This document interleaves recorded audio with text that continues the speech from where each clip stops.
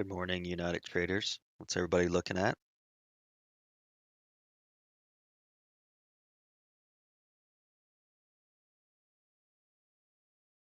Hey, good morning, tape reader. Morning. You guys think we're going to have a continued sell-off on the tech sector? You think we're going to get a little reprieve today? We're gonna squeeze some shorts, I think. Morning, guys. Hope so. I don't know. We'll see. I doubt next week that will be red because we haven't had 4 weeks of red in a row in a long, long time.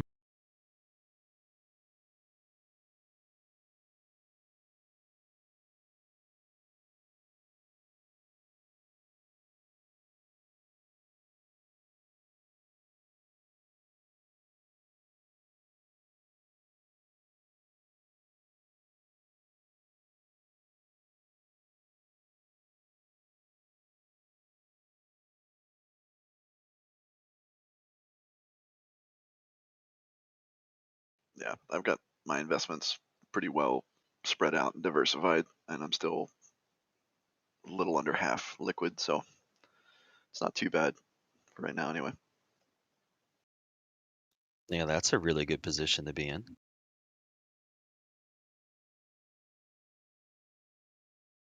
Yeah, I mean, I learned some lessons from last last fall, last September with the tech sell-off. Is that September 3rd and 4th? So I don't go heavy into any one position. I've got stuff spread across, tech, travel, leisure, retail, and then I'm just not heavily invested in any one position. So I've got capital to add on later if it dips further.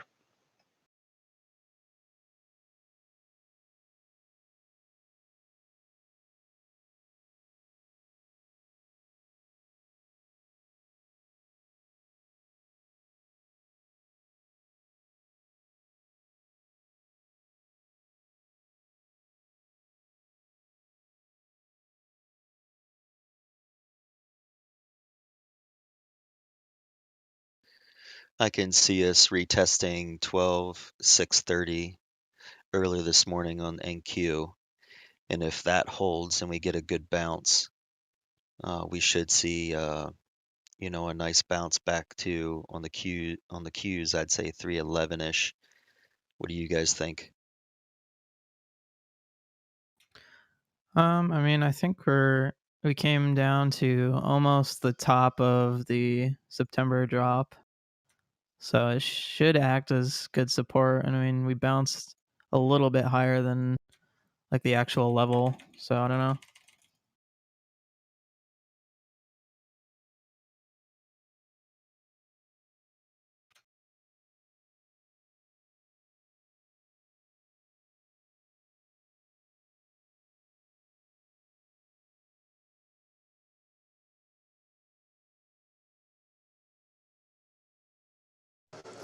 Yeah, for the Qs, I think over 308, you just got to hold that level. Same with SPY, like 380.5 is what I'm looking for. Under that, I'm just going to stay out of the way. So Ryan, what I'm seeing just for today, just for like a scalp, if the Qs break 306, forget about it, just go short. And Oh, yeah. if it holds 309 and we get a decent kind of sideways action on it, then we should get a bounce back up. Yep. I'm actually going to play that level 309, and I'm going to play that level on Tesla, Nvidia, CRM, and a couple other ones that I'm already in anyway. I'm just going to be adding to them if we break that level. If we go below 306, I'm just going to liquidate everything and just probably end up going short on some stuff. Okay. That's just for today. I'm not talking about like, what's going to happen next week. I'm just looking at some scalps. Yeah, sure. Do you And see this? I think position size too, right? So everybody just keep like quarter position in these things. Don't go in half or whatever you normally would. I think if we play light and we do get a nice bounce and a surprise move up, then at least we got some skin in the game, but we're not losing too much if there's a stop out.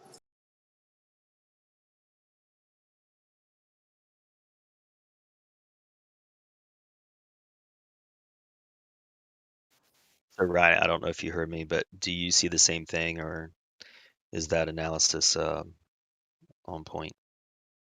Yeah, can you hear me? Yeah, I can hear you. Sorry, I'm on this treadmill thing.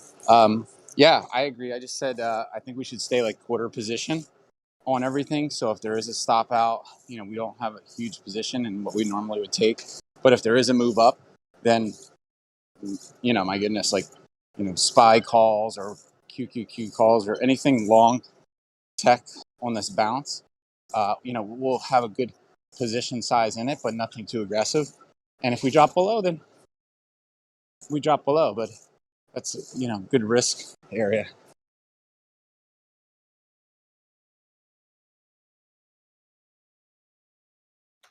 What's like the long short ratio now?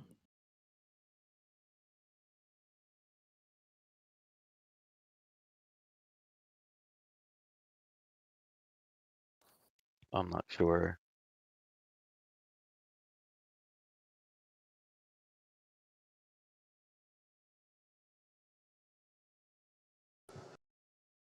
I have this position in Groupon that I'm short. I keep adding to. I've got like 20 contracts now for 55. And I can't believe market comes down. Groupon just stabilized up here. And it was just at $30, like whatever, a month and a half ago. Now it's at 60, 61. There's like no range, and I'm kind of mad at myself, but hopefully I get a little drop down.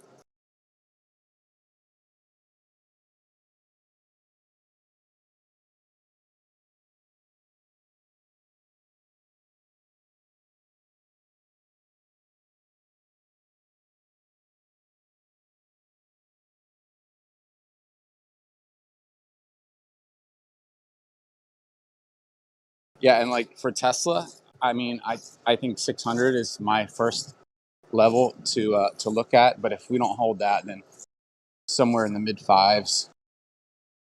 I'm not in a rush to buy this tech. Everything is super weak. Look at Amazon, it's floating at 3,000. Apple, maybe 120.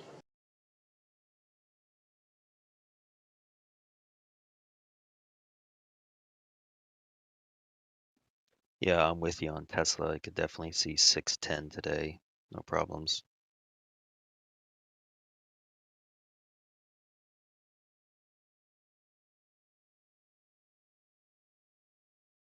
Are any of you guys still in any SPAC positions? I have 5% in GSAH, the Goldman Sachs acquisition.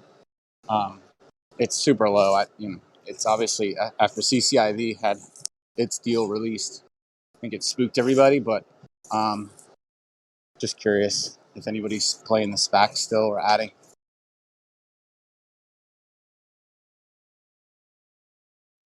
No, I'm not in any. I was watching QS below 50, but I'm not ready to pull the trigger on that yet. I don't have any either, Ryan. I had some of that Slam U, which was the A-Rod one, last week. Sold Yep.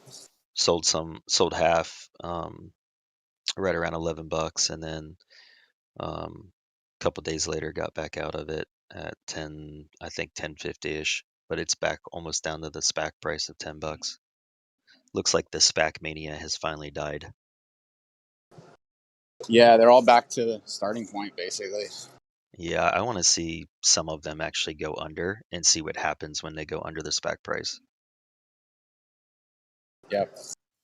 Yeah, I mean, I wish that CCIV would come back down to $10 because shoot, I'd buy it long term there any day. You know.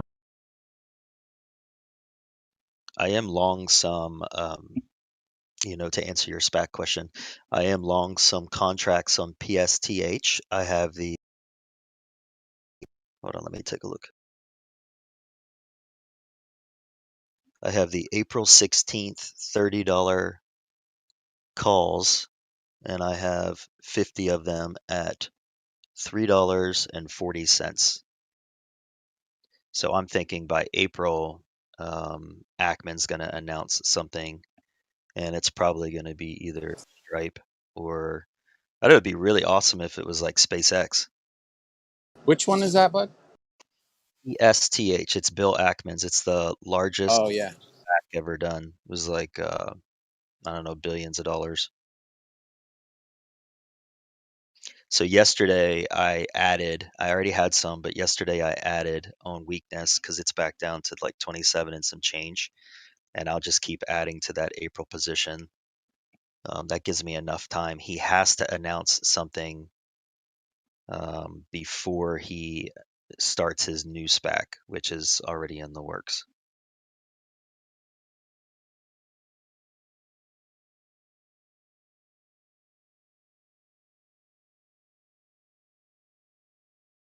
So I do like that one. 27.05 right now.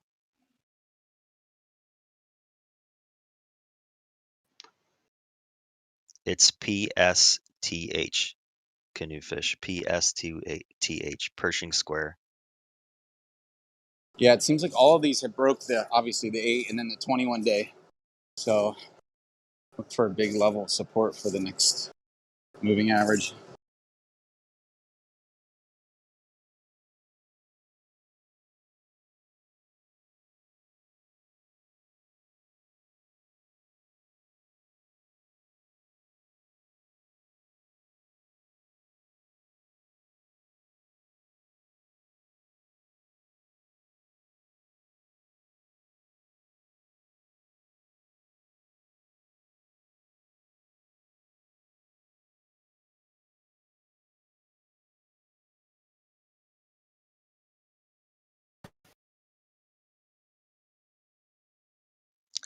For all of you PLTR traders, it's bouncing today. This morning it's up quite nicely. Yeah, I just like forgot about the PLTR position. Put it in the wayside, and hopefully it'll continue on its way up.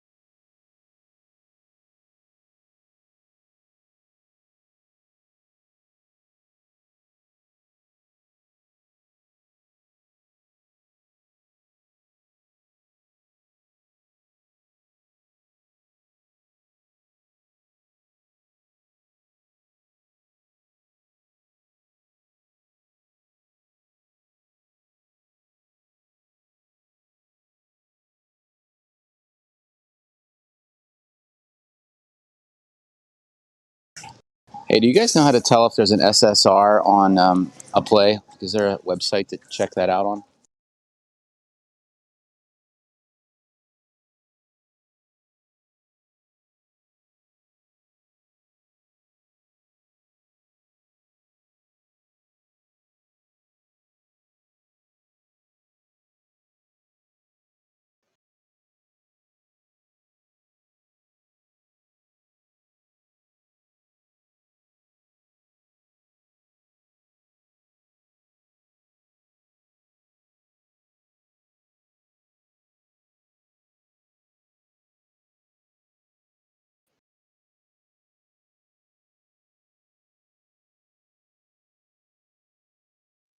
Ryan, what was that again? I'm sorry, I missed it. Oh, I was just wondering if there's short sale restriction indicator or a place where we can figure out what's on short sale, like RKT. How do we know?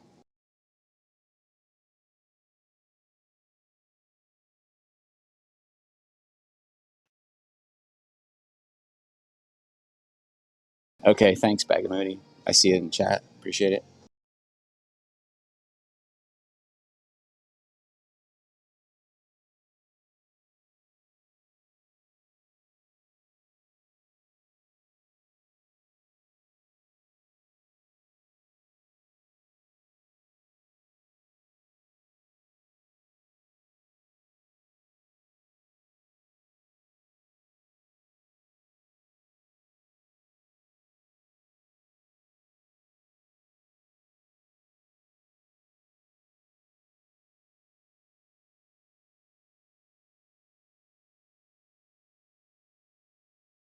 Hey Ryan, I don't know if you saw it or not, but your Express Spa group had some news out. No way, really? I have it in my IRA. I'll have to check. It says Express Spa Group signs deal to open COVID-19 testing facility at Seattle Tacoma Airport.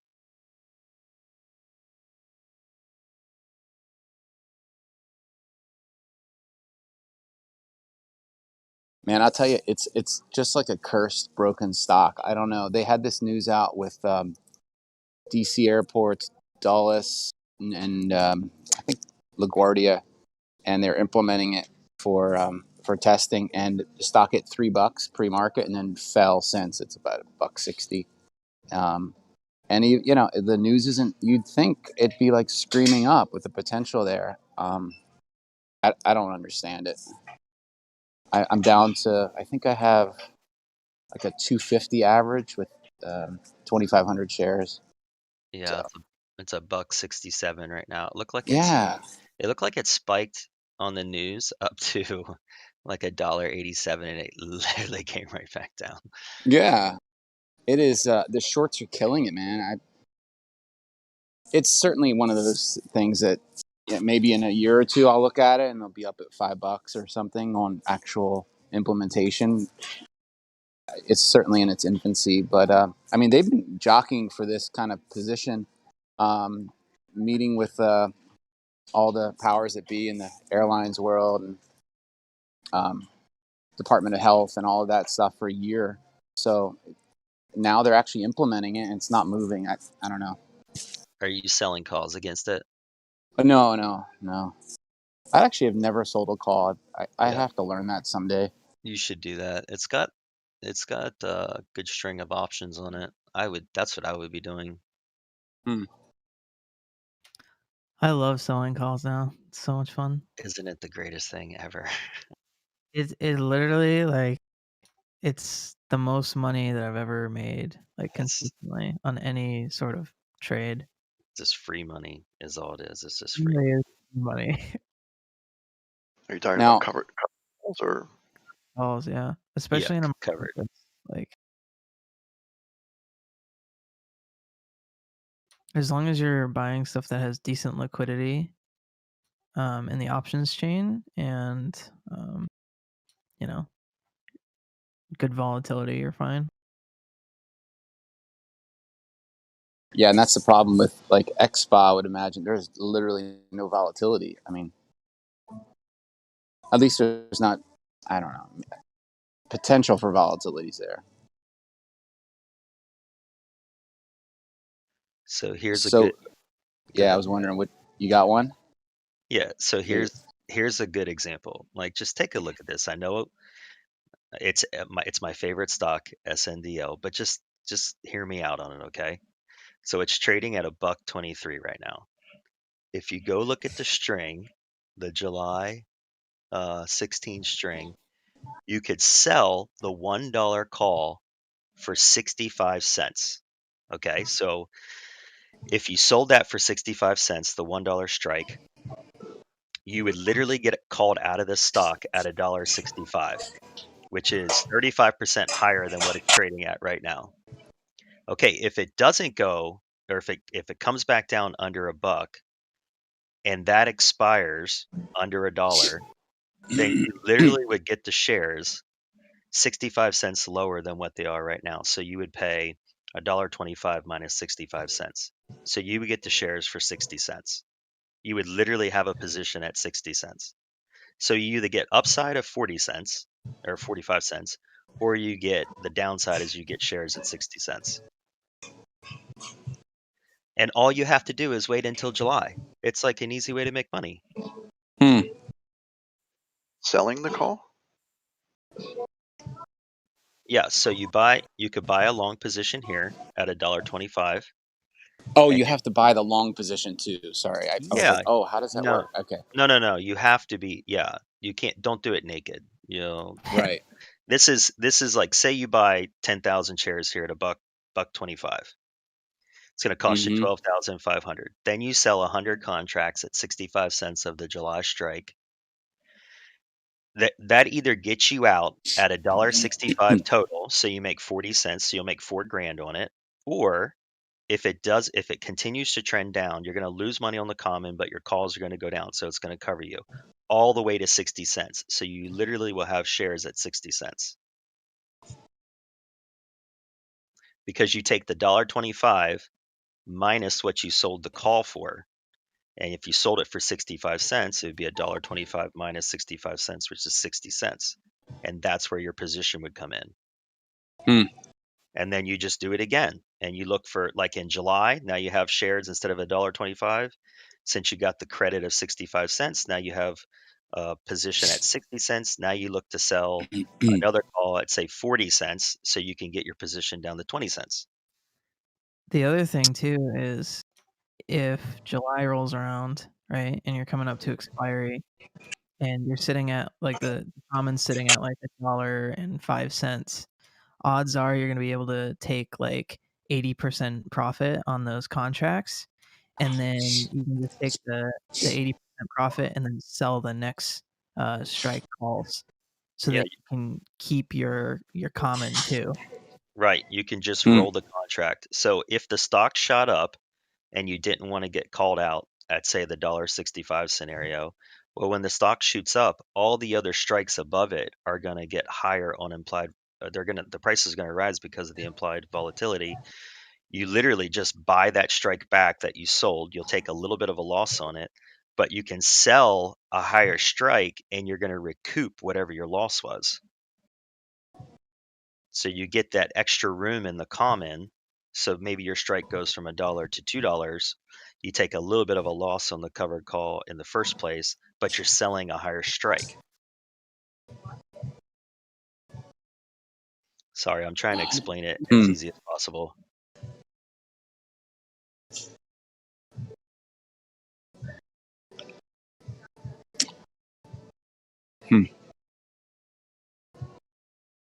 Easily like the best strategy I've ever tried.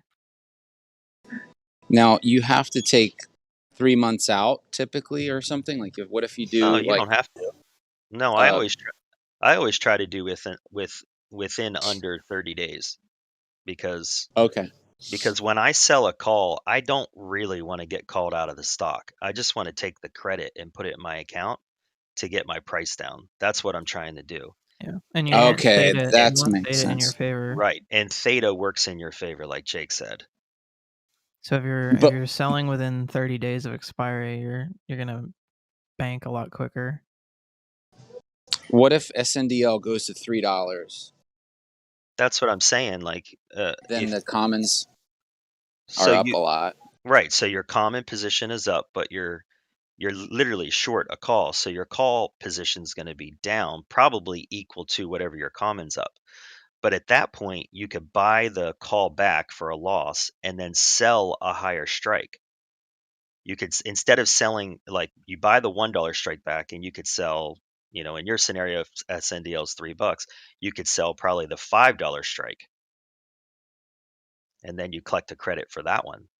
But you get an additional $4 in strike price because you're going from the $1 call out to the $5 call out. That's genius. Wow. Yeah, because what are the odds that's gonna go from $3 or $4 and run another 100%?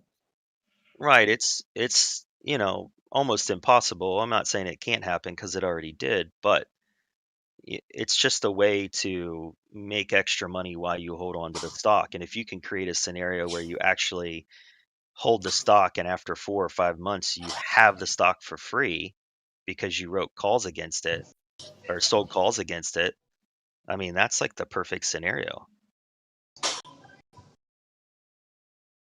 Mm-hmm. And like, for instance, the calls that I just sold on FLNT, right? I'm already up 50% on those just by one day of down. So I can go ahead and, if I really think the market's going to turn around, I can just scoop the 50 or 60% profit, Right. and then I can wait for it to go back up, sell them again. Hey, And it's just market's like gonna open pulling here, money guys. out of thin air. We got 30 seconds. Oh, geez, is it really that late? Well, thanks, guys. That really helps. I'm like 80% of the way back to understanding that I have to spend a little bit more time writing things out. I'm at the gym, so Yeah, explanations. All right, good luck, yeah, guys. it's good. Thanks, guys. Good luck. Let's see what we can do here.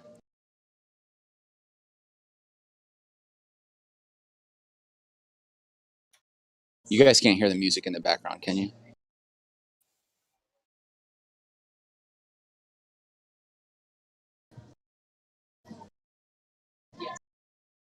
VRM's all the way down to $34 here.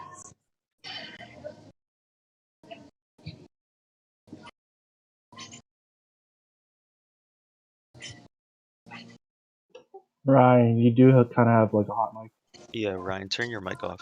Okay. Sorry, guys.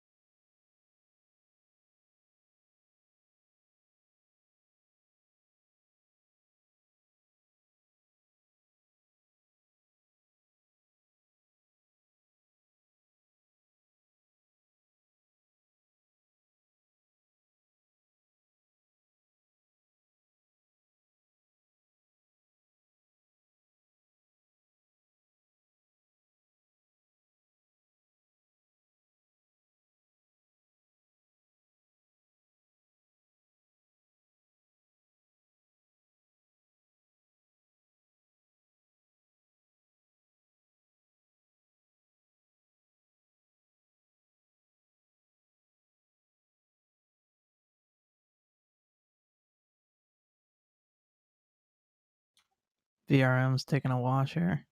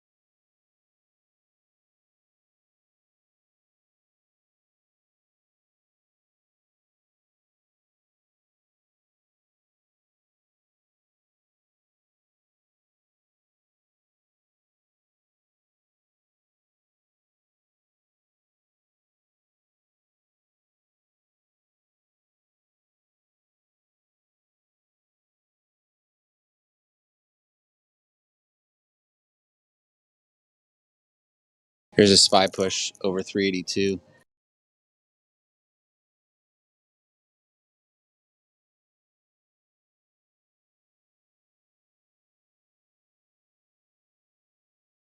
It's coming, guys. Bear market's canceled. Yeah, I love it.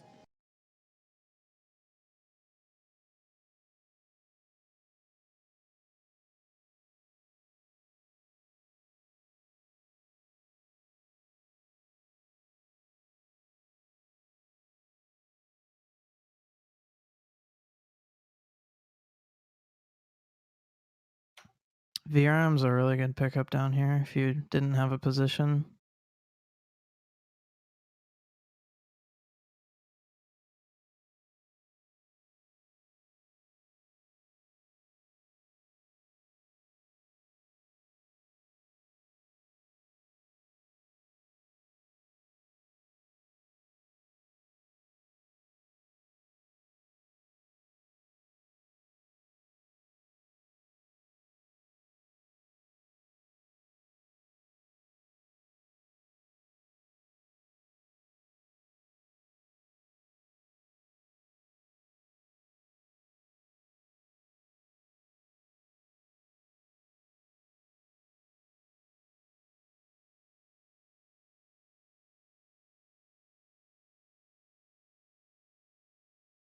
Wow, yeah. VRM back to our 35 entry. I sold it, I don't know, 48 or something, a week and a half ago. Yeah, I took some profits on it, but then I added back too early.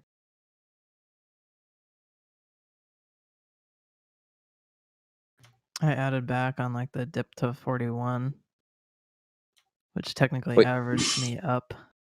didn't they have earnings? Yeah, this is why it's Yeah. dumping. Okay. Forgot to keep an eye on it. But I mean, all of these like car companies, Shift, Vroom, CarMax, Carvana, they're all doing really well. Carvana posted like 100% revenue gains for like the last 5 years in a row.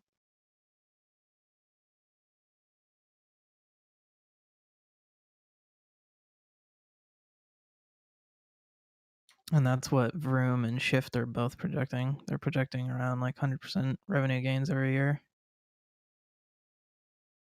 It's nice. Yeah, I'm going to keep an eye on it. Guys, I'm scaling out some of these SPY calls. Got at the open.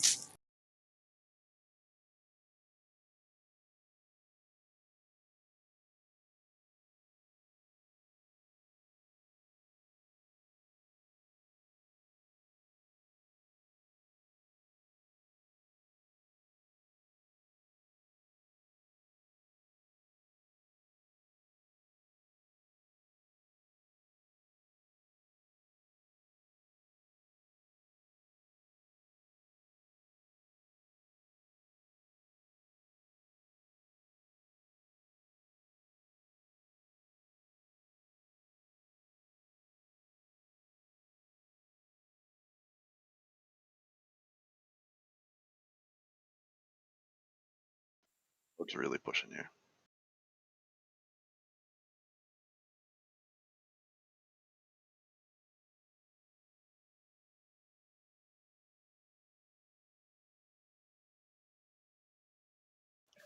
Just got some PSTH common at 26.75. I'm gonna try to get a scalp out of it, 75 cents.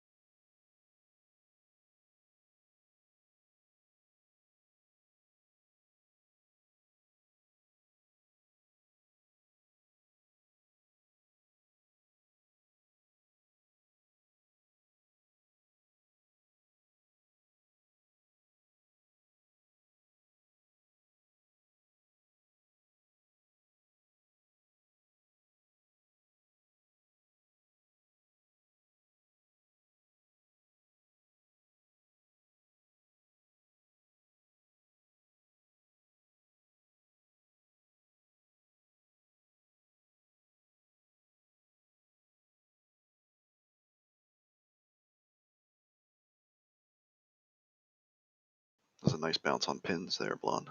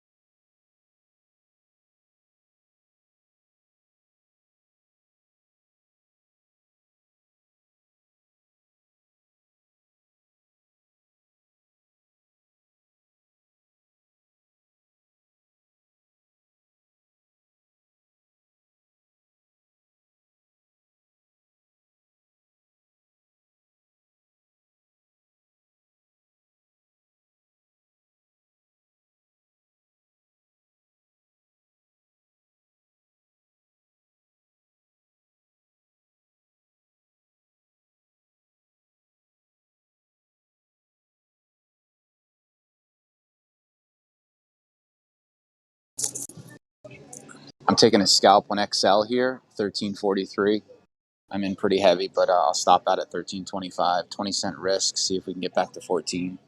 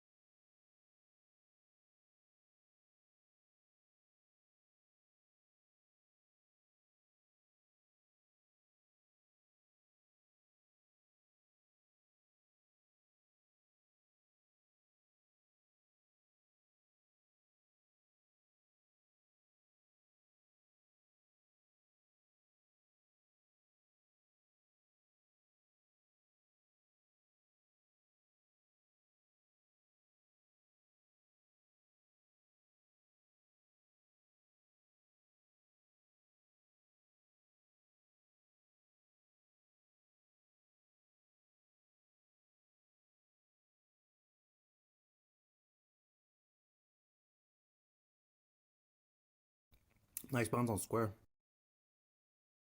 Came down to 220s.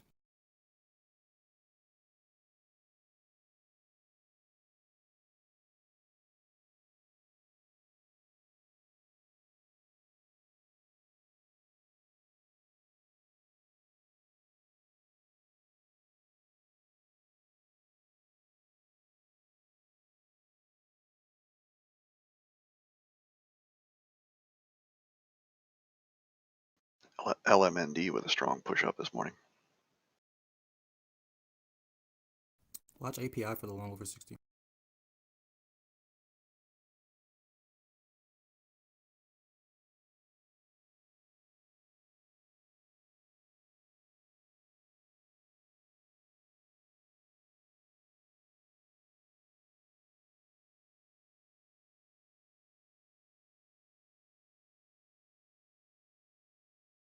Strong move by Fastly today. We're pushing over 69.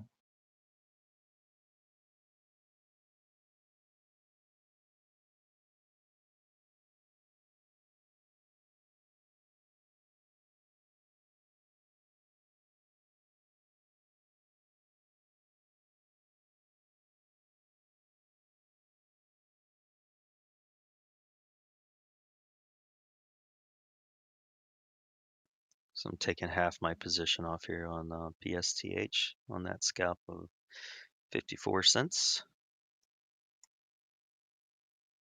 Nice, well done.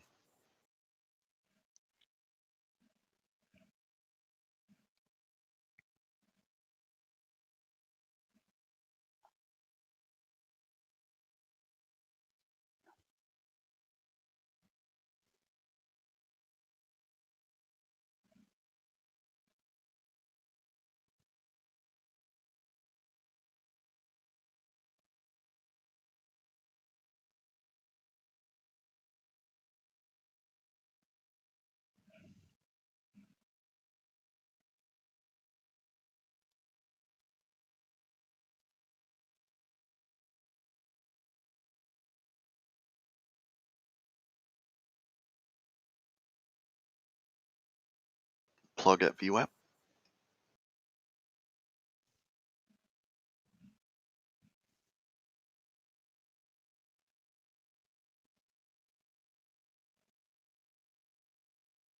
What a melt.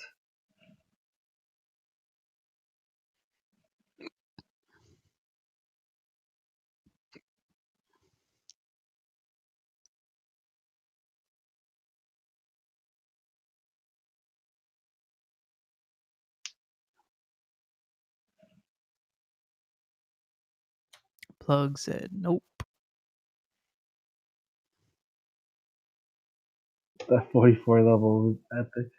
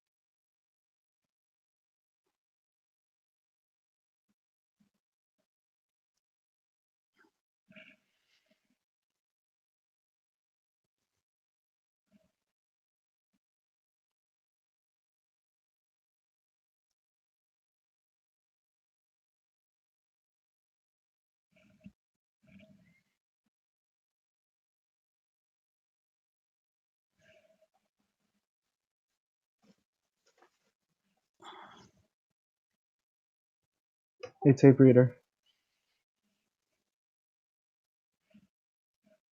Yeah, what's up? I think your mic was hot. Okay, I'm sorry. Oh, no, no worries. Just didn't want you to say anything you want anyone to hear.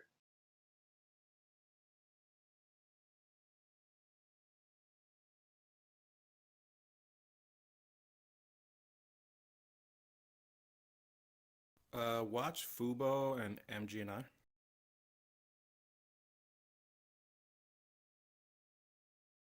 Testing support. So I'm getting out the rest of my PSTH here at 27.46.73. Nice one. Good job, tape reader.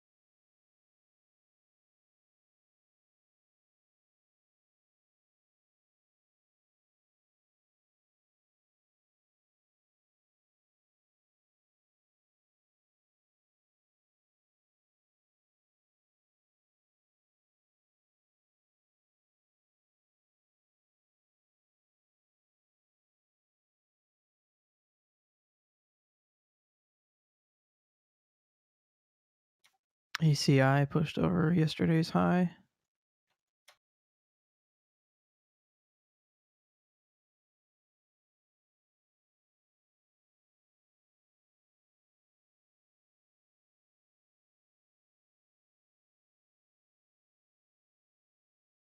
I'm watching SPY 381.5. If it doesn't hold there, I might short.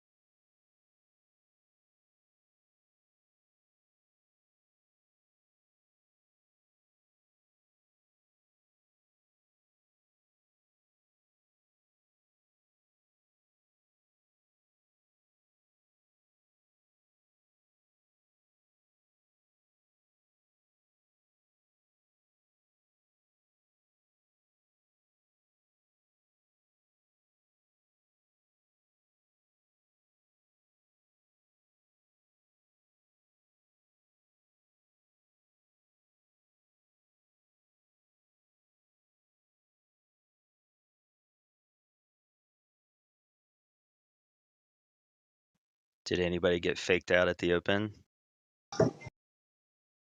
No, I think I faked out the open though. I had calls. Yeah, you got Yeah. out just in time. Yeah, I think I got lucky, to be honest. I mean, the real test is going to be 306 on the Qs, in my opinion. Damn. sad to see Spy do this.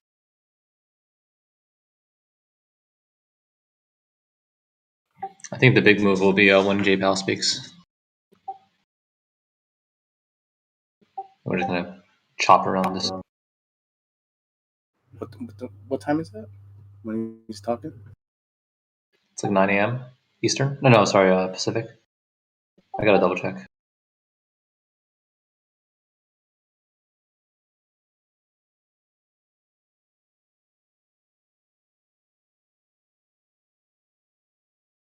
It says noon Eastern. Wow, look at that move on NQ. That's nasty. They said psych.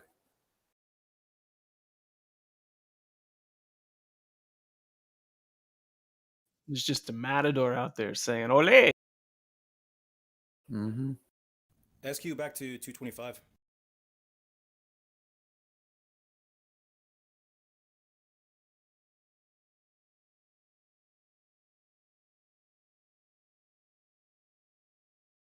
Speaking of SNDL tape reader, you see that? I'm trading it.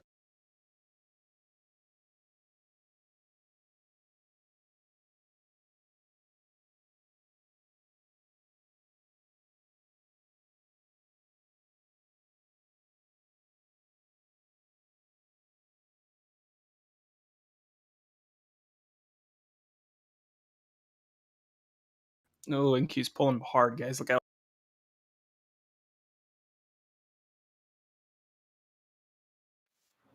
Oh, careful on Tesla.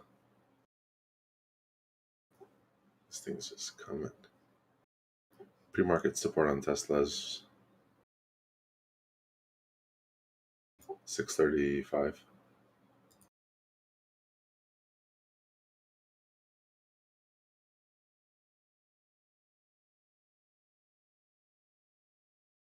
Lots of buying just came in here on Tesla.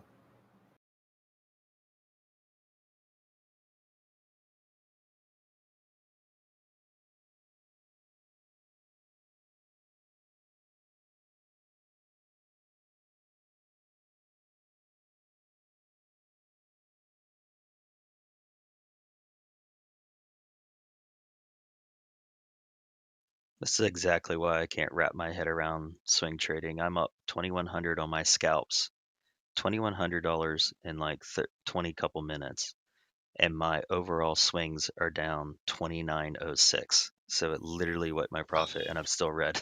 It's because you're buying a bunch of tech Yeah, I stock know. swings. That's why I trade mostly day trades and stuff. I don't know. I don't trust it. This is one of those days where you actually be thankful to be K-Banks because he has the right stocks at these kind of times.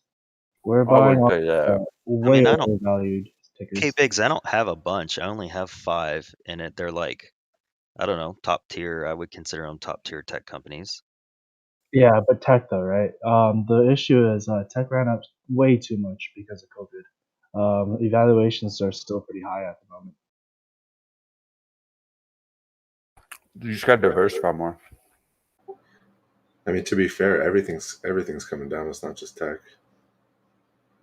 Yeah, tech's taking the biggest drawdown now. No, Because if you look it's at the just- margins on it, It's just tech. Well, like Everything else is green. retail's Everything. not coming down. That You buying the wrong retail, bro. All of energy's green. Consumer's green. Everything on my watch list is all green. Financial strong. the way you say that, K-Banks, Jesus, savage. I guess it was just Kohl's and DraftKings that was. Yep. The two of the worst, yep. That's the two that popped in my head first to look at. DraftKings is good though, but I don't like Kohl's. They're kind of. Well, they ran up way I never too understood how they. I think they're. Yeah, I never understood how they make any money. Yeah, dude, I remember when we were trading this one, it was at like $18. Yeah, Like, I remember shorted that. at 20. Now it's at 50. DraftKings 65, nice bounce level. If you like retailers, what do you call that? Ross might be a good one to check out. We have these conversations every time there's a correctionary period, but You know, then like a month later, we kind of forget. Yeah. You know, Yeah, and then eventually. tech rips another 100%, and then it's like, oh, it's too high. Then it pulls back 10, 20%. See, told you. Then it rips another 100%. You know what's crazy though? I've been watching. Are you buying down here, Blonde? Yeah. What are you Yeah, buying? I think we're just waiting for the rinse right now. SQ, pins, and Tesla. And what else? Apple. Okay. Apple, I kind of want to buy it. In my opinion, once we rinse out the old profit takers, because they're up a lot, think about it, we should make another move back up, and we should hear TJ just calling out plays every day. Hey, you guys remember that ticker? It's up 80%. Oh, this one too. It's up 80%. That was $7 on Tesla if you guys got in at 640.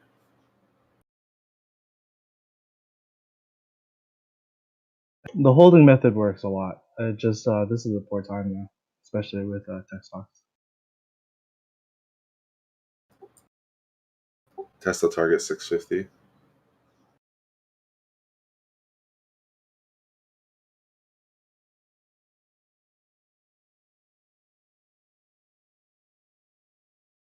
Oh, Bumble's at 60.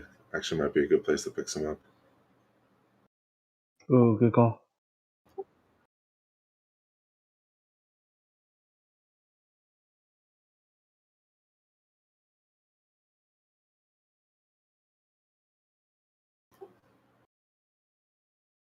I'm really trying to do that thing where, like, when everybody else is like, "Oh, I'm glad I got out of that stock," you know, I'm glad I'm not trading it. In my head, I'm like, "Okay, it's time to buy now."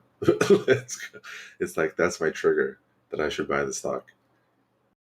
Is when everybody else is like, "No." Buy into fear. Yeah, being greedy on other people's fear. I love that.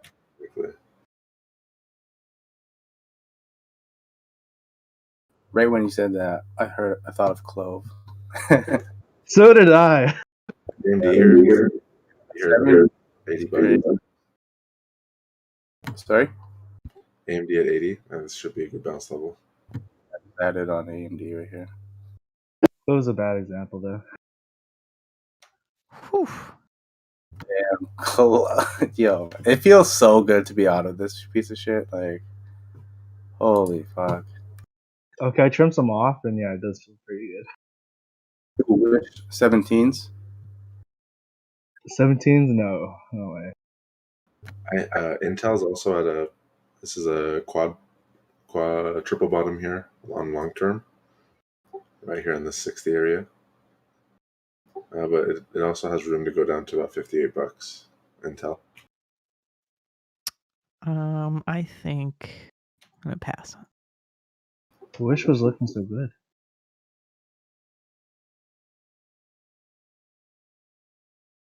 INTC looks pretty darn good here, actually. Yeah.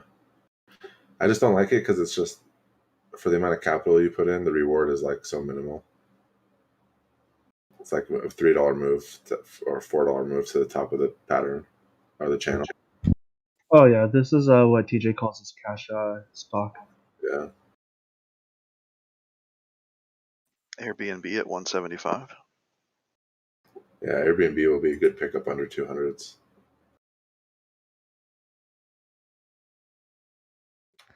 And Actually, today hurts. Actually, we have a higher low on Airbnb here, so this actually might be a good area. If it forms this pattern, it's going to play this area from 175 up to 178. I'm probably going to play that pattern until it breaks out. If it holds this higher low.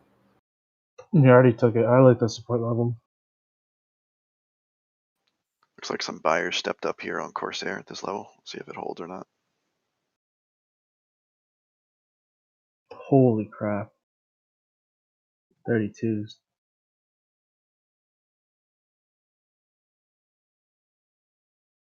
Whew, impressive selling. Yeah, that was a nice reversal candle there in the last 1 minute. See if it holds. I just posted the Airbnb pattern. If it holds this area, then look to buy here at the support trend line on the bottom and then play it up to the 178.50 area.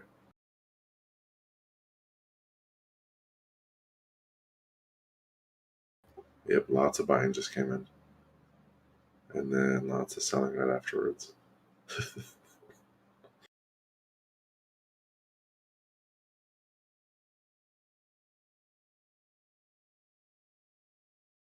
Damn, it do be one of those days, huh? You know what I've noticed too? Because I do sometimes play the lower float stocks. And over the last 2 weeks, there's been like no real like lower float like pumpers. Like it's weird. Like it's like from what it was like pre 2021. Like there was at least 2 or 3 every day. Now it's rare because they've already pumped so much. Yeah, they've They all moved gone a on. lot. They've also moved on to other tickers. They're no longer pumping pennies. They're pumping like GME and stuff. Yeah. Yeah. Like Clove. Rocket. Rocket got pumped. Hella. Rocket was a sick trade. That was the trade of the week. That was. I didn't expect them to squeeze Rocket though, and I didn't expect them to be 70% short interest too. That's Crazy massive. part is TJ literally on Friday was like, Rocket calls, buy him right here. The IV is super low, and then it literally just pumped. He did say that, and it was so surprising. DS was like, no, start shorting your RKT here.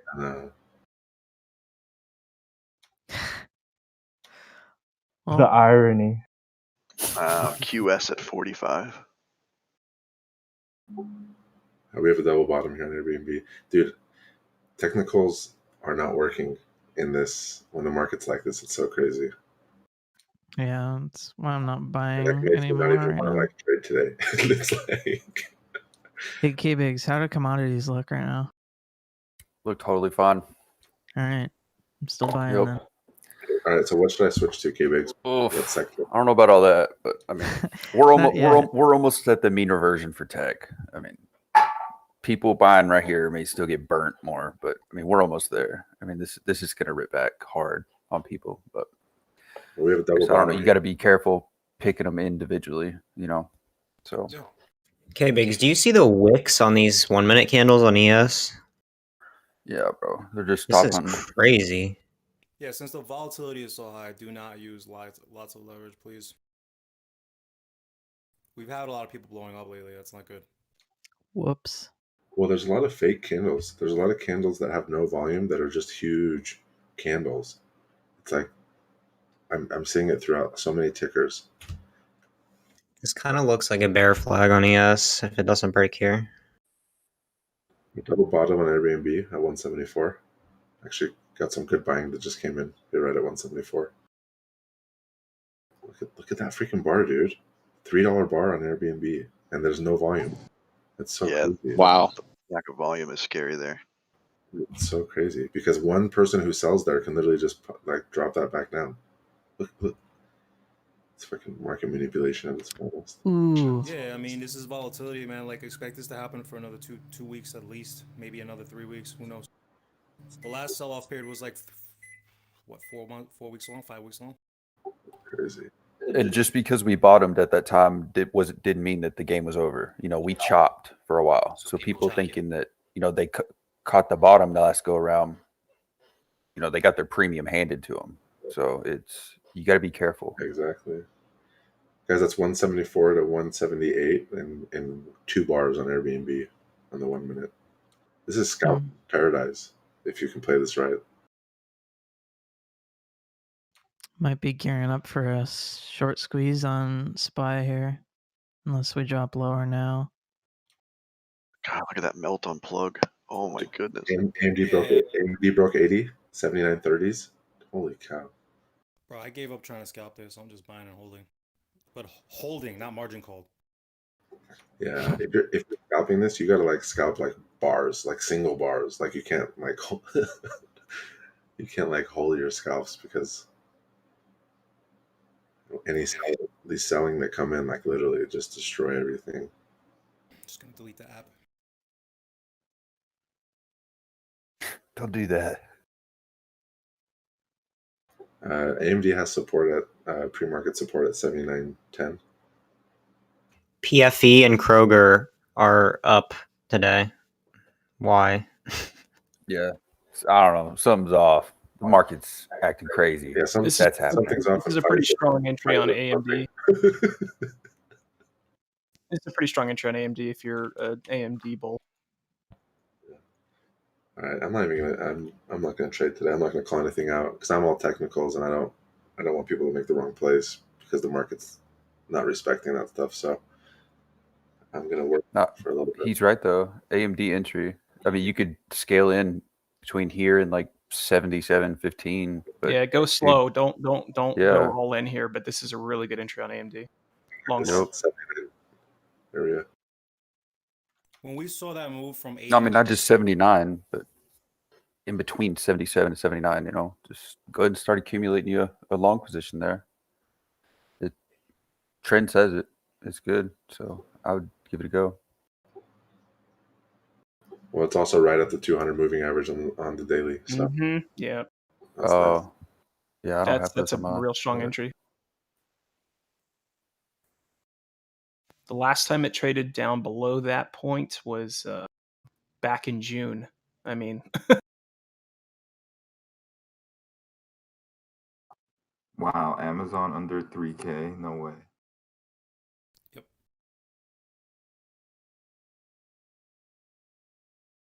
Bro, the IV on AMD is so low, 47% on the calls.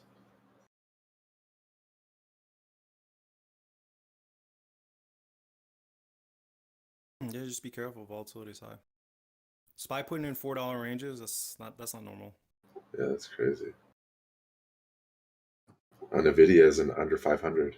Yeah, that's crazy. I was just gonna say. Damn, nothing is up in my portfolio today.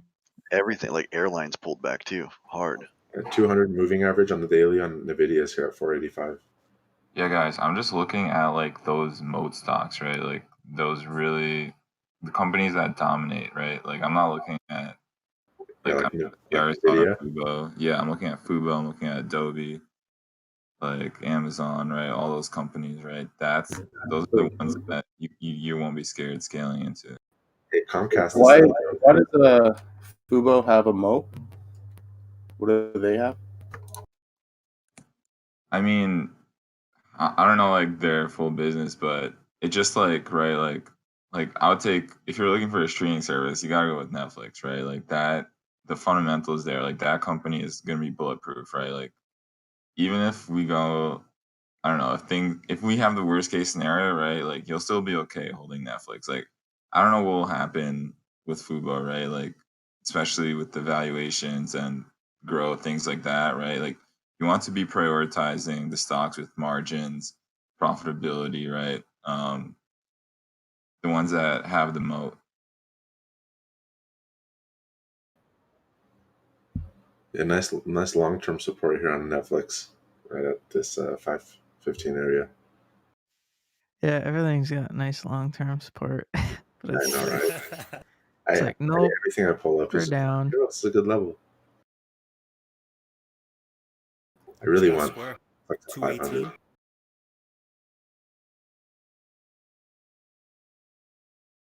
mean, we're coming up to September drop area on NQ, which is like there's a ton of volume profile around here.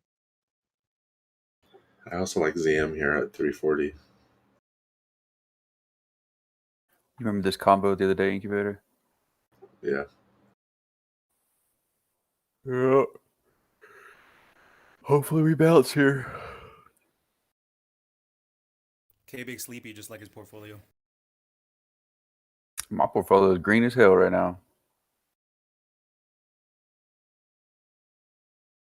Hey, Groupon's still holding up. Oh, jeez. shouldn't have said that. The fact that I want it to go down. That's why. The hedge is listening, man. They're gonna come in after. Well, and then you have GME that's like literally still sitting in the 120s that hasn't really moved. Yeah, it's a safe play now. My entire value watch list was up this morning, and it's starting to turn red slowly, ticker by ticker. So, which means tech should start turning green, ticker by ticker, right? Yeah, should start rotating. Palantir just broke through 2350 to the downside. Of course it did. Damn it, Kathy. I was hoping to get QQQ at 287 today. Oh well. Damn, that's ambitious, huh? I think the market could go down to 200 EMA on everything across the board, but we'll see. I don't think it's going to go down that far now. It seems like it's getting some strength here. GME 115's been an inflection point over the last couple of weeks.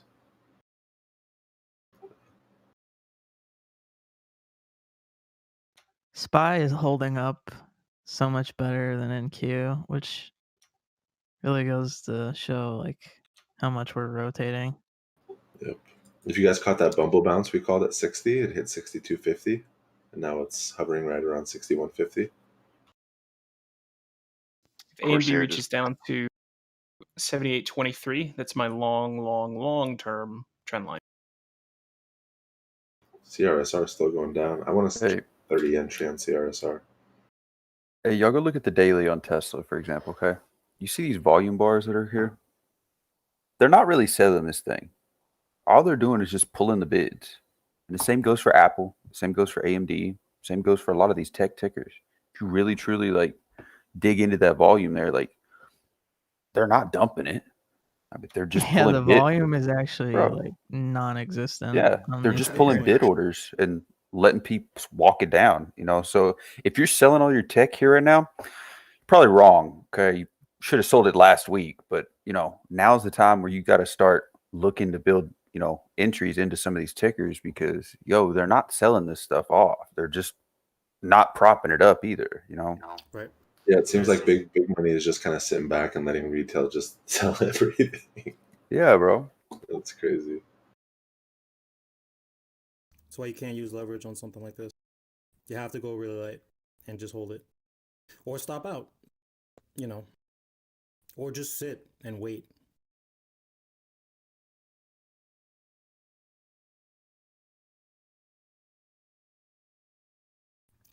And that's, yeah, Biggs has a point. And I wish I was wrong. I mean, you know me, bro. But it is what it is. I mean, they're not dumping this. No, I mean, you're not making it up. That's exactly what's on the chart. So that tells me that this is going to rip in the opposite direction with the same ease. I don't know when that's going to be, but at some point. Right. Yep. As long as you don't get squeezed or margin called. Right. And you're not like selling when you're down 20%. Odds are you'll be fine.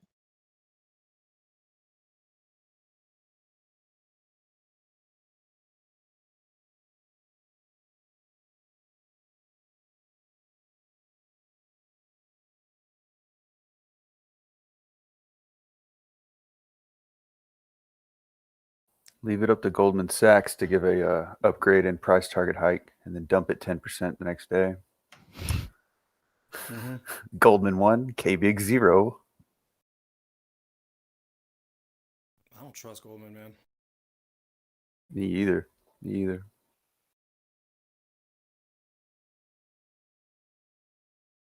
GoPro did us dirty. So close to getting out of that piece of shit. Well, it's not a piece of shit. GoPro? Getting out of it? Why? That's going to take a while. Oh, I want to break even. I'm like way too heavy in GoPro. Okay. You were like adding to average down? Well, I haven't added in a very long time. I'm just over leveraged on it. Bunch of buying coming into AMD right now. Tons of it.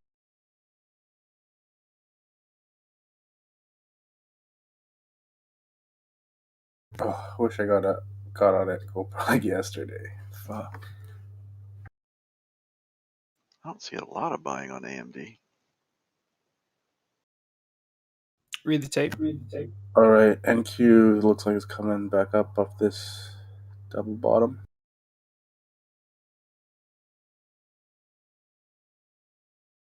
Yeah, I'm just Double bottom from drinking overnight. coffee, not pressing any buttons.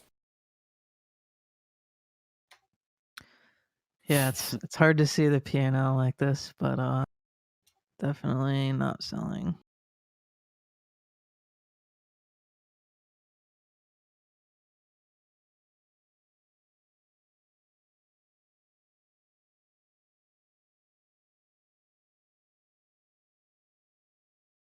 test out a nice bounce at 620. A lot of buying just came in on United, that 52 level.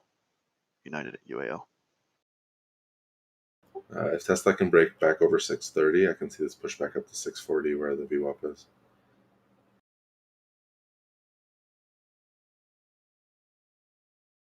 Literally not selling.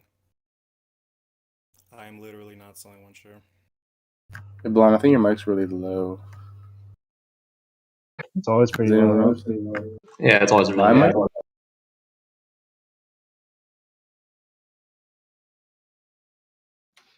All right, I just closed my short calls on FLNT.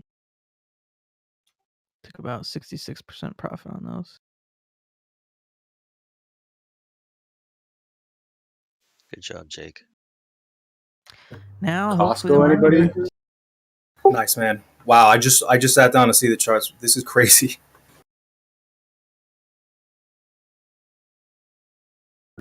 Is Costco going down just because of the minimum wage thing, or does anybody know? I doubt it. They already pay their people pretty much over minimum wage. Like they Yeah. pay like 13, 14, 15 bucks an hour. They had a Doesn't that pretty mean big rip from COVID. Looks like a nice This- level on the this- weekly here. Yeah, bro. I'm looking at the daily right here. It's basically tagging that low from September. It's all about September, it seems. Yeah, it shouldn't be the wage issue because Walmart's green right now. Ooh, Walmart. Yeah, man. I'm thinking about picking a Walmart and Costco soon. But recently they just keep going down, so I don't know when to go in. Is that why we haven't seen John Gotti? Probably. He's between Clove and Walmart. He's been getting bashed on, huh? Oh, I forgot about Clove. He closed out Clove, I think, right? Or no? Okay, that's good. I was thinking AMD and Walmart. Honestly, I think I'm the only one that closed out of Clove. Like, seems like everybody was still holding. Only a little bit. I trimmed a lot Look, though. look at that Costco chart. You see where it's tagging that September low? Yeah. Check Walmart on the weekly. You can pretty much see the trend line, and it's bouncing off it right now. It's testing the February 23rd low. Yeah, Check Walmart's in the same check that position. volume on SPY.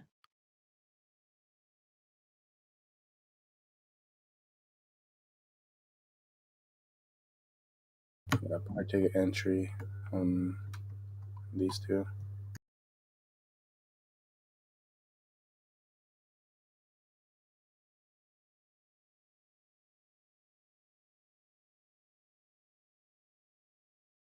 In other news, Kraft Heinz is up. Dude, I'm gonna pour hot mac and cheese on you while you're sleeping. You got Kroger yesterday?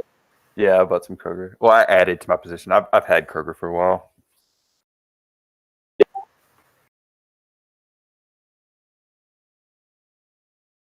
I'm surprised you bought LUMN, as volatile as it is.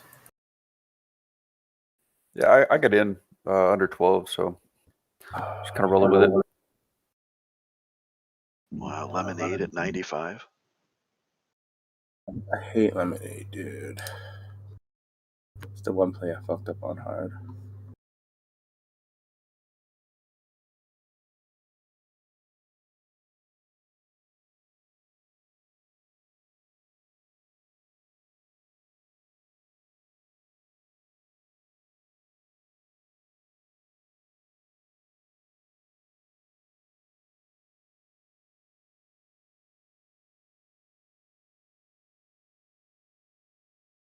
All right, hey, before this, y'all jump in if y'all need to, but before Powell speaks, what we want here, if we are long equities, is increased SLRs. We want them to implement further liquidity ratio requirements on these banks. We want him to push them to purchase more treasury bonds.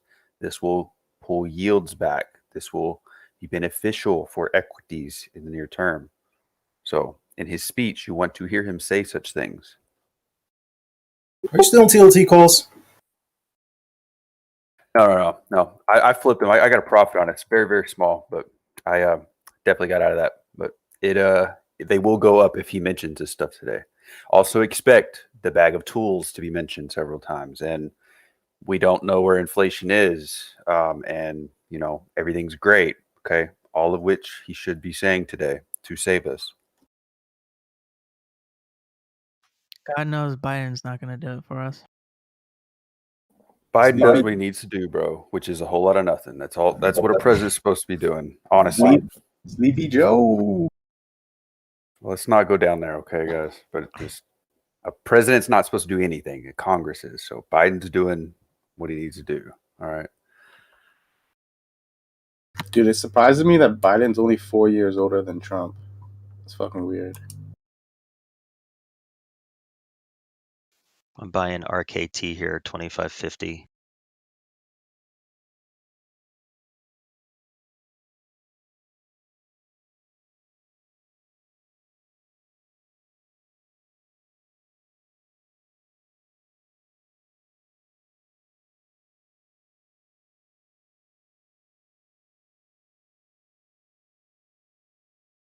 I'm taking half that PSTH from 25.50 off here at 26.05, and then holding the rest for, I don't know, another 25 cents probably. Damn.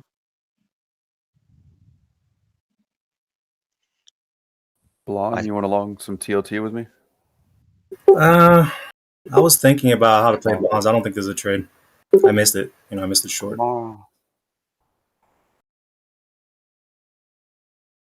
No, there's better trades. There's more profit for sure. Like Apple long, probably. Yep. I need to slap myself and start looking at these tech tickers. We might be getting a squeeze here on NQ to the upside. Yeah, bullish divergence on the RSI. Low volatility. You could just start buying the market here. SPY and QQQ. That's a better trade than playing TLT.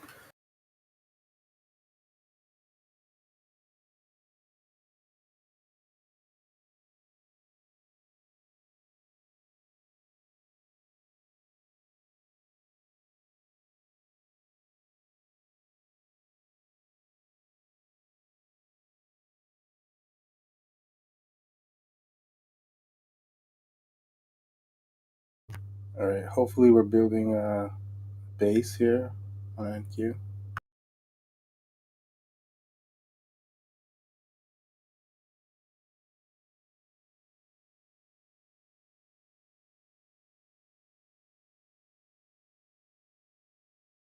So everything coming down together, that's a good opportunity.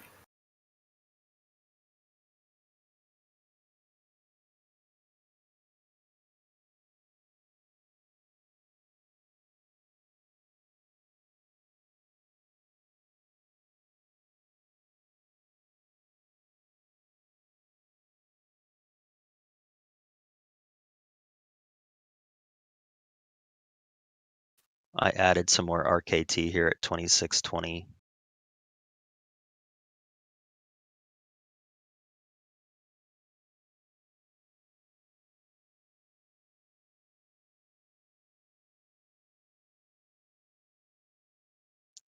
I think this RKT has a good bounce back to 28.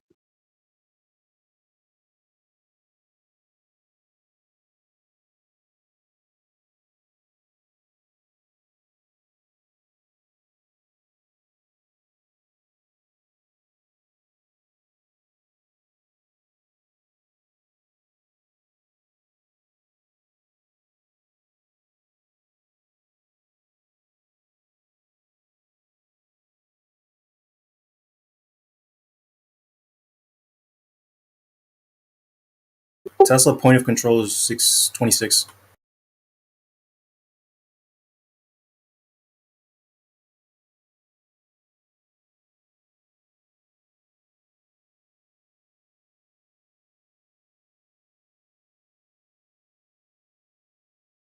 Damn, it's been years since I've owned AMD. Jesus. This feels awkward. You bought it now? Hey, Biggs, do you feel like you're cheating on your girlfriend? Dude, the last time I owned this stock, it was like $12. Like, this is sketch. I don't know. Oh man, this says we're about to squeeze up. This is my type of play right here. Yeah, institutions are selling to the rip. Any rip, really.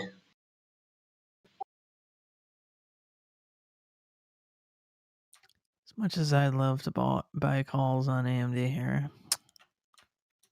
I'm not gonna do it. I just took a little starter. I'm not going in heavy. Big position yet. on Tesla. No, Oh, AMD. we're talking about AMD. Oh.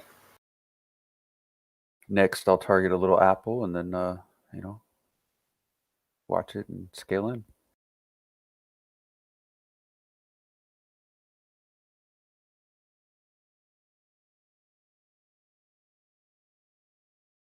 Like normally I'd take that squeeze play any day, but maybe not today.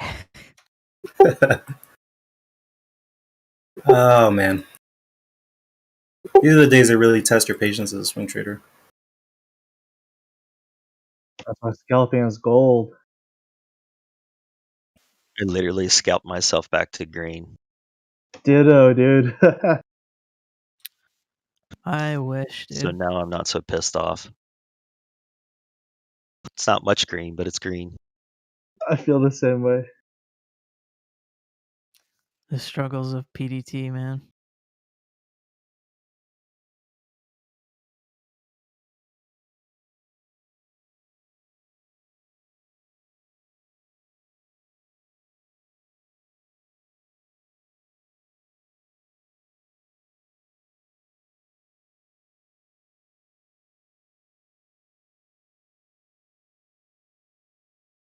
Yeah, I just got like $4 a share on Airbnb. Keep an eye on 172. This is starting to build up strong support. I'm going to give it another crack. Granted that NQ doesn't just completely melt off the face of the earth. All right, SQ is testing 220 again.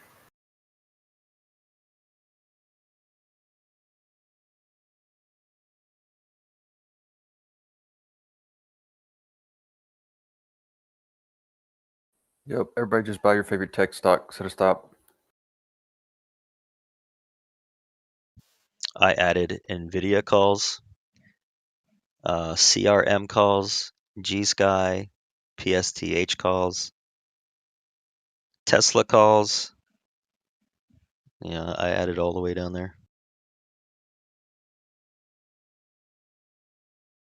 Nice, CRM. Here we go. Super Here we good. Yeah, here comes a nice push. We're gonna get the squeeze on AMD, it looks like.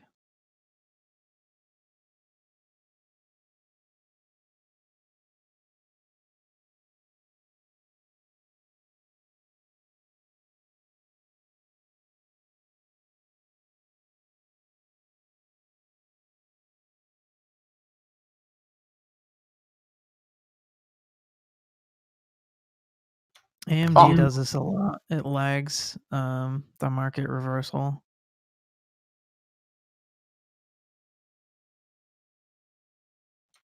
Senate aiming for vote to move ahead with COVID-19 aid plan at 1 p.m. Eastern on Thursday. Is today Thursday? It's Thursday, yeah. Yeah, it's Thursday.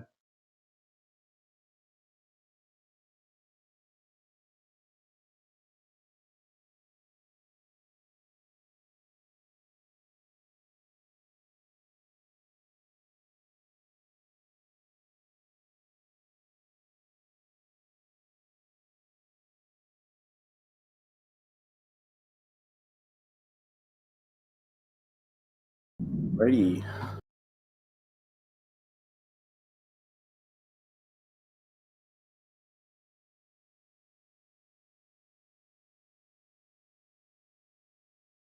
I really wouldn't be surprised if this lasts all of March.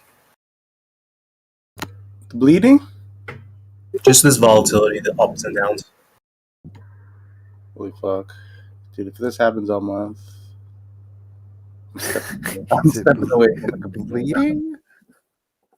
I mean, as long as we base out and we don't like continue to break down, I'm fine with that. Because I'm not touching like 90% of my positions. I already got the entry I wanted, and I'm just waiting for it to go up.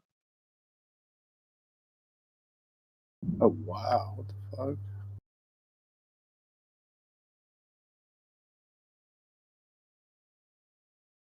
I took some starters on Costco and Walmart.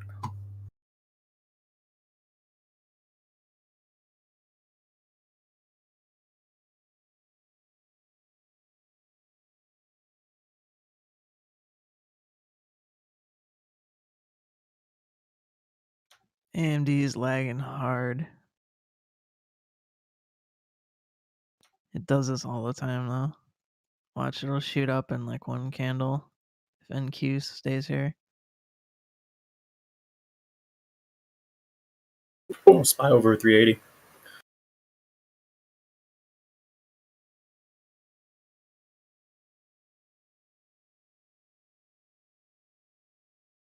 Hey, Kibbigs. Yes, sir. Dag Moody saying there's a U.S.-China trade deal. Would you expect much volatility with Biden in charge? No, he's asking, did you guys forget the China-U.S. trade deals? I think he's like being like rhetorical and sarcastic at the same time. You know, like playing a joke. From back in the day? Yeah. I thought they were new ones. No. China won. They got what they needed. No, all that's over. You won't hear much about spats like that until like the digital dollar becomes a serious issue with its Asian counterpart. So we got a few years on that. Yeah, what TJ was saying was pretty smart. What did he say? About how US could just wipe out their debt. They what? US could just make their own digital dollar, wipe out their debt. Yeah, because exactly. they control the exchange on it. Exactly. That's what's gonna happen. But because of that, you'll have other superpowers that are just gonna shrug their shoulders at us, like, and say, okay, well, y'all gonna do the same thing, we're gonna do the same thing. So now who's got the upper hand on who? You know, it basically will put everybody back at a clean slate as far as like whether they're equal stature or not, you know. Then I guess it goes back out to comparing D sizes, you know, like who's bigger and badder, you know. So Hey, US still has the most gold by far, so. Where is it? I don't think that's true anymore. And Kibbigs was referring to something else too. Yeah. Army size. If anybody took that rocket with me from 2620, I'm selling half here at 2720. Nice call, bro. A beautiful call.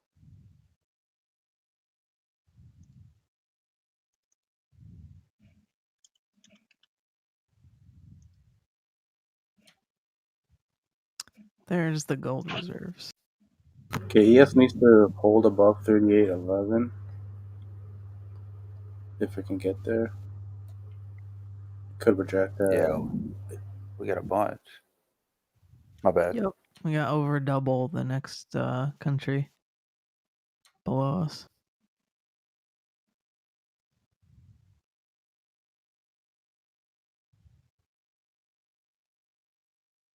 And surprisingly, the next country below us is Germany. Yep, head of the EU. Oh shit! Costco has earnings after the bell today. Whoops. Nope, not touching that. Don't worry. They'll be fine. Oh, yeah, I bet they beat. I bet they beat, bro. And then the earnings could be like a fucking unicorn, and it'll still tank. Yeah, I think it's gonna go to 300 to be honest, but hopefully I not. buy all my meat from Costco. Okay, that's all the DD you need to know. Bro, if you know how much meat I eat, that's it. Bro, check out. Yo, you should go to Korea, dude. The Korea Costco, Like they literally only have meat. Like it's weird. Yeah, and I think it was in Taiwan, the Costco there had no meat. It was all vegetables. Very weird. I know that Costco had like a Korean market. I was like, damn, they're everywhere. Yeah, they're pretty much worldwide. I didn't know that.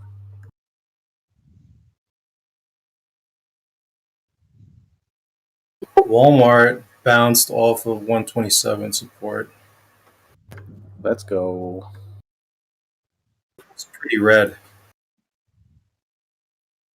Yeah. I've never. Sorry. I've never traded Walmart. Yeah, I'm trying to get like diversify out of tech. So Damn, dude. I called the squeeze on NQ.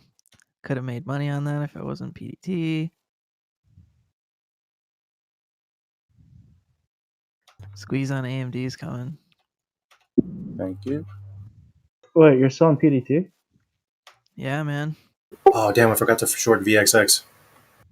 That blows my mind. How far off are you? Shouldn't be off by far, huh? Oh No, no! I Here's 3811. We need to hold this. If we hold this, then we're going up. I'll PM you my current account value. Sure. I'll be there probably within the year, but Good to hear. No rush, dude. A little bit of rush. Yeah, you're gonna miss this dip. Yeah. Take out that mortgage. Nah, no mortgage.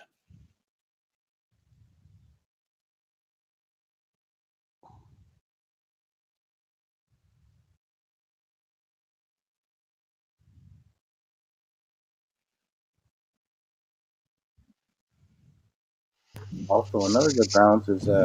If you see this. Spy red to green. Yes, we need this. We need this to hold. I don't know. This looks too strong, but it should be fine. I think they're gonna chop it around a little more. I don't think we're like out of the water yet, but definitely making a good base here. Dude, I look at the index and I have no idea how you could possibly price action. Like this is awful. Bro, it's crazy. It's crazy, yeah. So chaotic. It makes no sense to me. I don't know. Oh, at least Spy made a.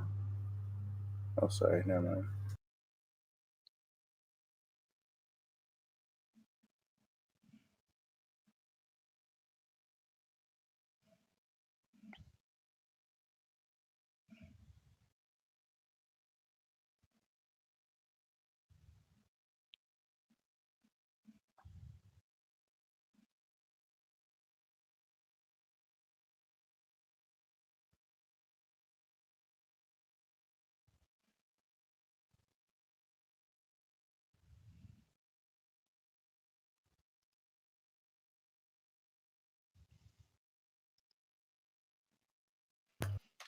AMD's starting to squeeze here.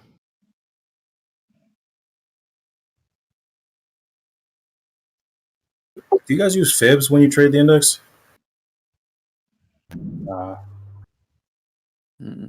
That's a myth.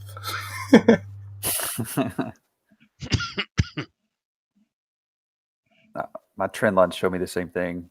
Fib extensions will. I'm just playing. It could work. I don't know.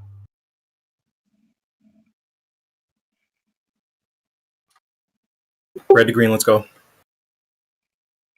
Good hold. Good hold.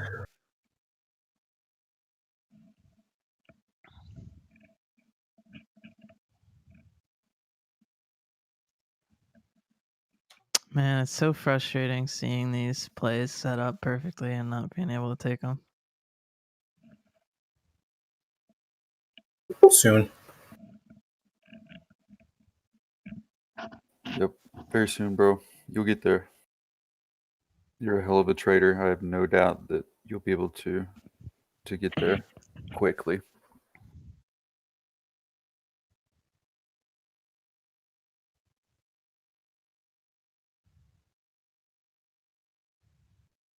Yeah, I'd recommend use stock trade because they are like T+0, but I don't think they have options for you. Just use Webull, no?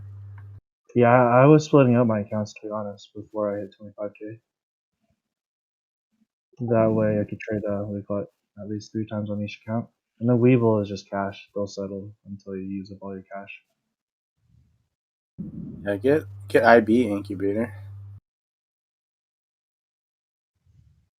No PDT? Oh no, they got it. I'm just saying it's. Right now, I'm just using Toss. That's what I've been using, and I mean, 90% of my positions are long term right now. Let's open up the IB. Yeah.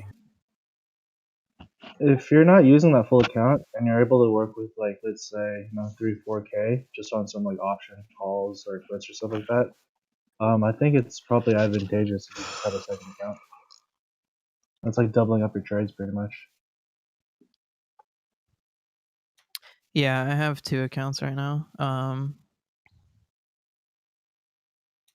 So I'm like limited to 6 trades per week. Okay, yeah, you're already doing that. Smart.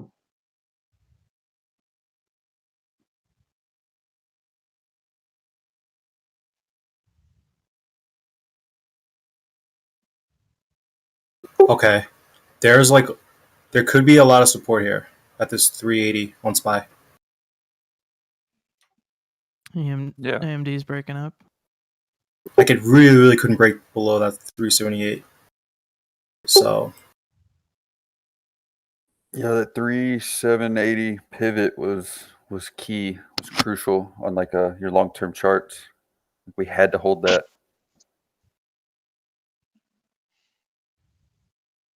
someone knows something. We bottom ticked it last night. Did you? Well, I got 3,781, but I mean, yeah, basically, yeah, we were all in here bottom ticking that. We've been calling that 3,780 pivot for like 2 weeks now.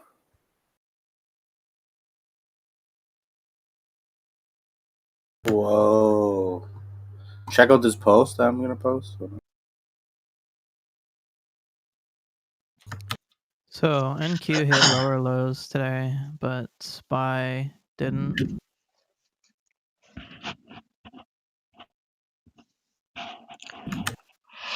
Oh, I massive. think even if this was, oh boy, I think if this was the bottom, yeah, I think if this was the bottom, Blonde's right. There's still going to be volatility involved in all this price action.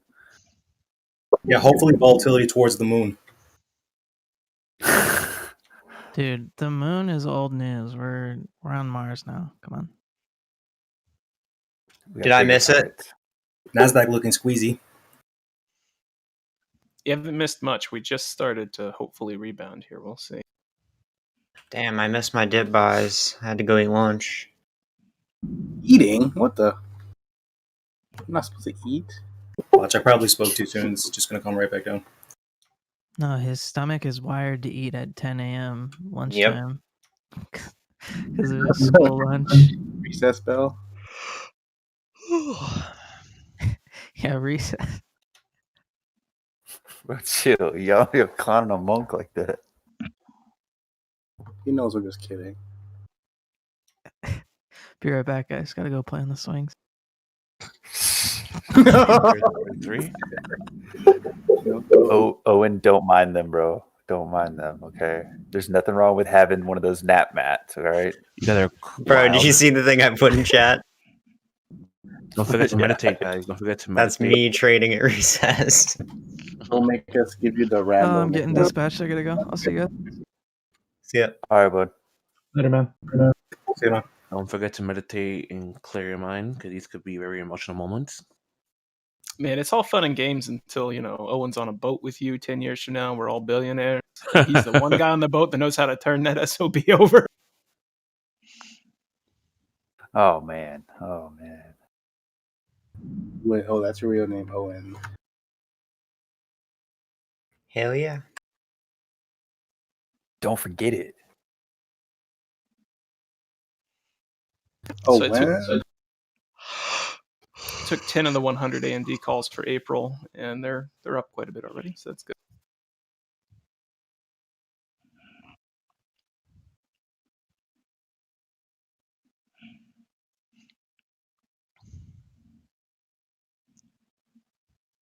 Airbnb 180. I think I added to that today. I hope he did.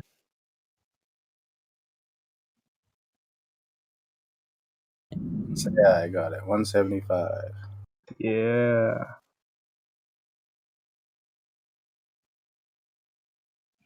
Watch Fubo and MGNI.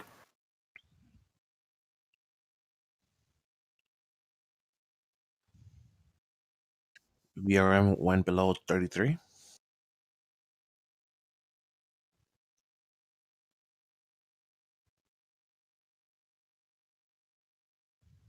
Bro, what is PLTR doing today?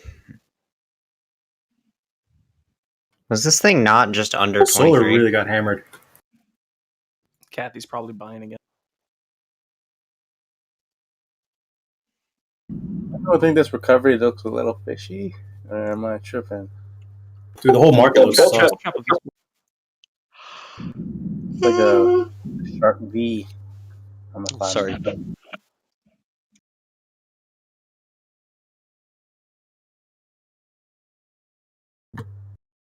Tape reader, do you use VWAP? Not really. I'm kind of old school, so I do time and sales, which is probably 60%, 70% of my intake on my scalps, and then I use a 1 minute daily chart with different indicators on it, and then just level 2. Nice. That's the way to do it. When you're looking at the tape, you're just Watching order flow. I'm watching order flow. I don't necessarily watch the actual bids and asks because they can be manipulated, but the order flow can't. Are you trying to see like what prices are getting hit the most? Something in my brain just can calculate like bounce points and short points and things like that. It just comes from sitting in front of a level 2 boxes for 20 years.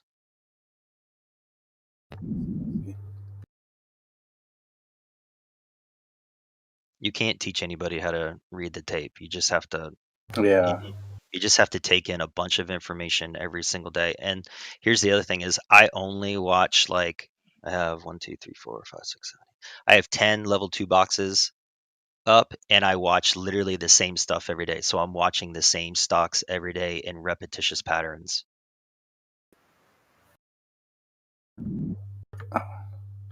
All right, guys, I would maybe take some risk off if you guys are a little over leveraged from adding.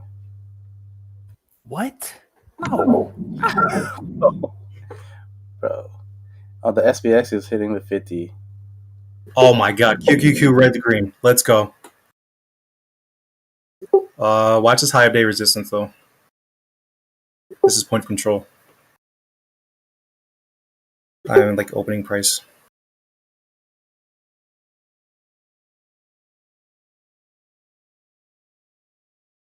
Yeah, tape reading is the kind of thing like direct observation will teach you.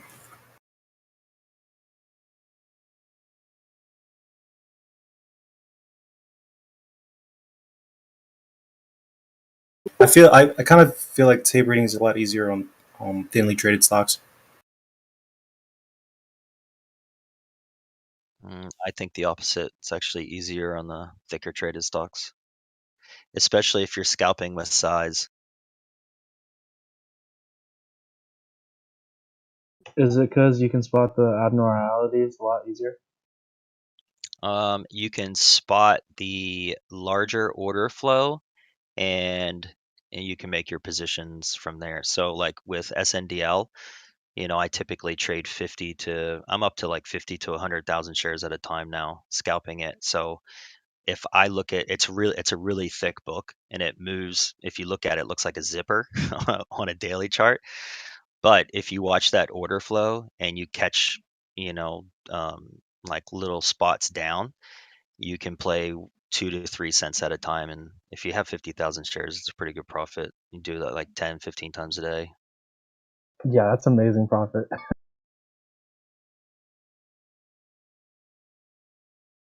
Thanks for sharing that. Yeah, I'll have to share with you guys like some of my trades on some of these stocks one day. Oh yeah, would love to see that. Would really appreciate it, man. Thanks.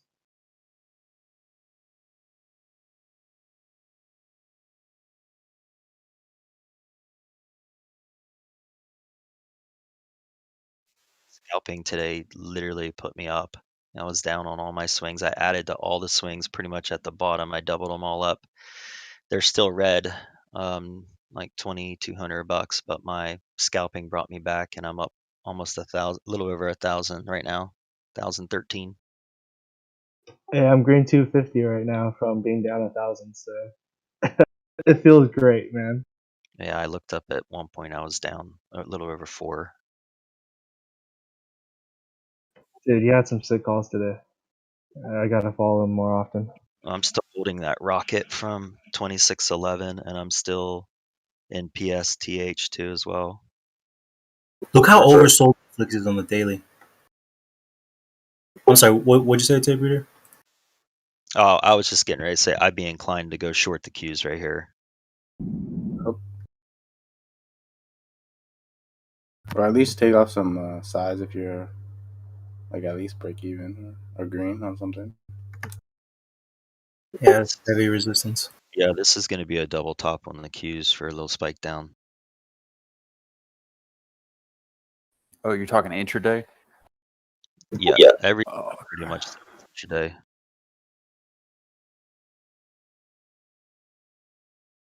See how like Netflix and QQQ is like identical? That's when you go in and find the really good stocks that you like and start buying. What's the ticker for Netflix? And NFLX. Don't judge.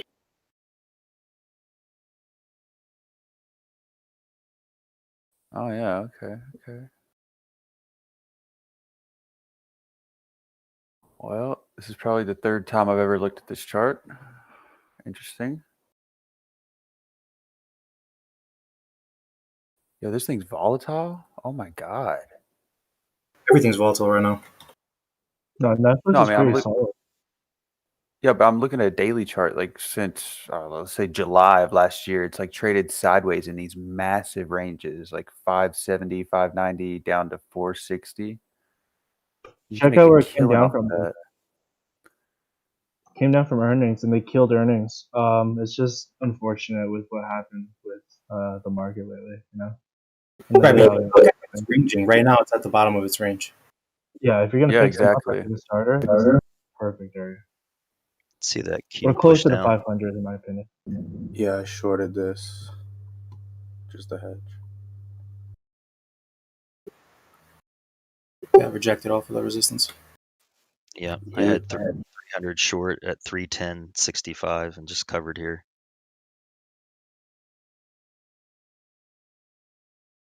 Oh, it's 2 minute candles.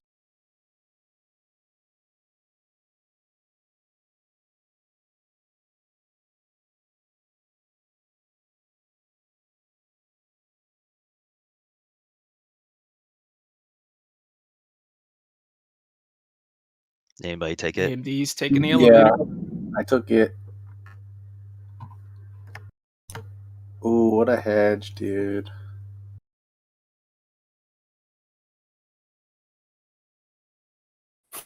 That volume on the 1 minute ES. Oh my god. But I think it might bounce though. It's back to the 20. ES is back to the 20 EMA and 50 EMA on the 5 minute.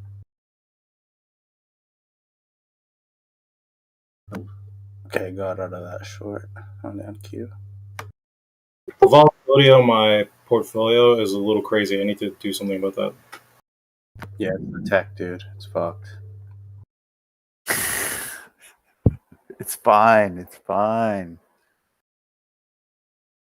Well, it's okay. We stay above here, but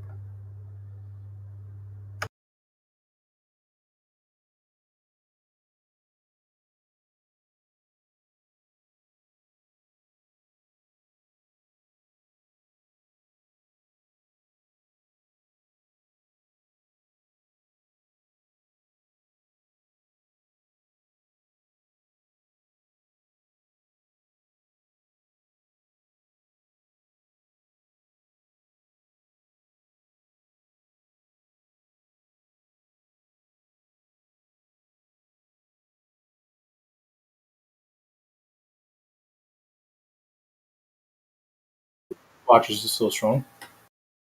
That was a great call. Remember we bought big. I didn't hear anything anybody just said. It was like all mixed together. Sorry.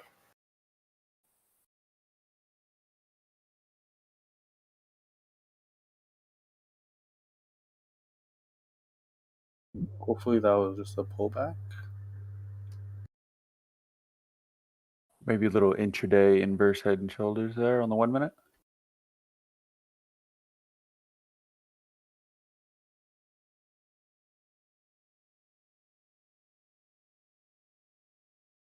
Do you see it? Yeah, I see it. All right, here we go. Oui.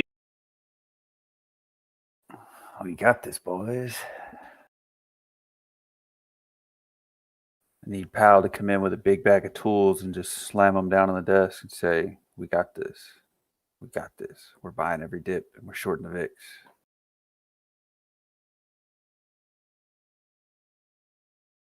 And we're not Always buying. wanna have that. Yeah, we're gonna start buying equities. It looks like it's about time. Market's down. Fed should make some money on this.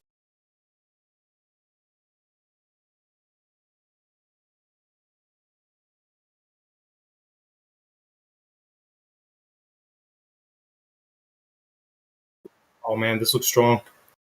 Yes, sir.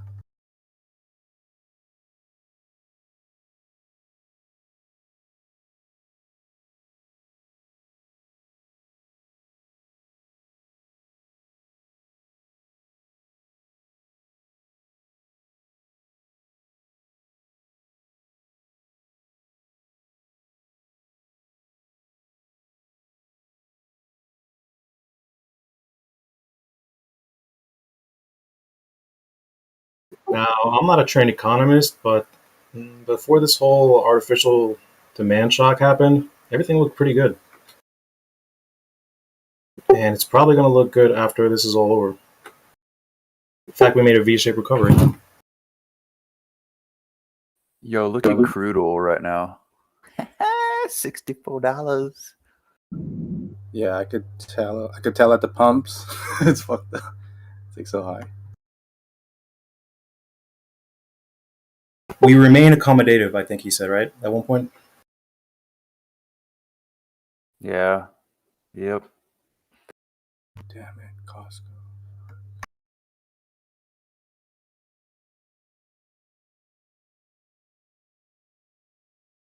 We have a lot of earnings today. We got Costco, Smile Direct Club, Broadcom, Turtle Beach, Gap, Open Door, Slack.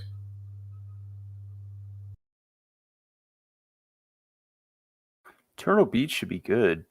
Wouldn't you think? I don't know. Every time I go to the store, there's like 2 headsets left. Like they're all gone. Chart looks nice.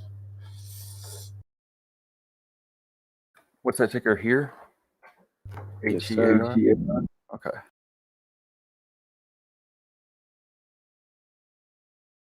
Maybe there's only 2 left on the shelf because people are exchanging them since they just broke them within 14 days at Best Buy. Well, I don't go to Best Buy. I just when I'm at like Target or something. But yeah, very well could be. I just figured everybody at home, playing Fortnite and Warzone, everybody needs a Smashing good their headset. Yeah. Good times, good time. So my calls are up 125 so far. Not bad. For AMD. Those are the AMD calls.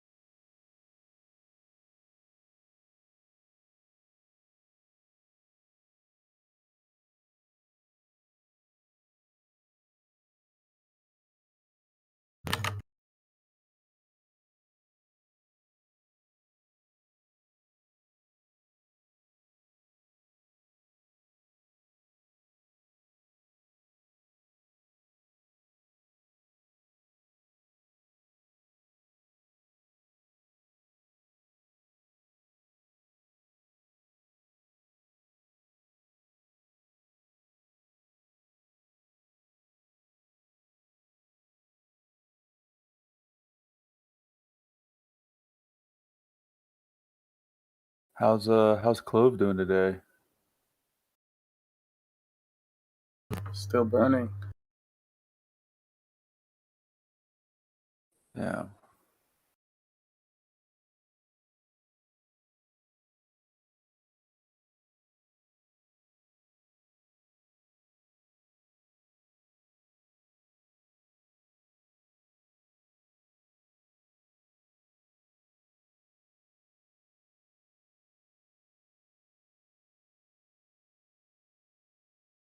Yo, Blonde, you want to jump in some AA here?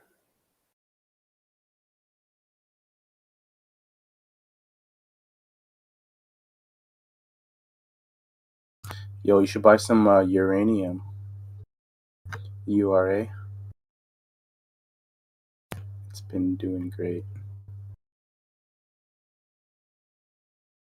I know, Blonde. I'm trying to get you to diversify a little bit more, bro. That's all.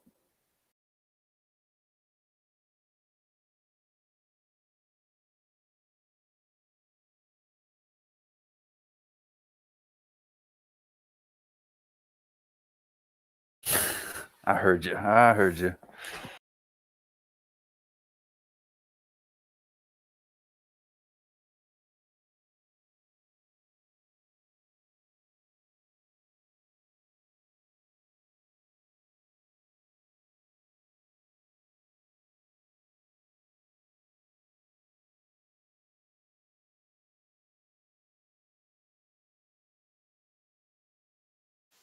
Q looks like it wants to break higher here out of this inverse head and shoulders on the daily. Oh, thank God.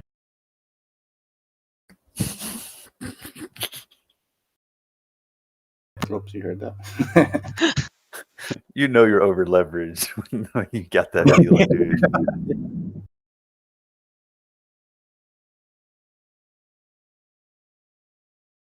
Honey, we don't have to mortgage the house. Like, we're fine. Yeah, CCG, CCJ, you know.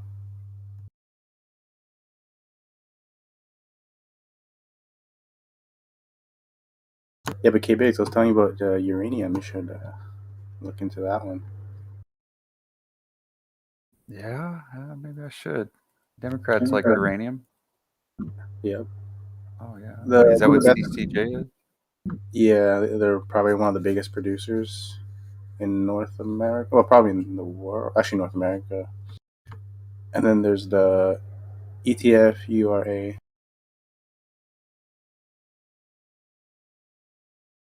We had some decent pullbacks recently. Well, today.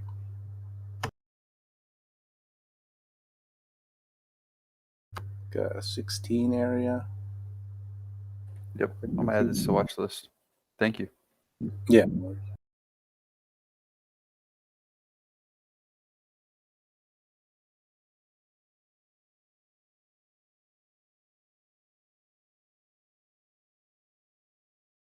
Thank God OPEC just saved the day. Oh my God.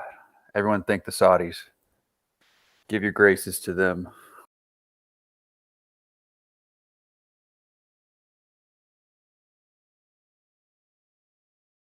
You guys ever hear about that Saudi king that like kidnapped his own daughter?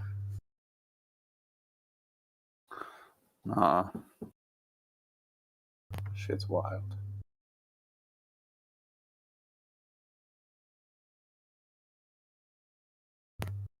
And I think she's dead now or something.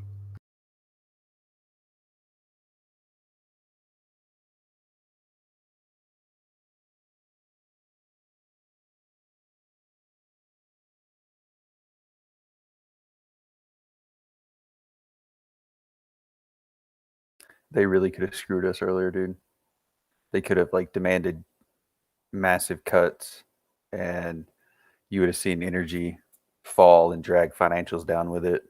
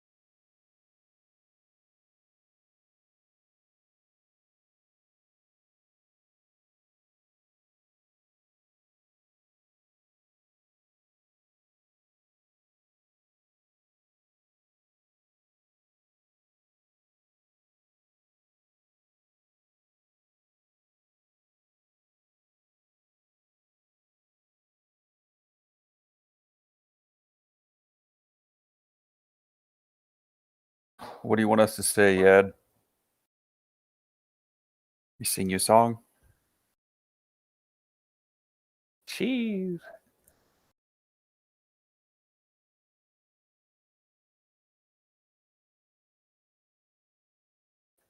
So low.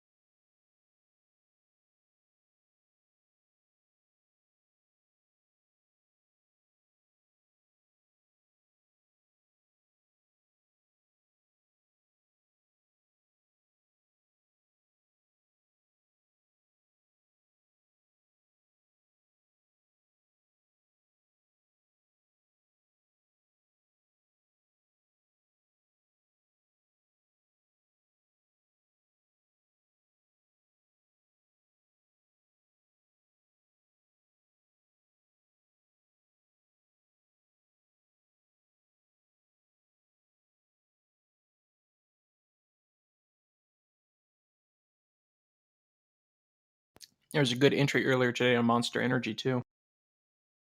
I missed it though.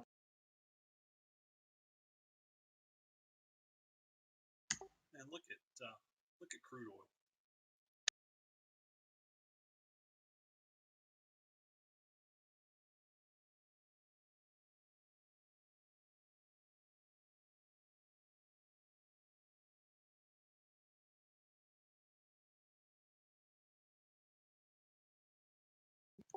You watching crude, K Biggs?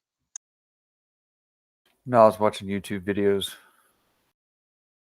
You know, when you get like stuck in one of those moments where you just keep clicking and clicking and clicking. Yeah. CL is up almost 5%. It's kind of crazy.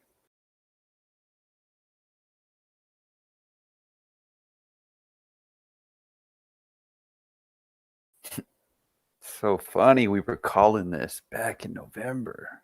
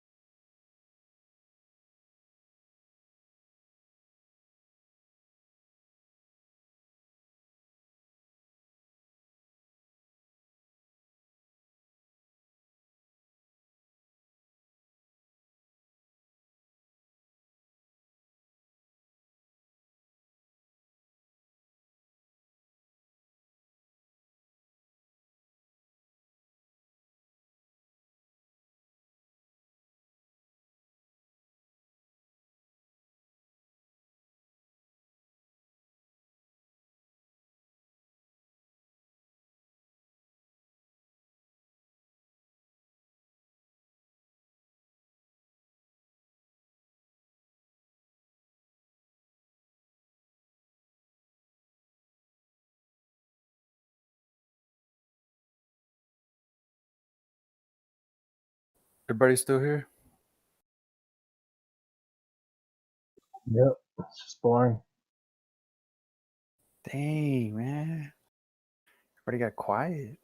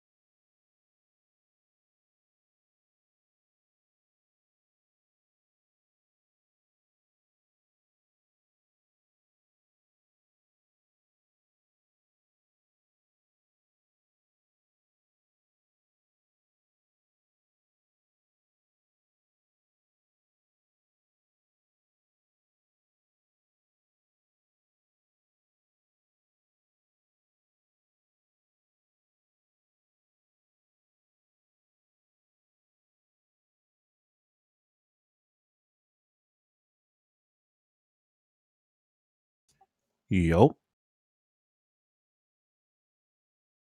Yo, yo. I'm back from my walk. Need to get some fresh air. How's everybody doing?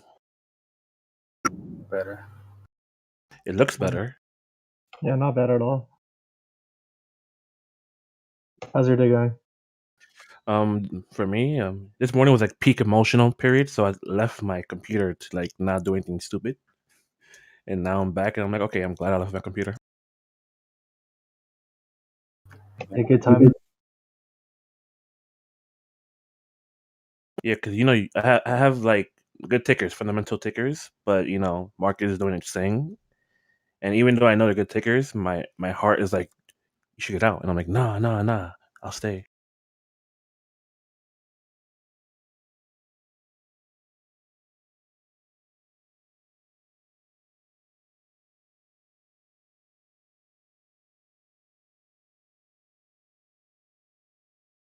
So when does Jay Powell speak, by the way? I think in like an hour or half an hour. I read 12:30 Eastern, so 1 hour, I think.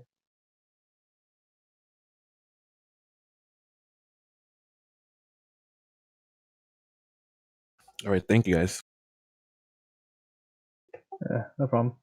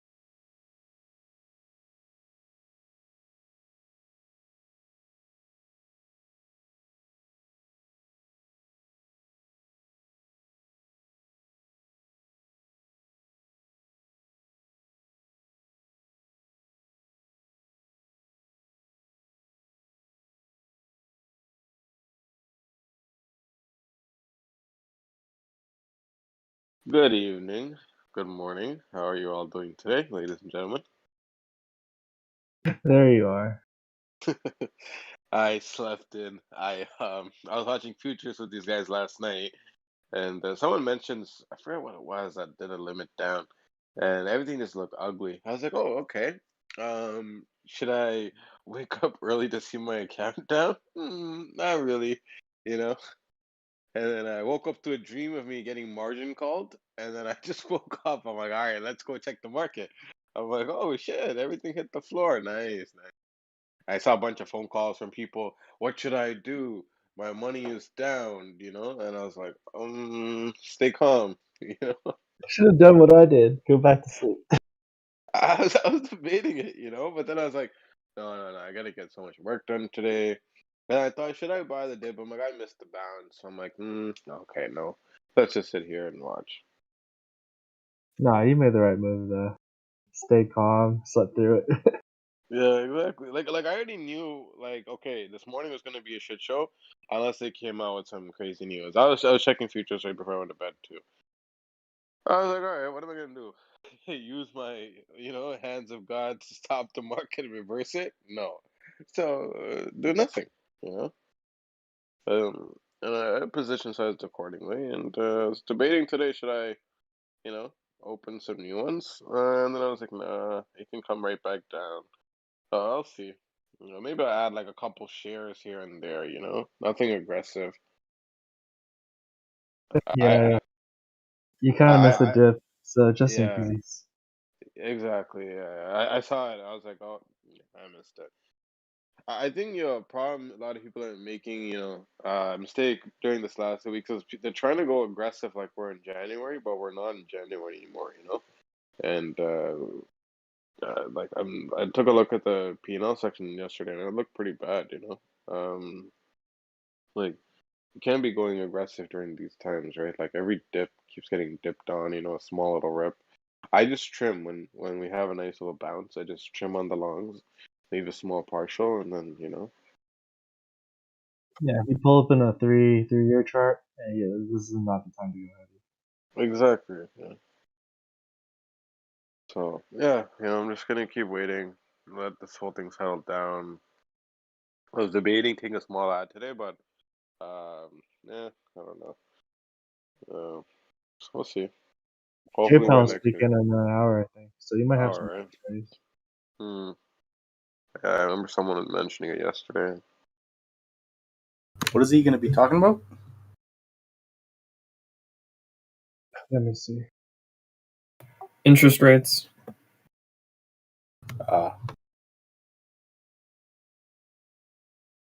Well, the market's already down this much. Can it go down any further when he speaks? Actually, I don't want to jinx it because it probably will.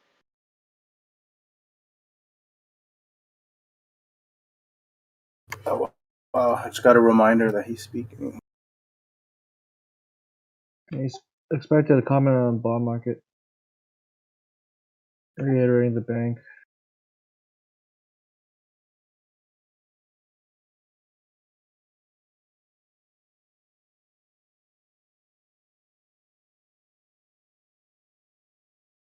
Hopefully, Jerome Powell loaded up so he doesn't tank the market. Yeah, I don't know. His printer seems to be like, semi-functional these days.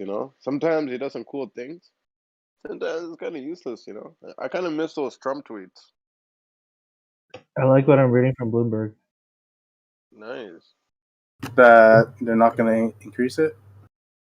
No, that Powell's going to push back bond market does. So stocks go up?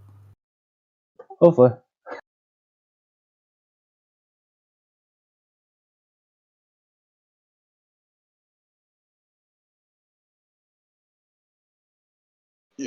When someone said this today, they're gonna buy more at Clove at 6. I was like, whoa, what's going on over here? Like, how bad is Clove down? And someone posted a chart. I was like, that's ugly. I don't want to see that thing again. When I sell that thing, I never want to see it again. It will go down in history as one of my worst positions. Actually, wait, we made some money on it too. Actually, before it dipped, so it's not all that bad. But yeah, had a lot of great stocks that got some dips on and they're down and should have waited a little bit longer, but at least I wasn't aggressive and I scaled out profits on the bounces. So I did that right. I closed out a Bumble that was good over 70s when we had a bounce too. Apple. So not bad.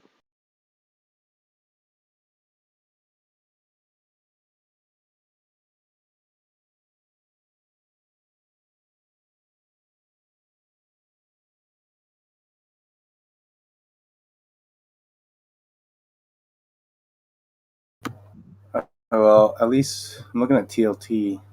Looks like it's on a good bounce level on the week. But I don't know if bonds follow technical analysis.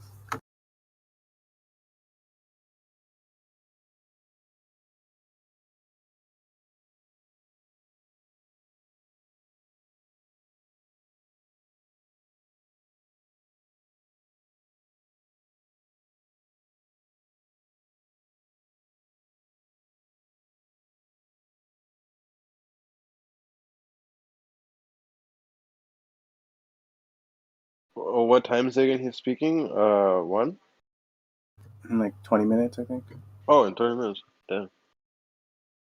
I think it's 12 Eastern. 12, okay. Thanks. TJ come on today? No. All right, nice push up on NQ here. Going for high day. Oh, that's why Airbnb is running. Keep going in, Q. Dang, I don't even see it moving that much. Oh, it is running. Oh, look at that volume on Airbnb there. Yeah. Like 4 minutes ago. Majority was sell though, but it kind of prompted up more volume to come in. See what your volume shows on that? What's up? Could you screenshot what your volume looks like on Airbnb? Because I don't have the UT volume thing.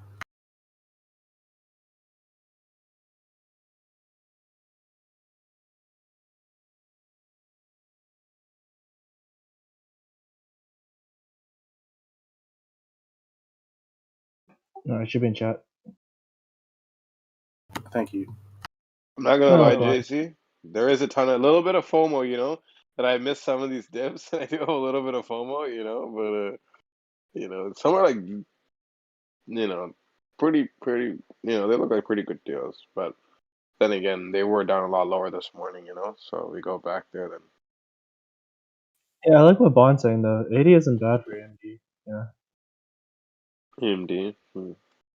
Let's see. And then just don't go heavy, right? In case it comes back down to 78, or just stop out under 70, under 80, right? Yeah. Yo, this past couple of weeks has made me so numb to seeing like red. Right? Like I was down Same. quite a chunk today, and I barely felt anything, and pretty much back at even now. Yeah, we have no more souls, There's nothing left in us. We are new. We are new men, Yeah, I just I just shrug it off. I'm like, whatever. That's not all right. I think what the difference is that for anyone that's listening in, it's different if put your whole account into something when full size, then position size accordingly, and now you're about to get margin called. That's a very different situation. So we're here joking around, but I think most of us probably position sized accordingly, and did a couple smart things along the way and took some profits. And it's not the same thing if you bought a bunch of shitty stocks and you're expecting them to go up, and you're like, hey, I bought the dip. It's not the same scenario. And we didn't add too aggressively. I'd say, at least most of us. So that's a major difference, I'd say, right? Like, I still have cash right now sitting on the side if I do want to add to some dips, right? And I'm going to be waiting until next week, see if things settle down, maybe start adding a little bit more. So yeah. So we're not panicking. That's why, like, yes, we're all down, down bad, but you know, not all of us are in the exact same situation. KB.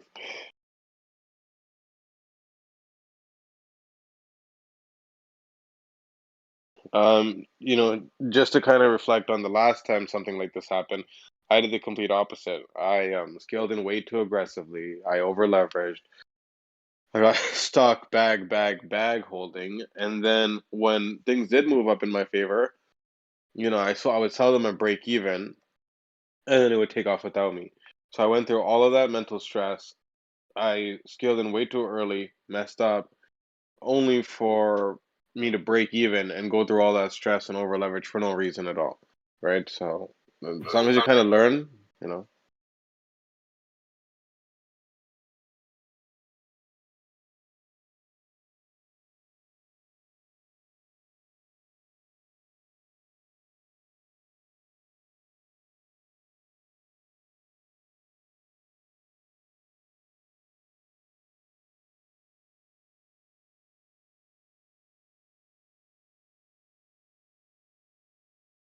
KBX here, A8 did really well, eh?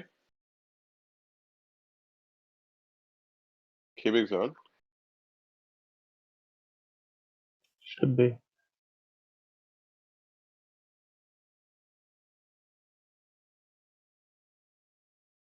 Might be making some food right now.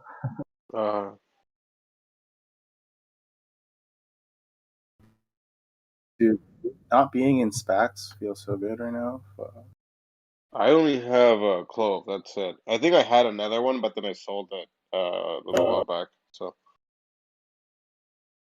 yeah, Clove is my like only like you know. I don't even know what to call it anymore. You know, It's just a little bag. little bag. Yeah, there we go. Little bag, cute little bag. Nothing I'm harmless. in SPACs. Very harmless. Yeah.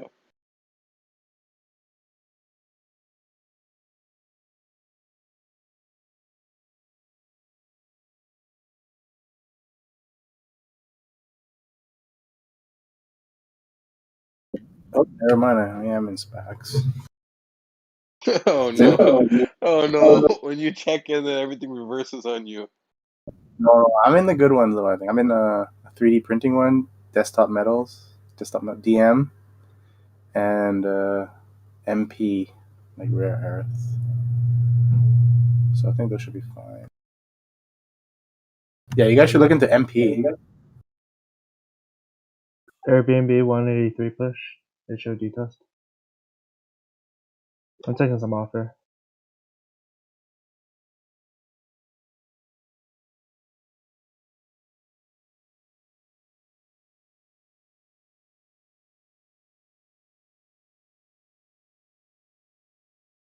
I should have just bought K big stocks. I wouldn't be in a different situation right now. I'd be rich. You know, that's not the case.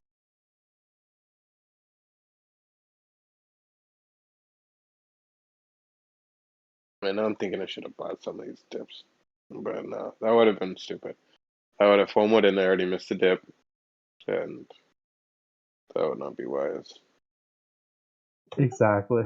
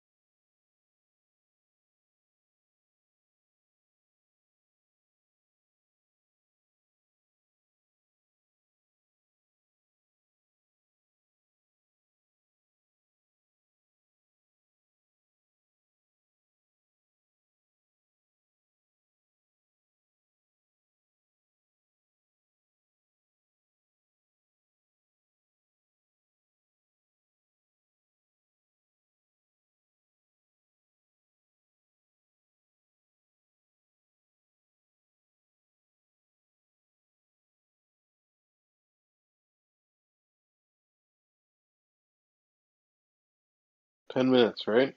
For these guys, for Powell. Yeah, but I doubt they'll be on time. Oh yeah, facts. Forgot. My bad. Daniel, how are you? Is Daniel on? I stepped away for a bit. Baron, how's it going?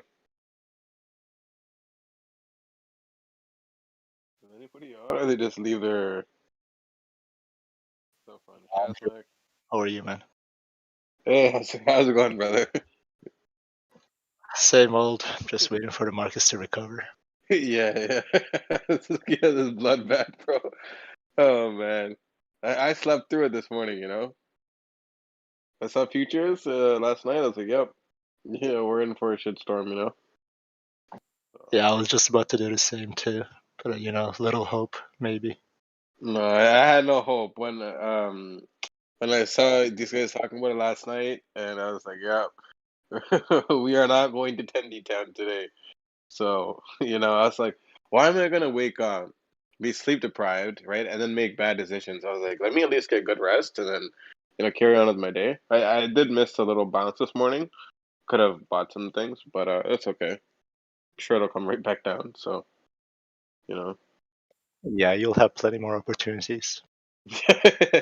Why should market be down another 10% next week? I'm like, oh yeah, you know.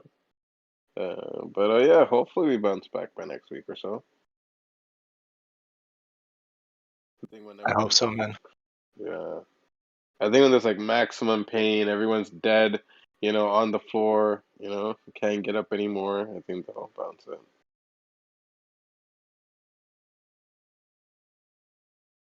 But we had some decent bounces that I missed today. That sucks. Yeah, Tesla had a nice bounce. Oh, Tesla bounced too? Shit, I didn't realize. I remember seeing it around like 620s somewhere close to there. Yeah, I think it came to 619, 617, something like that, and then it's at 640 now. Oh damn, I have that in one of my accounts. Oh man, that must look ugly right now. Oh boy. Bro, I woke up to a dream of me getting margin called and them selling positions. You know, that's what my dream was. And I got up and I checked the market and you know, there it was. The market was literally on the floor, you know? So it's pretty bad. So good. Did you add to anything this morning? No, I didn't take any ads this morning, but I did open some new starter positions. Okay, okay. Nice.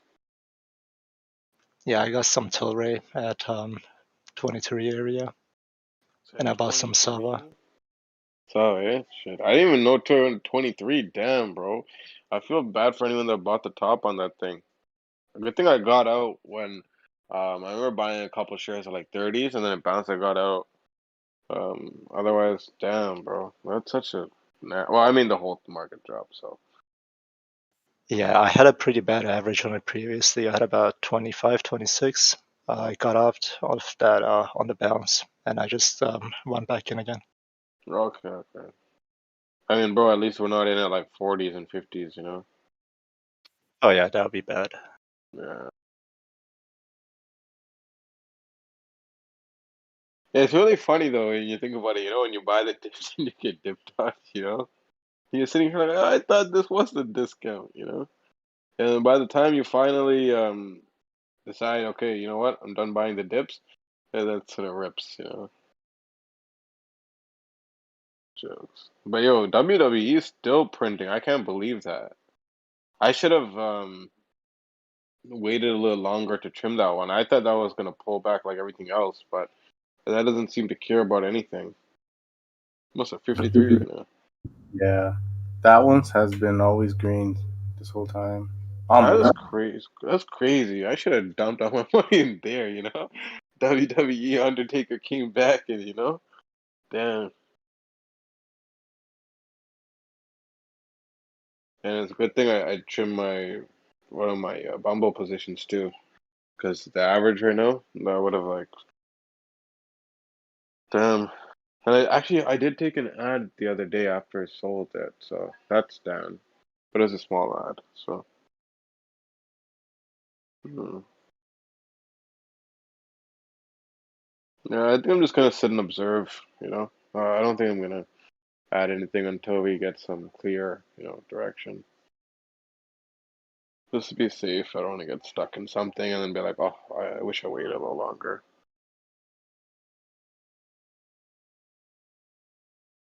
Can't believe Exo's down at like 1278 today. I think that thing bounced to like 16s the other day.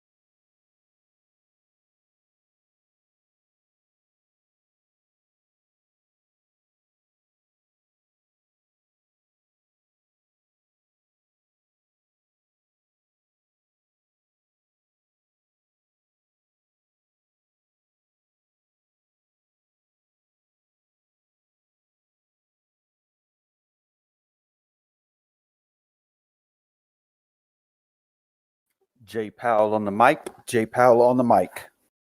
Hit him. Papa Powell better save us. Man, I'm gonna be so sad I didn't add to the dip this morning, Ben. What were you doing? I was sleeping, bro. Bruh. Everybody in chat, give Gotti a bruh. Man, I'm disappointed, man. Come on, you gotta wake up. No. I intentionally slept in. You know, I woke up to dreams of getting margin called. You know? Oh, no.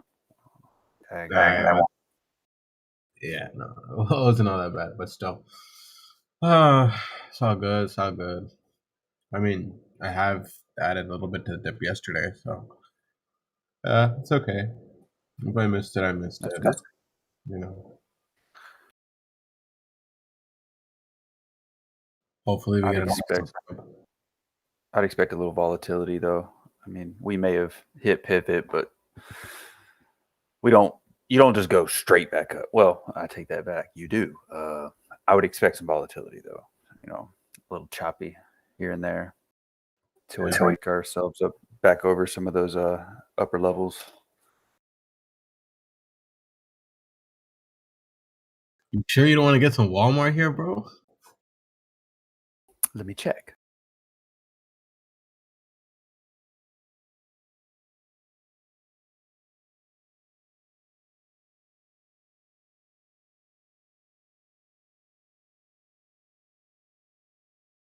Did you pick up any AMD, by the way, on a real note? Yes, I did. Yes, I did. Oh, boy. What'd you grab it at? 78, 79? Let me check. It was 79 something. Yes. Oh, nice average. Do we see 70 next week? You know, just kidding. Oh, boy. Yeah, 79.67. Yeah, that was beautiful, man. Shit.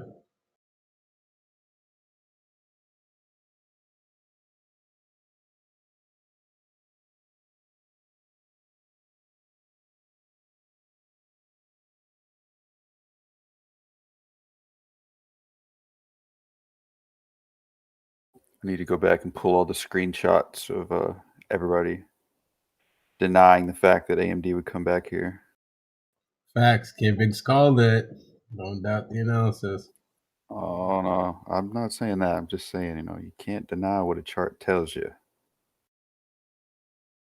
You called out Tesla and you called out AMD pretty well.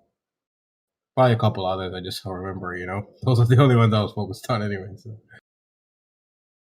Yeah, I really don't remember either half the time.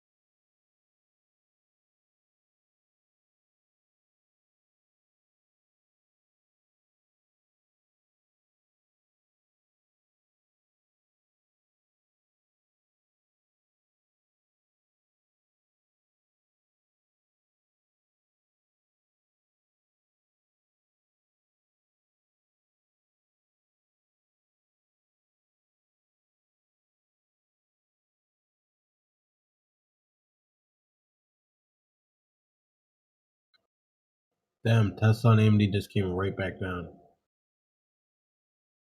Yeah, I think Powell forgot his glasses out in the car or something. Yo, he must have messed up real nice. I saw some tweet from him, and I look at the chart and pew.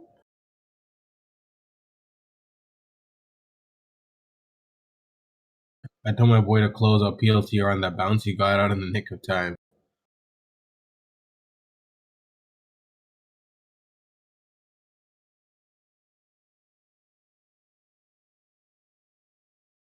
I still have. Sorry, All eyes on TLT, bro. We need to keep our eyes on TLT.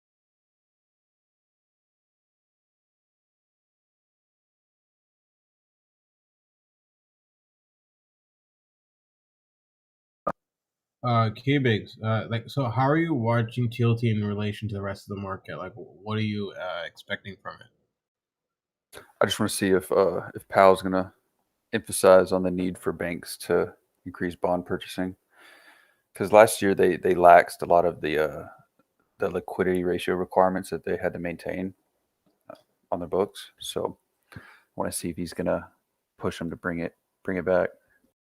A lot of those recs expire at the end of this month, so we're to see if they're either going to reinstate them or push for them to start buying bonds back. Go ahead.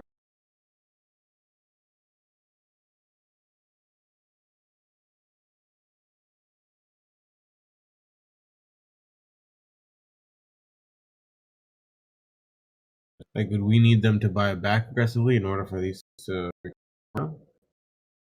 It's a double-edged sword, bro. Near term, yeah, because this rise in yields is, we need to push it back down. Them buying into bonds would push us back. Just want to see what he's going to say as far as those SLR requirements go. Gotcha. Thanks, man. That's why I'm watching TLT right now.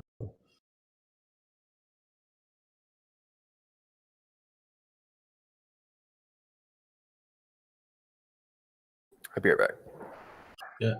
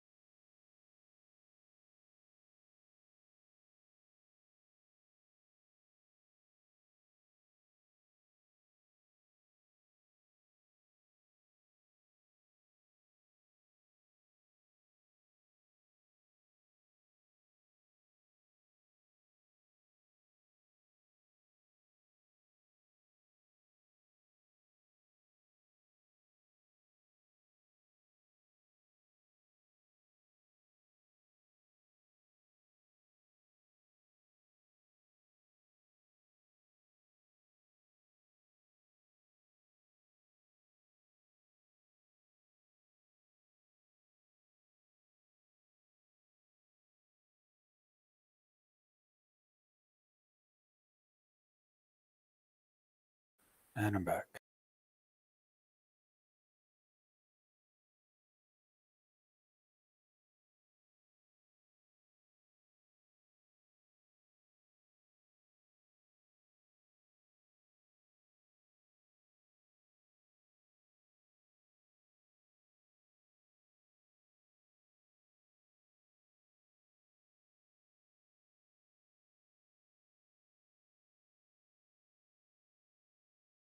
Powell said tools. All right, that's It's definitely the word we like to hear. Tools. The money printer tool hit that.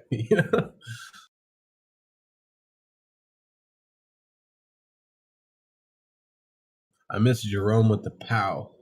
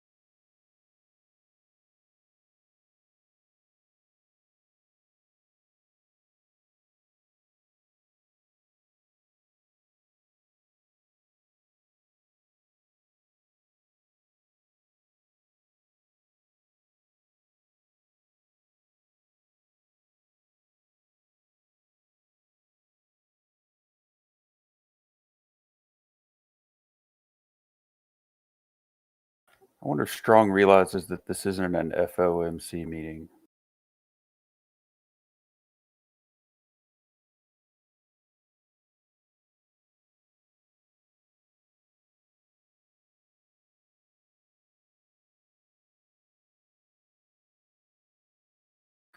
Okay.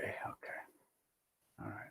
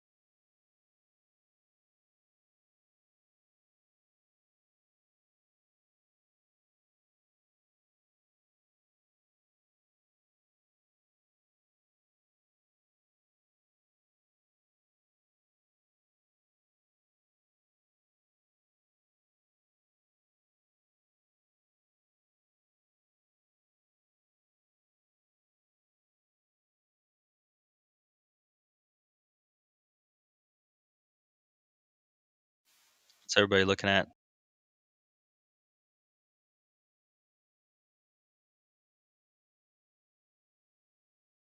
You don't want to know. I'm just watching AMD here and a couple others. T-Dog, CRM, Bumble, Walmart.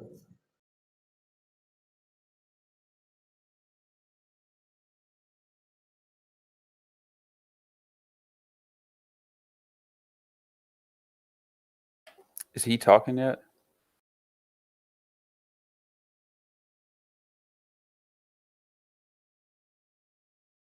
I believe he is because Delta One is making the tweets that I'm retweeting over here. Okay. I'm there. If anyone does want something that can help them with news, Delta One or Live Squawk.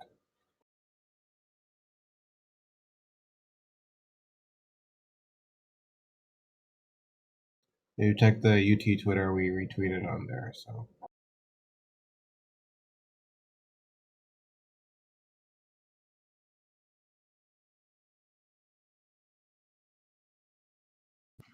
I just had the great joy of going over to one of my fourplexes that I own and unclogging the main sewer line because my employee couldn't figure it out.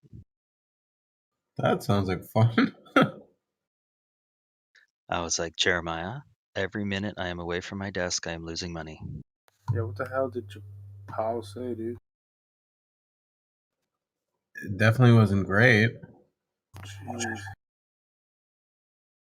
That was an ugly tank. I just told my boy to get out of PLTR too when it market ripped. Thank God.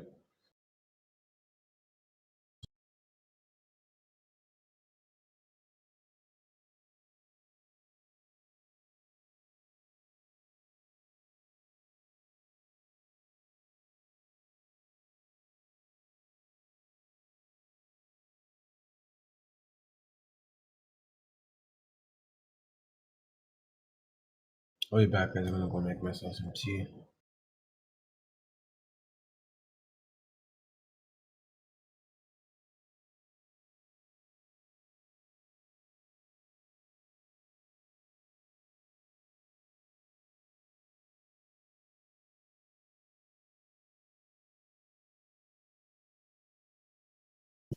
Okay, Biggs, what does that mean when Pal says not appropriate to isolate one interest rate or whatever PRICR is? I don't know. I'd have to be listening to him. I'm trying to turn it on right now. I left the link in the in here. Did you have the link, Oh, brother? did you? Okay. Yeah, I'll just copy and paste No, it. could you? Thanks, sir. Gotcha, brother. That was his way of saying we're not going to control the 10-year. Mm-hmm. Yeah, I just they're gonna let this run. check your your PM, brother. I just sent you the link. Oh, Thanks, whoops, sir. I copied the Discord link. Whoops, but same thing. Okay. No, you're good. I got it. Oh, that was fast. That tank. Yeah, that's a really nasty tank. Almost everything is bleeding except for Bumble. Probably a few others too, but they're not much anyway.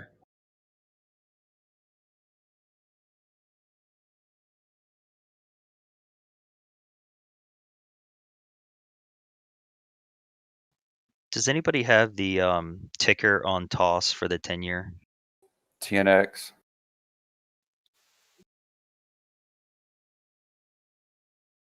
Did you hear me? Yeah, man. Thanks. Appreciate it. Bye-bye. Yes, sir.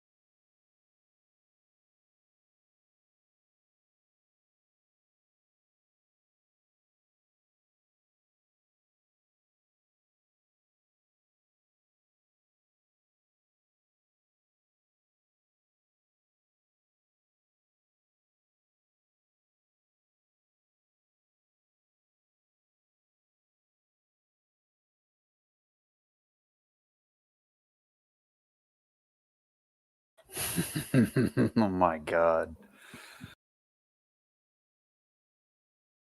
Yep. Yep. Here's the yields.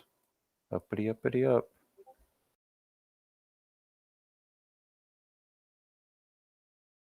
What's up, team? It's Ryan. Just checking in, say hi. Hey, Ryan, old friend. What's up? Some ugly markets, the usual. A little pump, power pump, and then dump. Yeah, so I'm looking at the 380. If that doesn't hold, guys, it's going to be bad, in my opinion. I'm not in anything with SPY. I can't get over some of these plays that are holding up that we had talked about this morning. Groupon for me, I'm short and I'm like getting squeezed to no end. Yeah, I'm in puts and it's surprising to me that the market's dropping. Like I didn't know it was supposed to You're go down breaking with the up. market, and then You're breaking up, Ryan. Like really bad. going down with it, and it's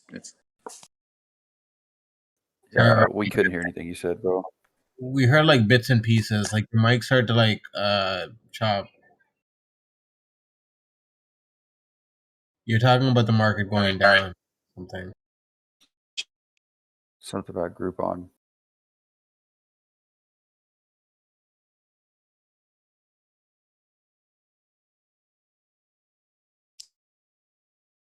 mic check.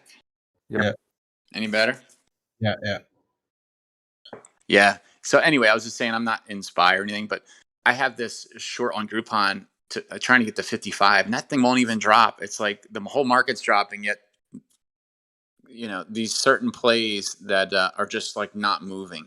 It just kind of perplexes me. So you're saying I should buy Groupon all in? Well, it's like shocking, man. It has no range. I mean, I'm just picking one in particular that just because I've been in it and I was trying to get a slight drop on it. And man, the thing is just like holding up. It's kind of clueless to the fact that the market's dropping in the last 3 days or so. So I'm just I think that's surprised. a little indicator that it's just really strong right now. Well, so is WWE, right? It doesn't care at all about the market dropping, Yeah. going up. I should have the boat with that. Business is just doing what it's doing. Yeah. Groupon's not dropping because of the earnings they had. They're riding the guidance they're boosted up onto. Yeah. I was just hoping there'd be profit takers from the 30s because people have been in it for a while, and I thought, man, it just doubled. People have to take profits, but you're right. It's the guidance that's keeping it up. There's definitely a divergence on the RSI. I mean, it looks like the RSI wants to crack down under 70. So Yeah. Hey, I've been adding into XL. It's one of those plays it's a long-term play. I'm not scalping it. I just keep adding like 200 shares every drop. So my average is about 1280, and I have 1200 shares. What company is that? XL Fleet. These are the guys that are building infrastructure for EV. So charging stations. Oh, cool. Yeah, so it's one of those that the shorts are beating it down. But in my IRA, I'm just going to keep adding, and when this year comes along, and then people are trying to look at the infrastructure side of EV, I think it's going to be in the 30s, hopefully by the end of the year.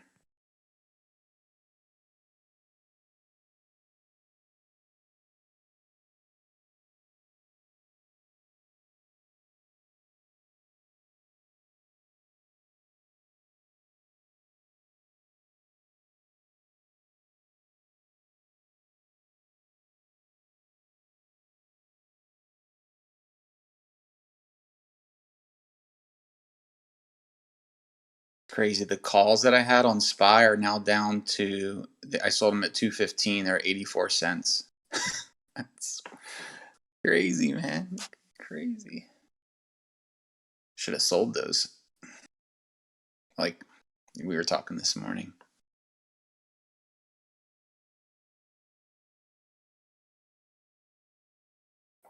Mm-hmm.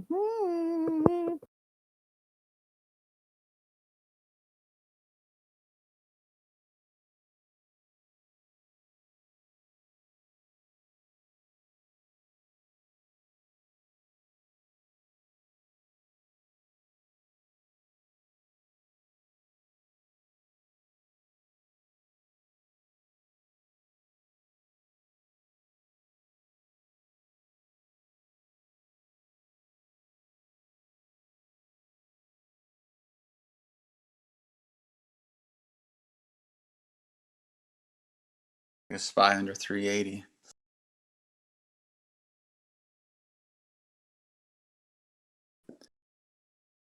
This looks very reminiscent to the correction we had in September, guys. I don't know if you've looked at it on the weekly. Yeah, that's what we've been talking about this morning.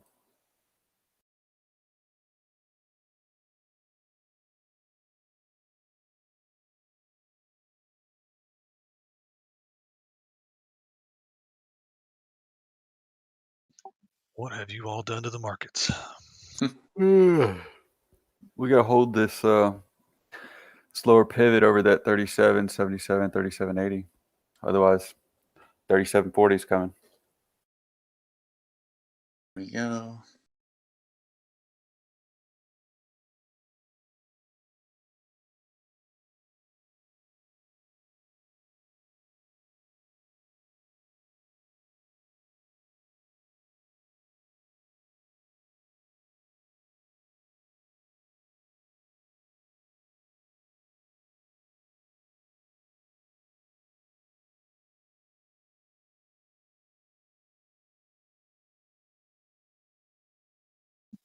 Just added a few more AMD.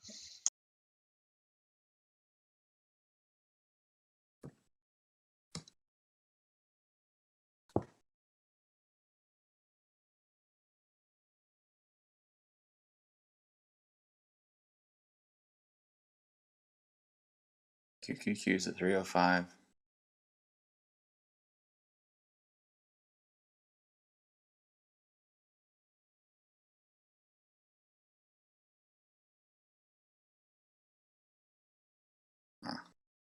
How's Clove doing? Oh, shit. Sorry, 306, but 305 is coming.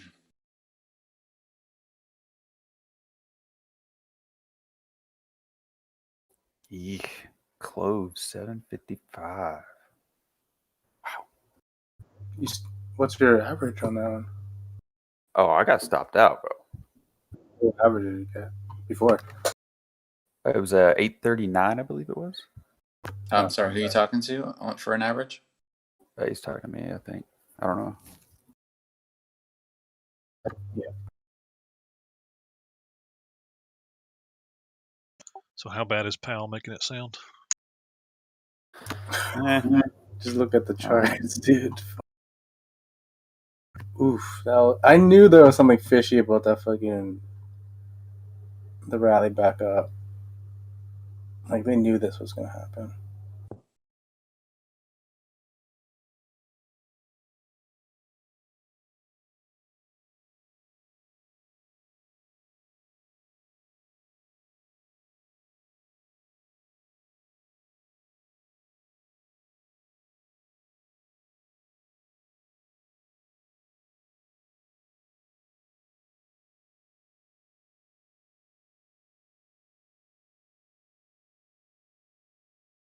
Happening. But QQQ trying.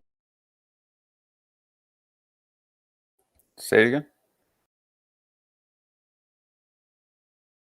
I was saying QQQ coming to the low day soon.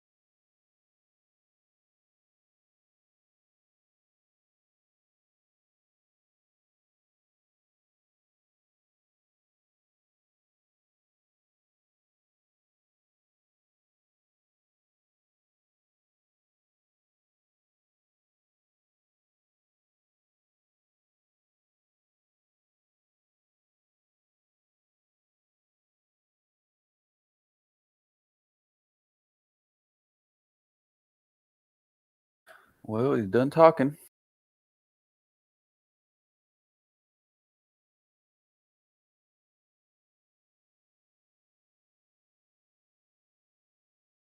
Everybody okay? We're good. Yes, sir. Good here. All right. Freed up a lot of cash.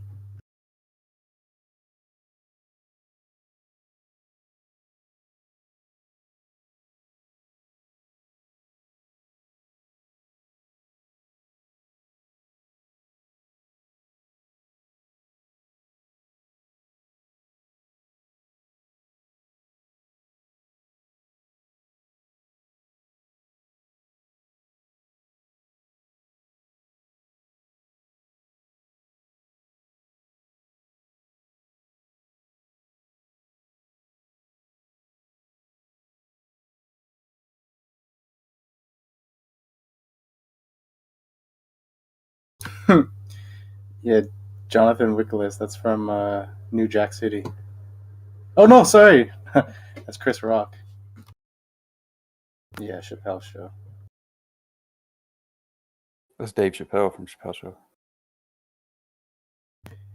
You know, I thought the picture was Pookie from New Jack City for a second.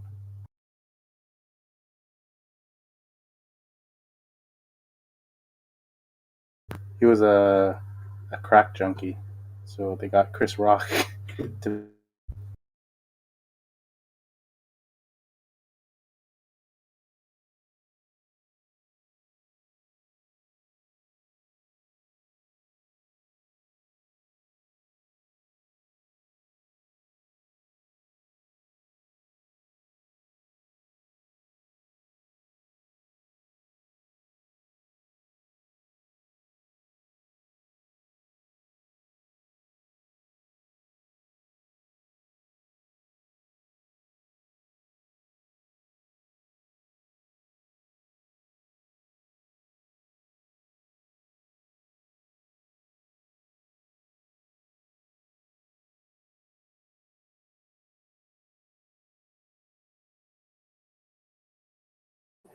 Nothing like some good old volatility.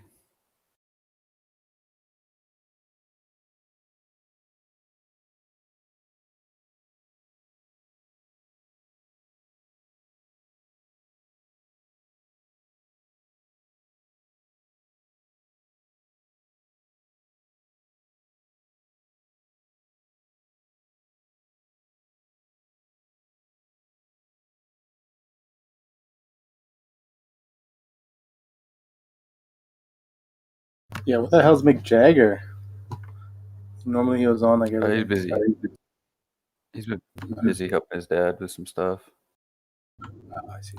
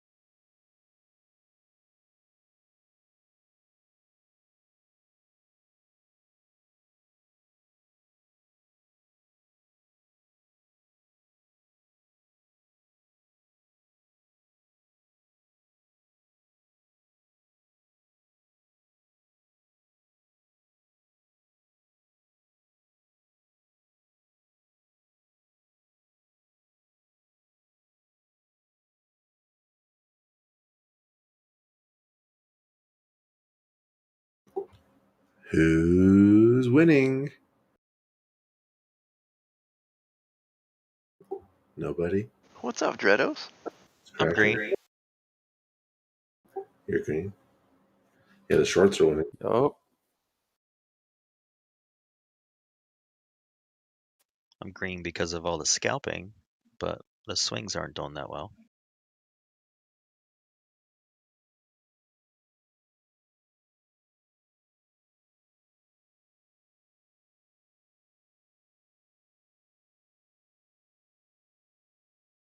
We had some really good bounces though. Airbnb $8 bounce. Oh, you have no idea. AMD $3 bounce, but AMD's back to support. It was like a $12 bounce, I think, on Airbnb.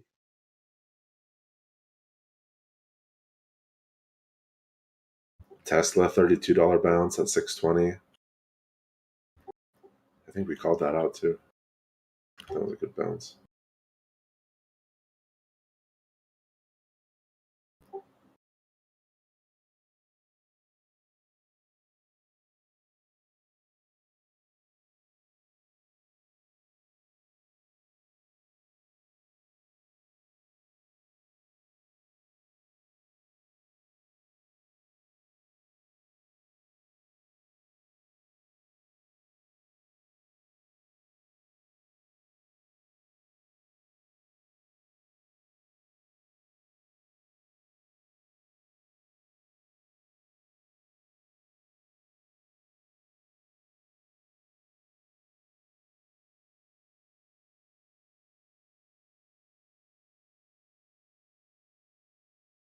Facebook had a nice $10 bounce. Facebook actually wasn't really impacted today. That's good.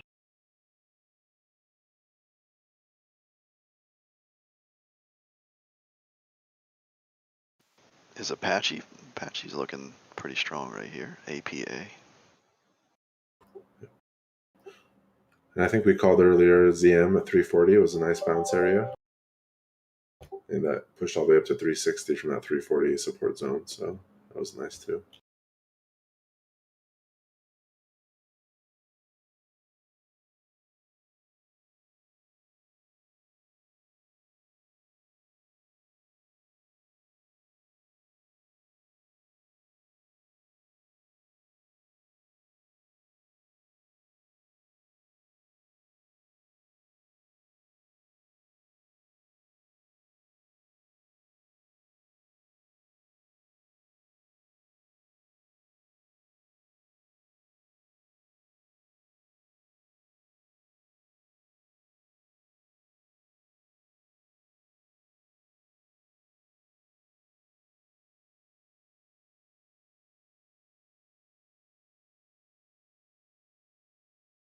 Triple bottom on Tesla.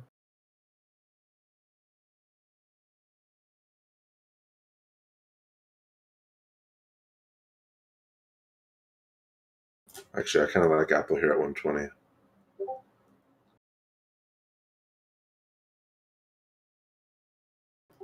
It's funny. Apple and Tesla are doing the exact same thing.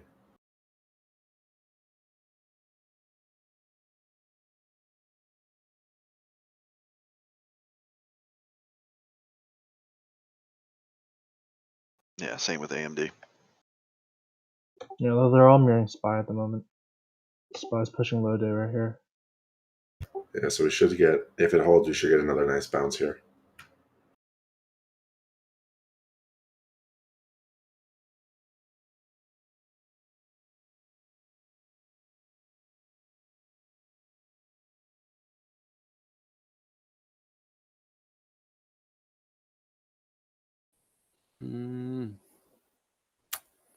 I don't know if this is going to hold.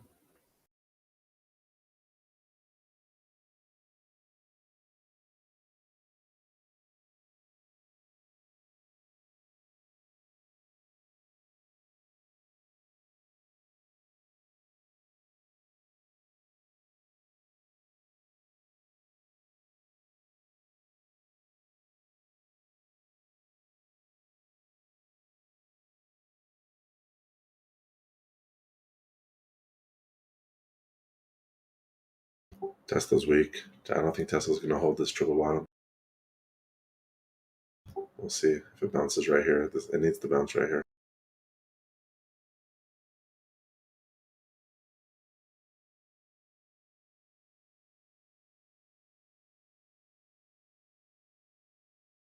Look at that, $4 buy bar on Tesla. And rejection. Yeah. Yeah, we might It's going lower. We might see 600 today. That's what we've been saying. Let's do it. Tesla's needed to bleed for a while.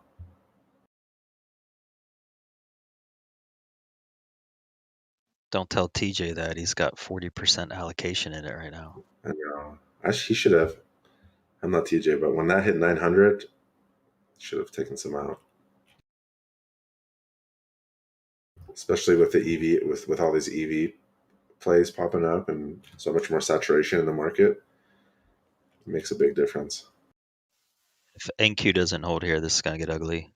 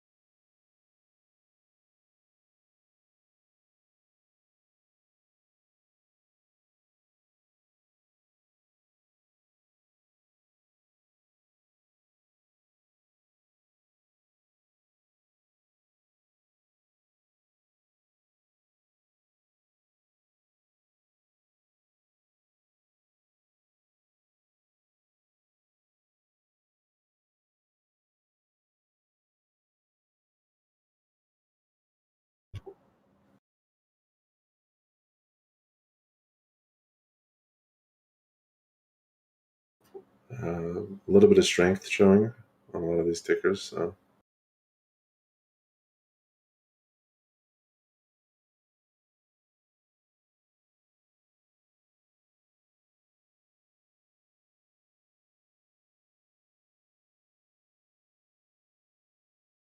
Nope.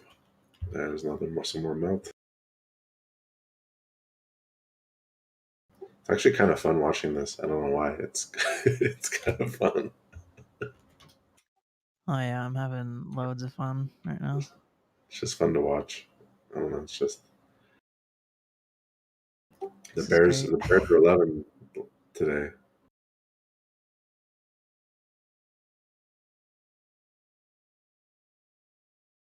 Especially the Tesla Bears.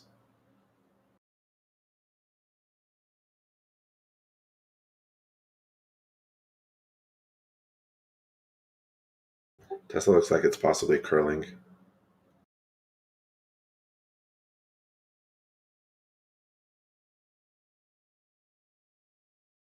Are you looking at the 1 minute or like Yeah, larger time frame? No, 1 minute.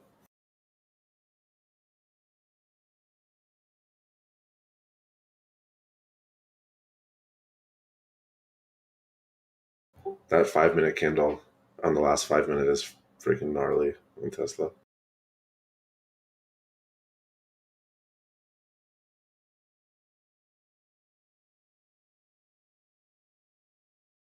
And look at that buy candle on Tesla. It's like $5 buy candle. It's crazy.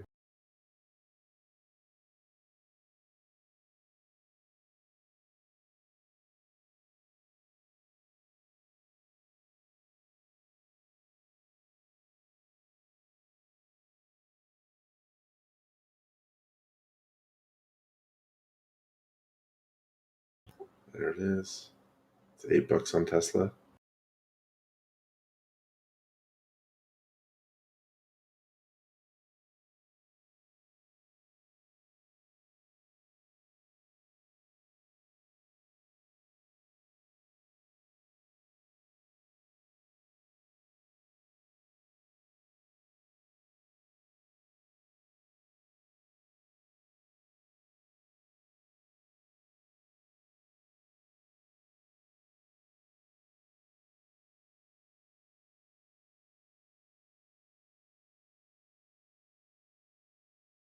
That's the thing, though. The problem, a lot of these scalpers that are playing these, 1-2 bar plays, they're making people think that the market's recovering, and really they're just scalping. They're pumping it up and then selling.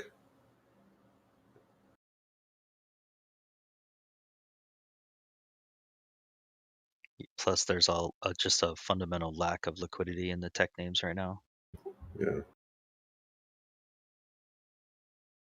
There's a lot of people that were probably long these that are just sitting on their hands and they have cash and they're waiting to get back in, but they're just not providing any liquidity to the market. Yeah.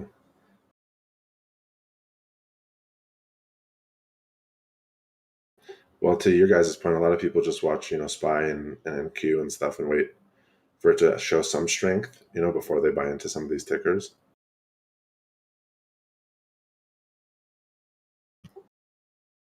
Tesla's coming back down. See if we can get a double bottom here on Tesla.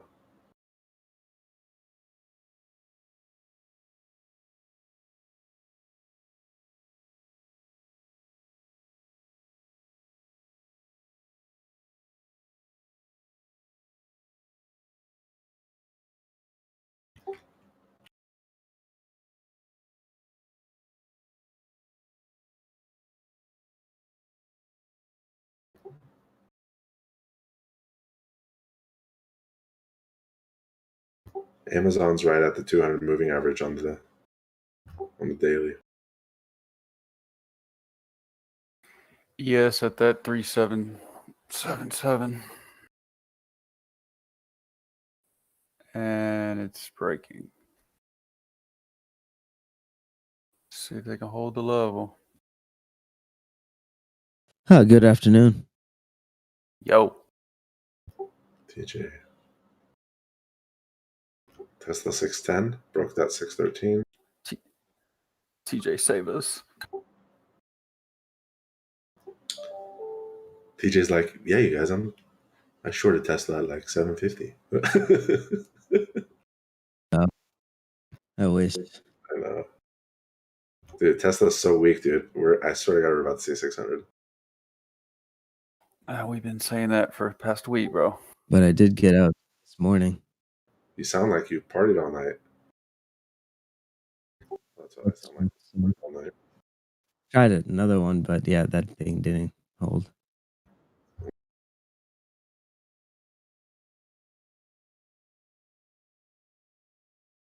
Here comes the 610 break on Tesla.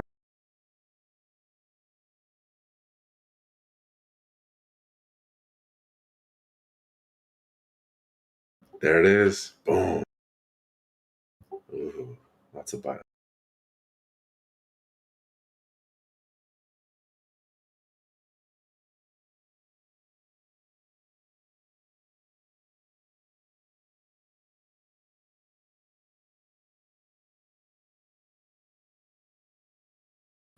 $608.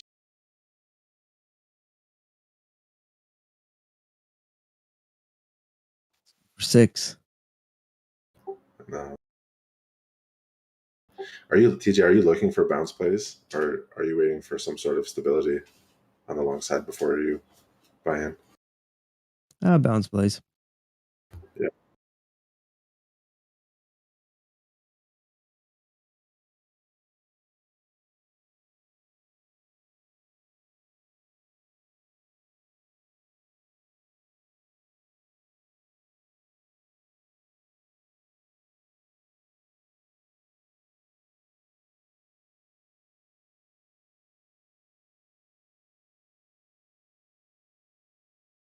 Netflix is back at 515.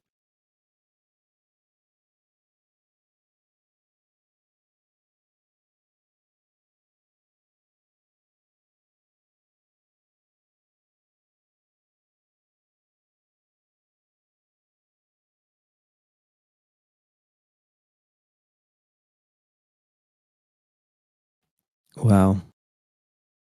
There's a $6 1 minute bar on Tesla.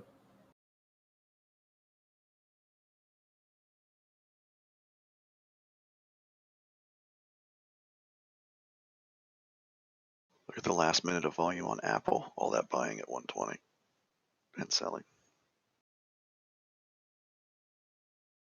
Hoping this is the bottom. Yeah, like 120. If we don't hold 120, it's NQ has tested and is now bouncing back off of the previous September high resistance. That high stretched for several months before we were able to break and move into this uptrend we had been in previously.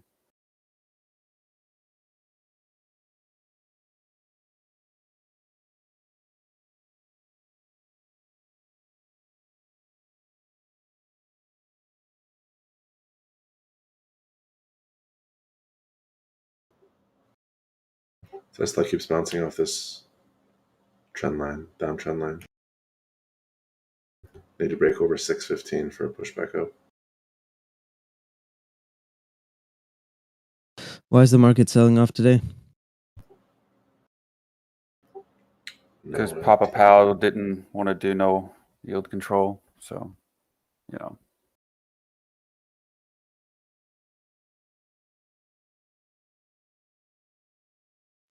TJ, he made some sort of statement about the 10-year and how they're not gonna. He didn't say control, but what K Biggs was saying, they're just basically gonna ignore it. Double bottom on Tesla. They're gonna ignore it until they can't ignore it anymore. Then they're gonna do something about it.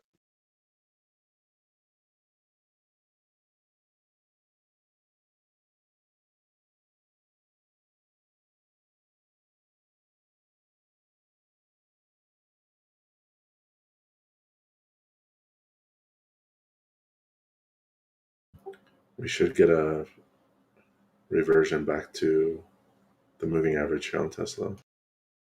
I hope so.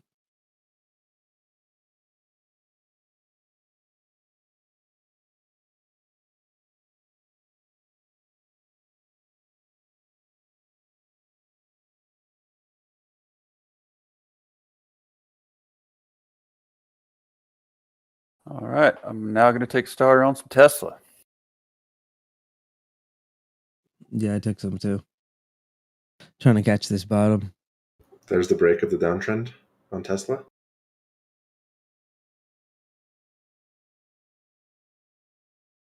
Now we need to push over 614.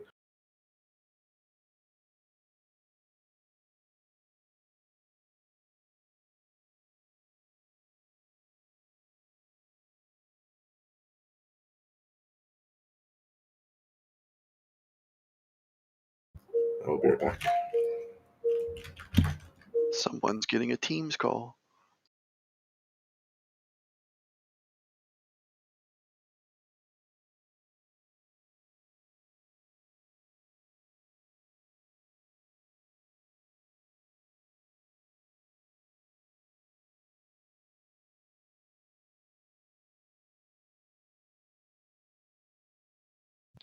I just took some rocket here at 26.62.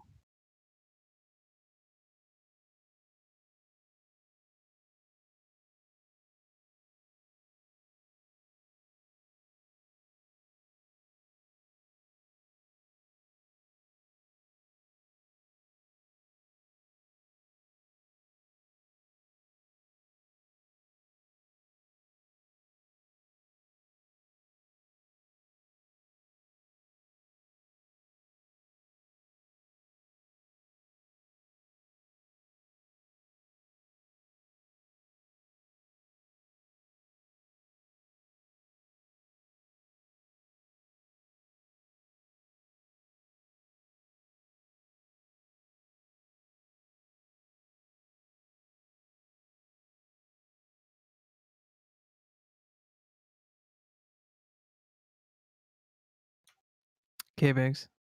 Yes, sir. So I just got back. Did Powell say anything of note or no? Just that they weren't going to implement any yield control right now. So, I mean, guys, they really can't. The second they talk about tightening, you're going to see what's happening right now times 10, like in the blink of an eye. You know, so it's best that they don't comment on it. You know, that like they can't express the need for tightening. So they got to just stay loose. And staying loose, it's either going to chop, bounce, or slow bleed. At least it's not going to nosedive on us, you know. But yeah, Incubator, basically, they just said they're not going to touch yields, you know, or they're not going to touch bonds. They're going to let the market do what it's going to do and price itself in. So I don't know. This doesn't look bad here for some bounces, though. We'll see, I guess. We shall, sir. We shall. Some good deals right now, though. That's for sure.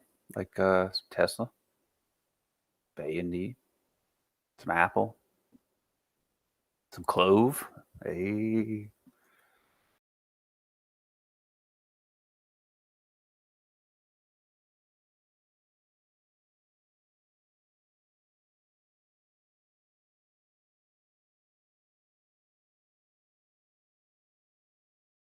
How about some Nokia? Anybody?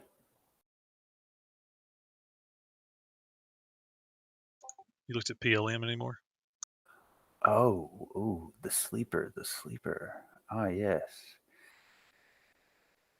Jay-Z, our PLM is under 4. Thank you for this, sir. Time to add.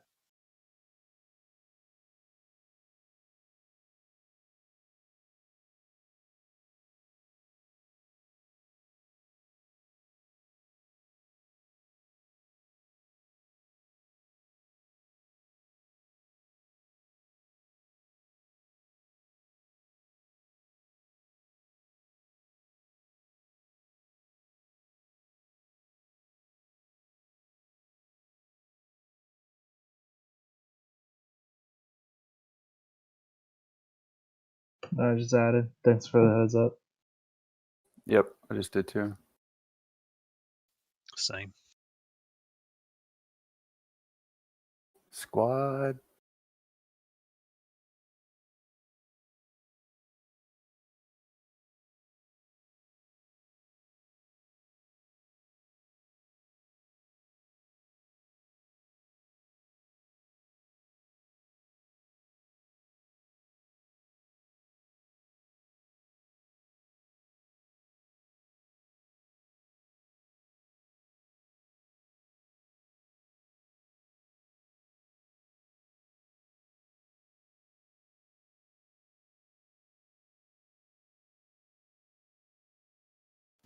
Went even lower.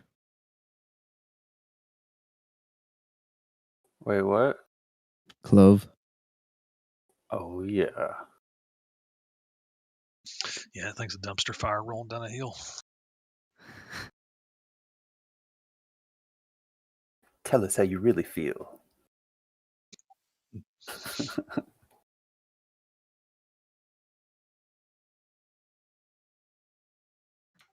Man, today stings a little bit.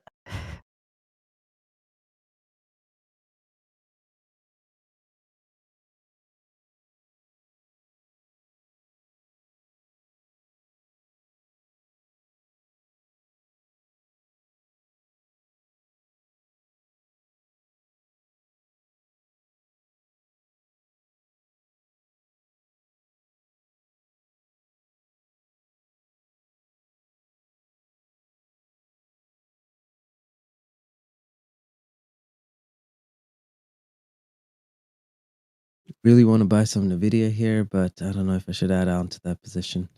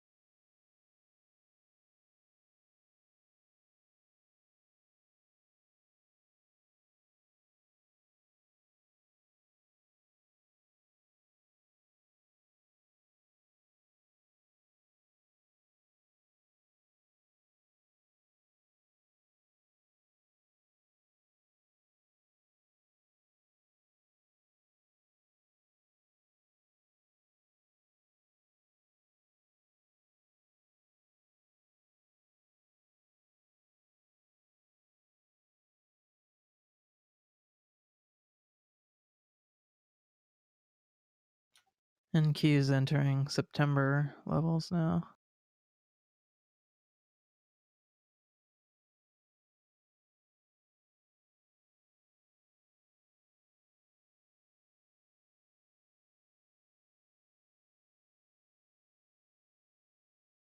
Damn, that's kind of scary.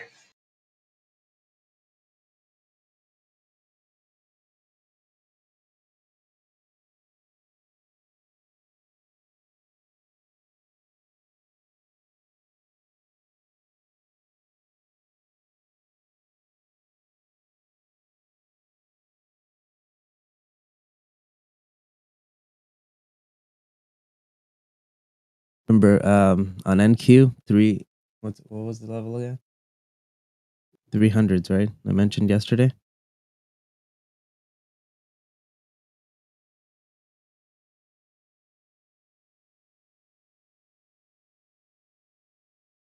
I think Kevin, you were saying 301. Yeah, I like that 303.5 area. I don't even know what QQQ's at right now. Yeah, oh shit. Actually, yeah. Basically, all these levels are coinciding with the September high. I'll post this chart in a second. You could see during September, we had that high. It's more prevalent on NQ. It was that 12,465 area. And we tagged it a few times before eventually breaking out in early December. And that's basically what we've come down to retest and base on now.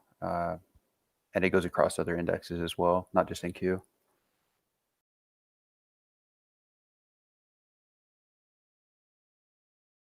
Yes, sir.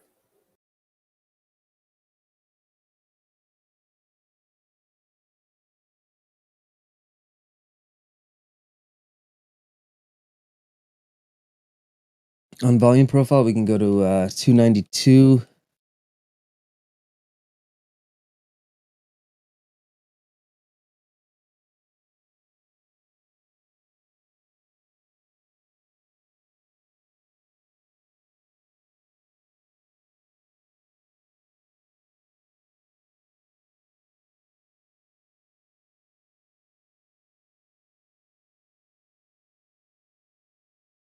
These are the downside risk.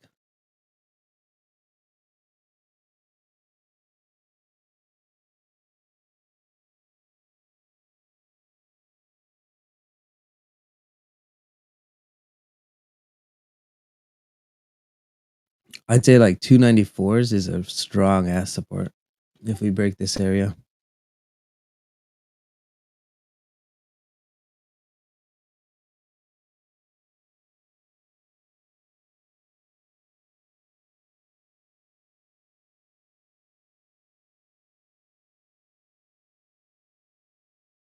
Yeah, that's like another 3% or 4% down.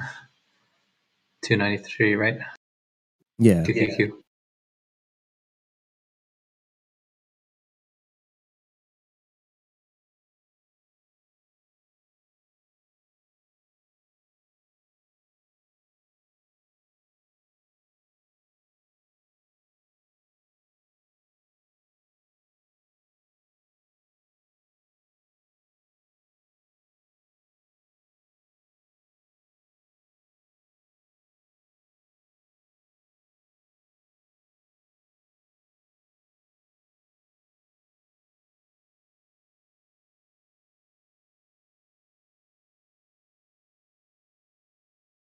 Man, I really wish I just sold everything and bought it all back.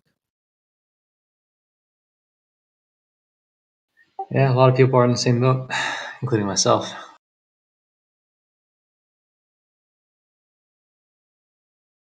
AMD this low? Damn. What happened with the semis? I think probably just chip shortages. Yeah, the shortages, right? Yeah. Dragging to other sectors of tech hardware. Like EVs were affected too.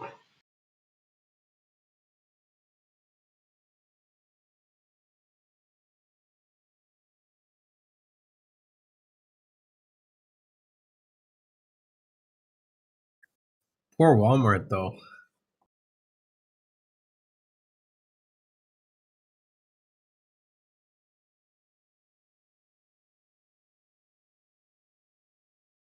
What happened to Walmart? Just like the rest of the market, you know, sitting like 126s now. Oh, damn, my Roku position.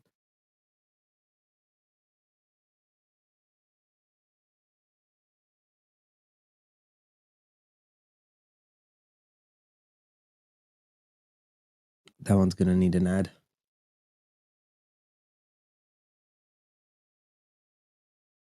Wow, Roku's at 350. Unbelievable.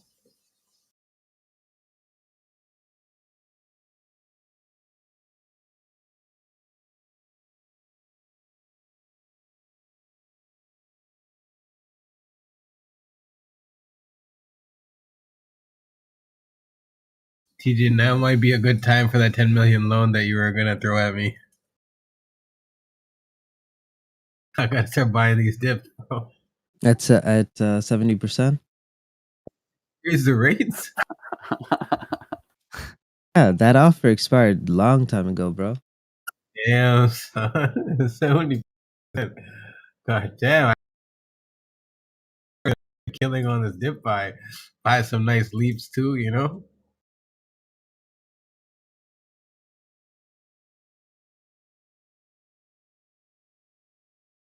I was even gonna buy you a nice Christmas tree, you know, some Funko Pops, you know, but all right. Tupperware.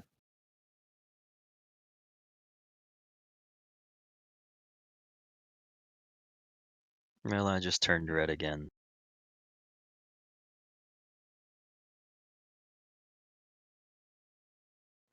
Moody, that's a good one. But teacher's gonna kick my ass.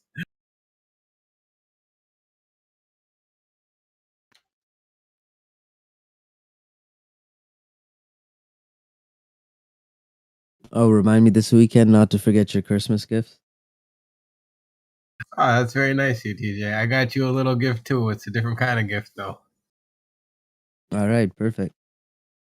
Thank you though. Appreciate you, bro. Still waiting on my Tesla short shorts. Get in the Tesla tequila. They're out of stock. They want to pay over retail for them. Here we go, QQQ.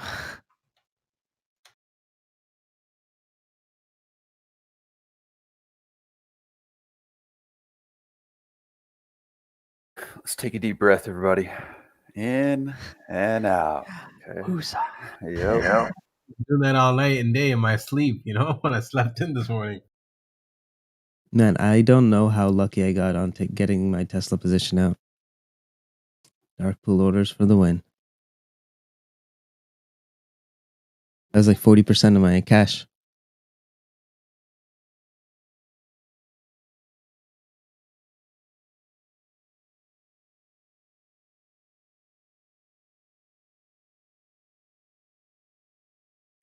I hate these types of down weeks because it's like they're not just knifing it; they're just walking it down, walking it down.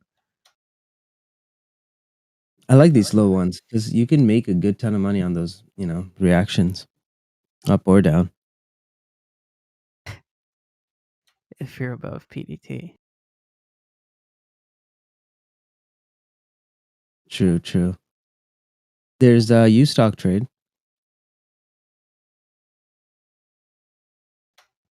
Yeah, I'm thinking about setting up an account there.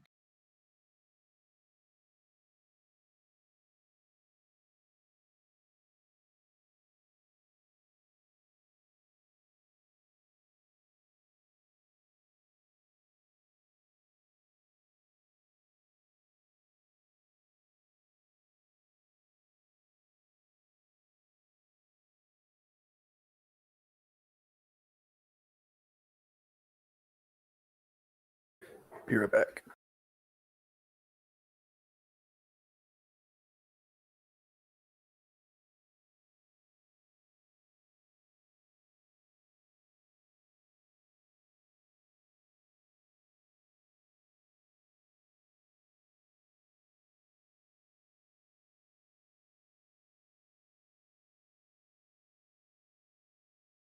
Damn, EXPI.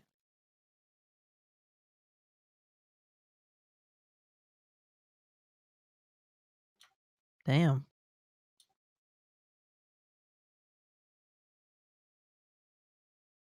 It's down 50% from the top.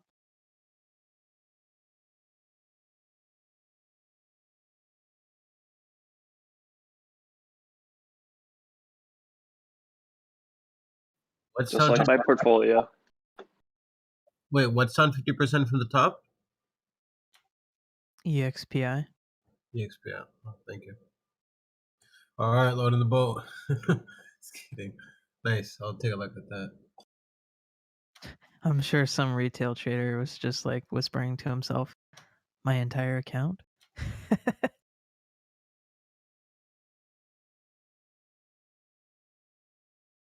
Wait, you guys aren't down 80% from your highs? No, I'm down about 12%. It's not bad. Still sucks though. I'm down like Heavy 20% cash right now. for my highs because of the, well, for the unrealized.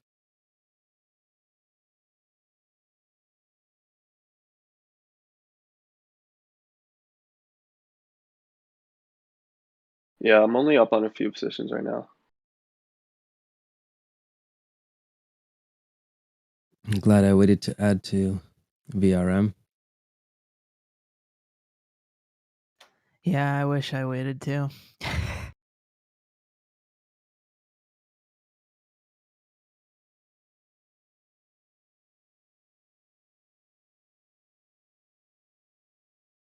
Wait, did you hold through earnings? Yep. No. Don't hold through earnings. Too risky.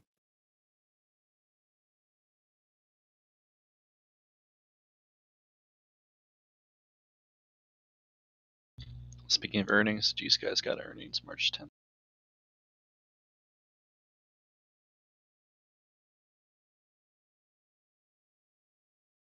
It's next Wednesday. Look at the volume on VRM. That's just ridiculous.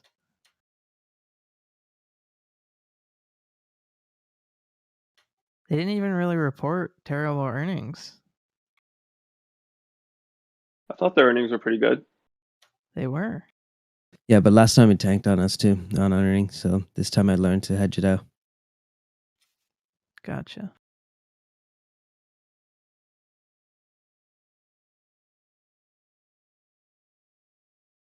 Snow coming back down. Only hedged it on my toss, so sucks. My IB, no hedge on it. IB I didn't have as much, so that's okay, I guess.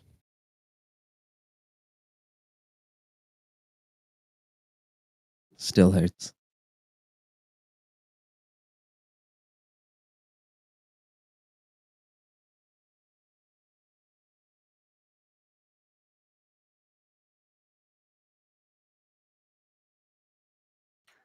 Yeah, Bumble was my largest position, but then I averaged down on VRM.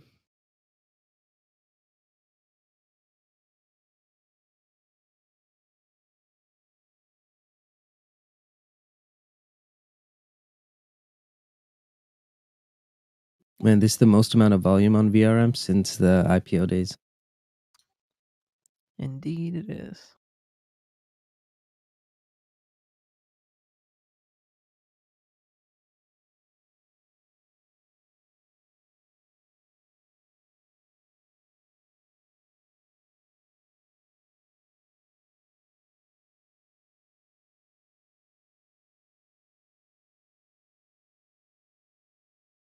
Yep, AT&T's green. Market's about to crash, for sure. That's a sign right there.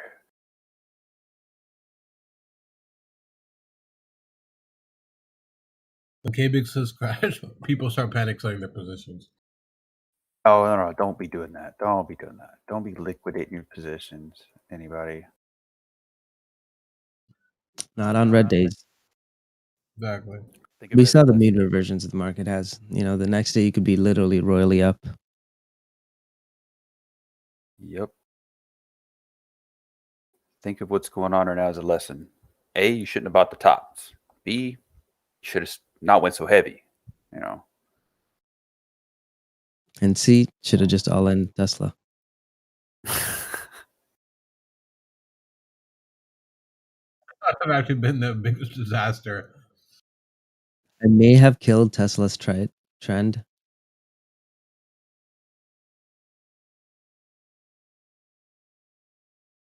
That's kind of depressing. Yeah, might have been.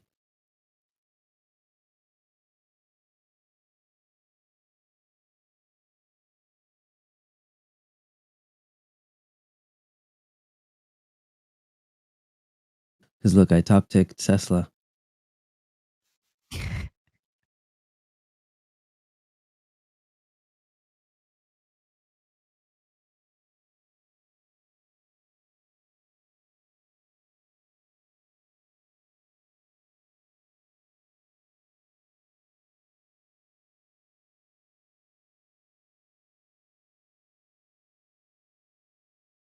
Man, if it didn't even hit like my entry by a penny, holy, I'd be bag holding almost 500k shares of Tesla.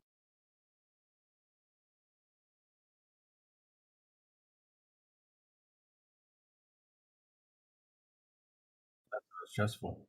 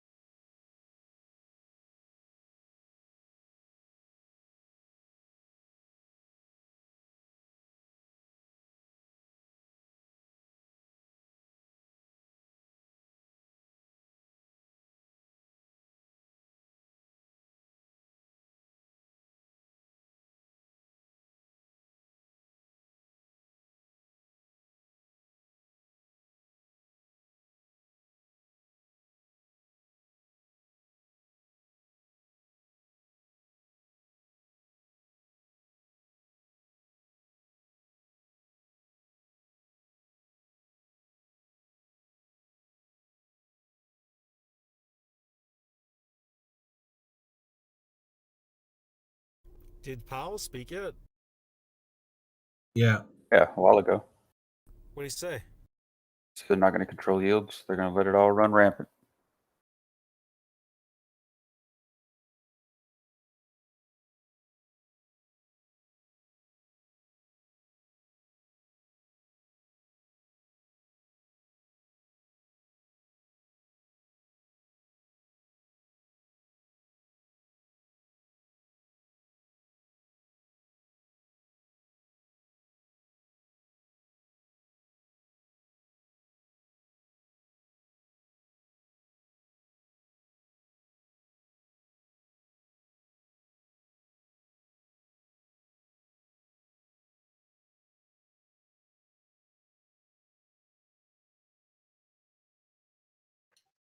Some buying volume on NQ.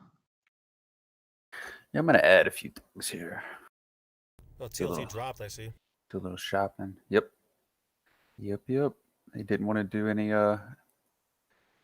SLR changes, so down she goes. I bought some iClick, but I don't know if I should hold it.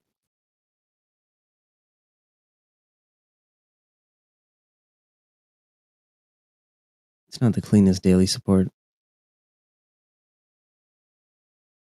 DDOG is at 83.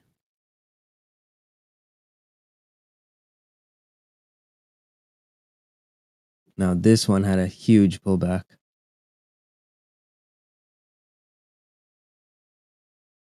I think 80 to 75 is a pretty good pickup.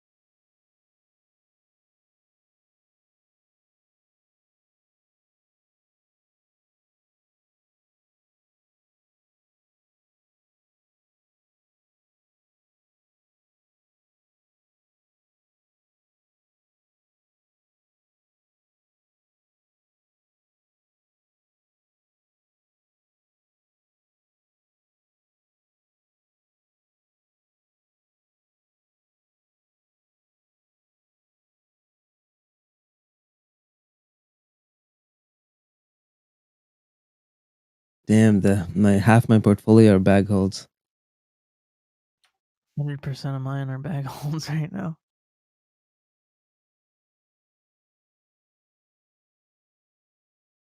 Actually, except for G Sky. I'm probably down like 20, 30, 20, 25% probably. Damn, guys, you guys are going heavy. I just got dipped on some of my dip buys. You got dipped on some of your dip buys? Yeah, bro. Right on, right on. But I Yeah. trimmed on the pops, so like some I just added to like maybe a day or two ago. But like small size. But yeah, just overall just, a whole bunch of tickers are down, so it's not like one ticker is just like absolutely getting, railed, but Right. So we adding any clove down here, boys? yeah, right. And buy no more clothes. Me and Clove are getting divorced.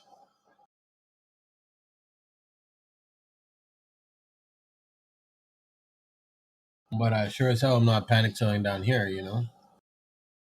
Their guidance isn't actually bad.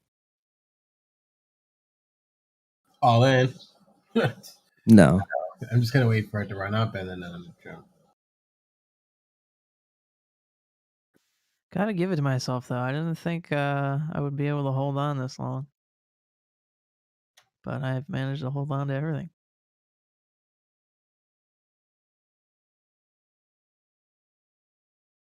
Whether that's a good thing or not, I don't know.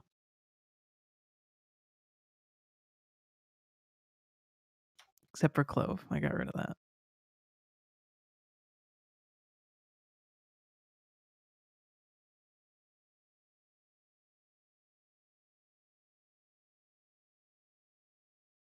Sorry, Mexi. Some people's feelings are hurt by the video you posted.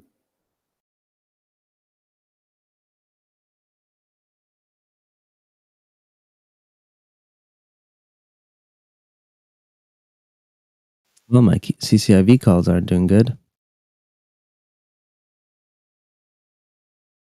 All those ones that you sold. No, I bought some calls, like the 50 calls and the 30 calls. Just as a YOLO play. I'm still short on it from 41. Gotcha. I told you guys $20 is where I'd say is a good buy. It's an okay buy. Like ideally $10. But I don't know. We'll get there. 16. All right, I'll be back, guys. I'll catch up with you guys in like an hour. I see you, Gotti. Later, Gotti. Yeah, have a good one, guys. Kill it. Don't blow up your accounts. No savage, crazy shit.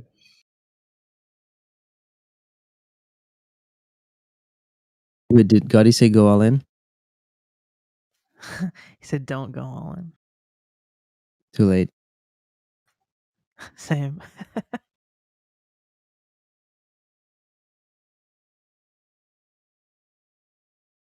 Damn, my long-term Tesla position. I had a position on IB at 3,000. It's now at 29.85. Man, I am so down on my Amazon calls. I'm never fucking touching Amazon calls until Amazon Prime ever again. The second time I got burnt in a row.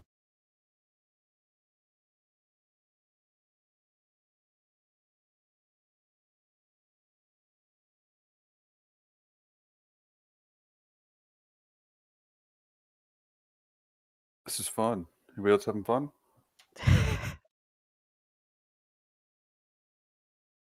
I gotta be optimistic, bro, because I know everybody, a lot of other people here are freaking out. I'm down 20%. I'm down 30%. Like, I'm trying to at least bring some light in. The pain makes me feel alive. Yes. I appreciate you, Biggs. Trying, man. I'm trying. This is good. I was going to do a lesson today on it. Oh, Baron, if you're there. Yeah, I'm here. Can you post the additional survey question in the announcement? Yeah, sure.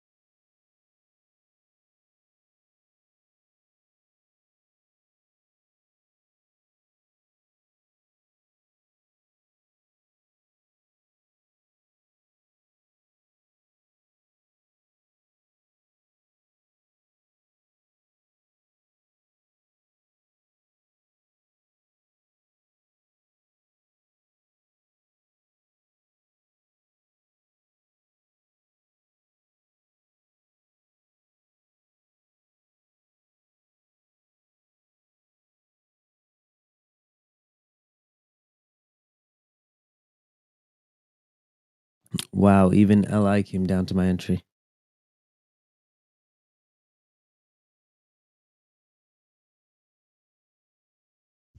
Hey TJ, if you don't mind, give me your 3 top screaming buys right now in tech that are not Tesla. I posted in Premium DD. Okay, thanks. He said not Tesla. Tesla. You should know it's Tesla, Tesla, and Tesla. And Bumble. Actually, Bumble I'm down on, so don't get that one. Actually, sometimes it's better to get the ones I'm down on. Yeah, like some of these charts look weak, but then one day you wake up and the thing gaps up like 15% and then just keeps running.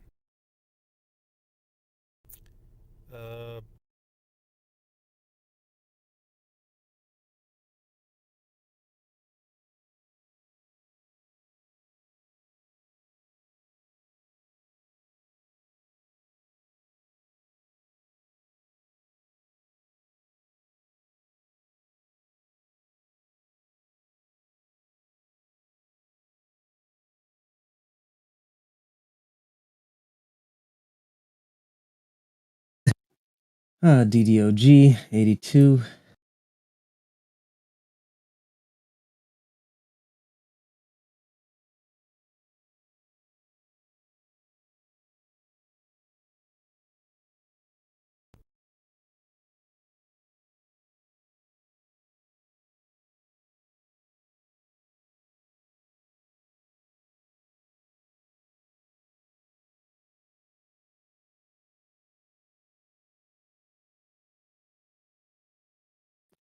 I need to pick up Adobe again. Keep an eye on this one. Long over 440s.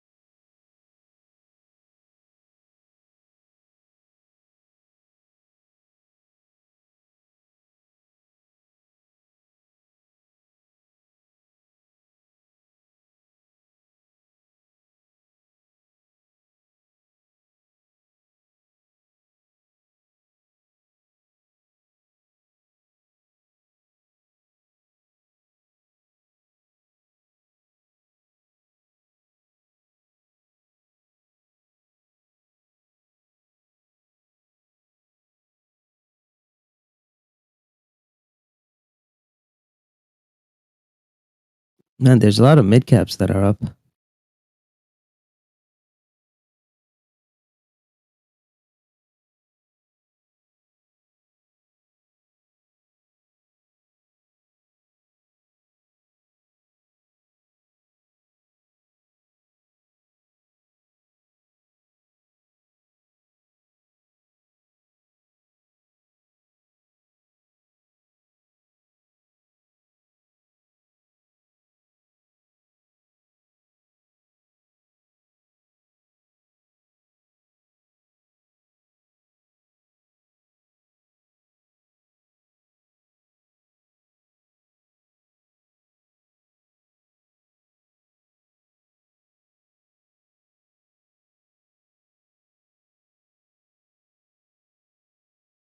Even all the deep value stocks are down too. Have them tracked here. Out of the 50 you posted on that list, 1, 2, 3, 5 are up. So Ooh, what are the ones that are down? anything. I never got to buy them. The ones that are down, Like the down the most. let's see. CRTO down 9%. PI down 8.5%. And then there's a slew of ones that are down between 3 and 6.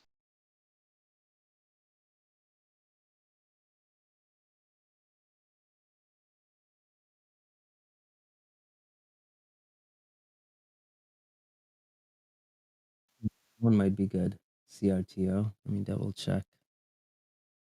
I don't like the chart.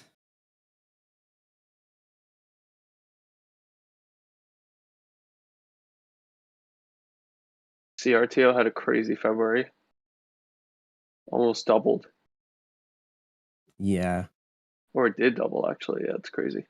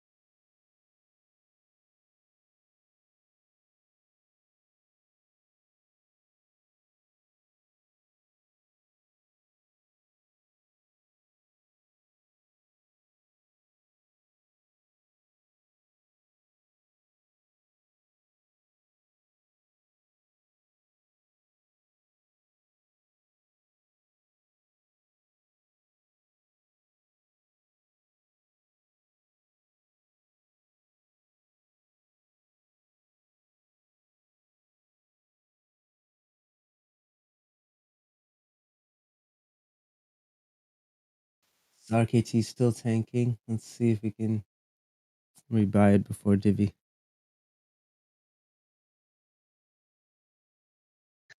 I'm long in that one, TJ, 26.72. Oh, that's a good entry. Yeah, and I'm also longing some of the 12 March 30 calls at $1.45.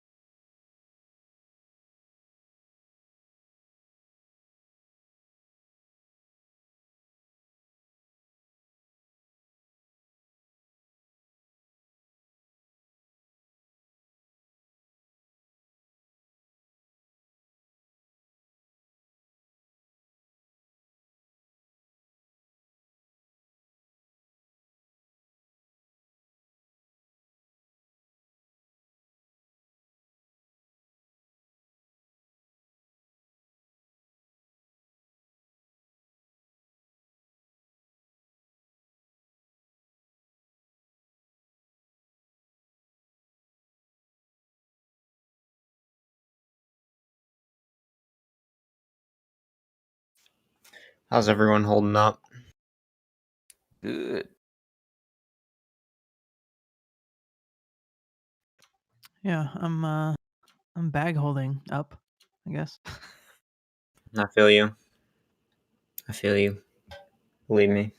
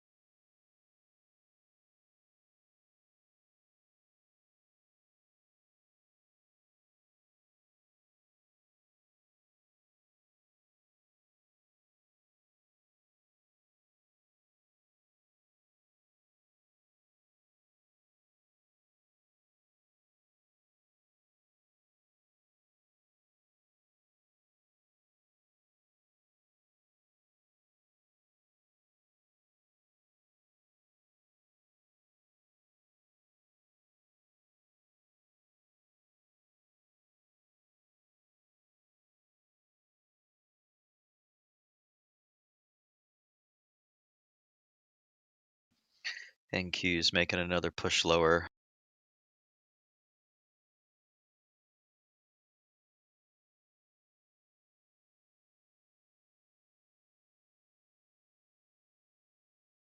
Put on your scuba tanks, boys.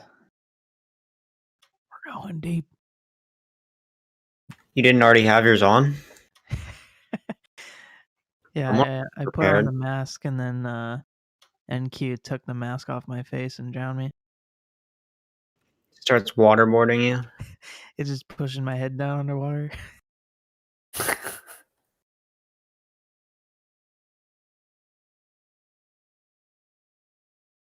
We just need to do one massive puke, get it out of everybody's system instead of this death by 1,000 paper cuts. I agree. It's just like tearing a band-aid off, like really, really slowly. Well, it's accelerating right now pretty fast, so. Damn, NQ. QQQ is coming down. All right, there's 3740s that was given last night. Next stop, 3730, 3733.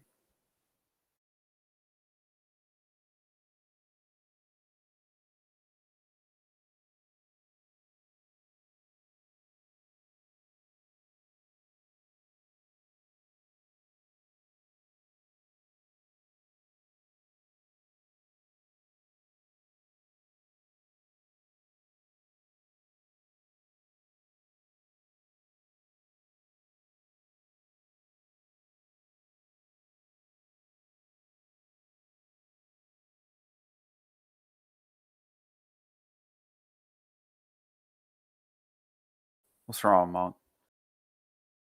Oh, my P&L year-to-date just is about to flip red. I see you sliding in my DMs, man. I know something's up. VIX just broke over 30.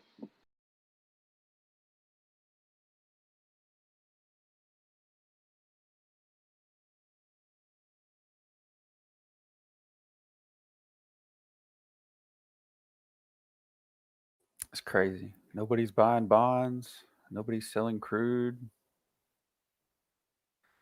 Oh well.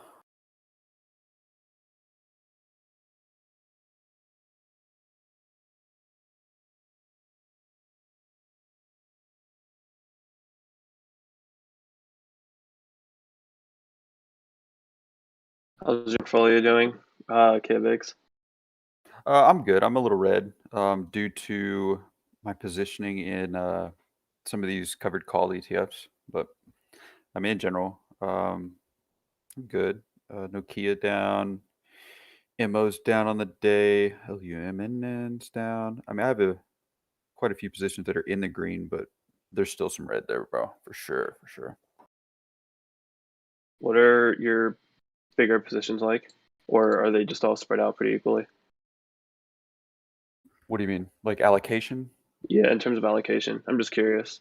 Oh, I'm like stupid heavy in like Raytheon, MO, AT&T, Kraft, but I have like retarded averages on all of them, you know, from like mid last year, you know, or before. So I really don't worry about those. Those are things I don't watch or look at. But I started to accumulate some of these covered call ETFs just because I like the divvy payout on the monthly basis. So I'm down on those. But yeah, a few swings I'm down on, but definitely not no down 12% on the day. That's for sure.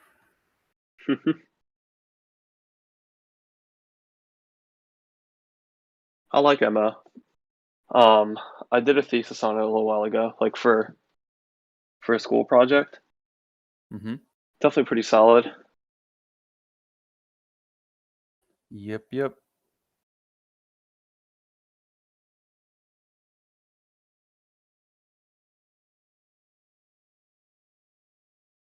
Been banging the table on this bad boy since like $32.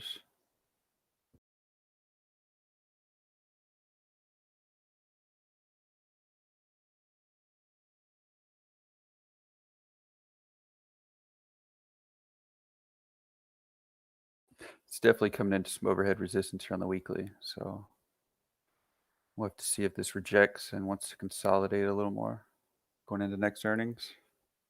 Should be good though. Damn.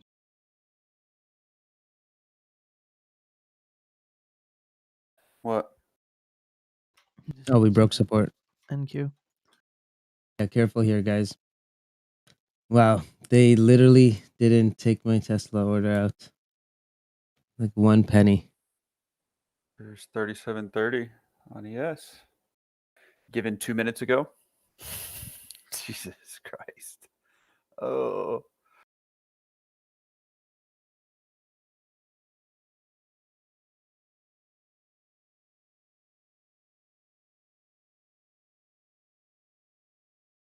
Selling pressure is accelerated, so careful. Guys, watch the scanners on days like this, especially at the triple breakup.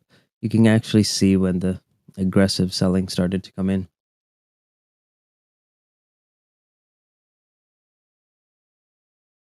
All right, I'm going to go for a run, and I'll be back, and then we'll do the lesson I wanted to do yesterday. Oh, by the way, Baron, I'm not sure if you posted. Oh, yeah, Baron made the announcement. Guys, there's a part 2 to the question that we had yesterday.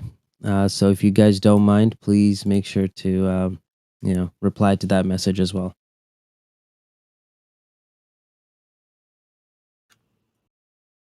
Well, I've officially lost money. Everybody clap. Bro, it happened. You're officially down money, not loss. Yeah, finally down after 2 months. It happens, bro. I mean, you're down, just don't sell. You still have like more than half your cash still. Yep. Good, man. Just get ready to do some shopping. That's all it is. Hey, you could be down on your account overall. There's the 300 I mentioned yesterday on QQQ. This is the area where you do want to like add on to. Next level would be that 290s, I think. 295. Because if this doesn't hold here, yeah, actually, I'm gonna wait till see if we get to 295 first. You're scaring me. No, because we have strong support at 295. Here's the volume profile.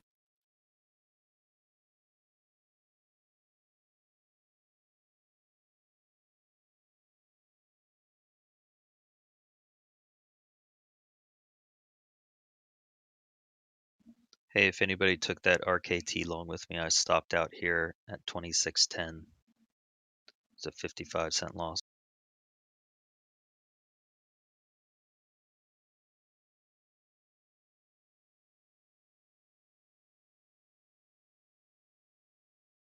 Right there. That's why today I just been, going pretty heavy on Tesla. Much easier to manage one position than a ton of positions, and slowly scaling into the rest.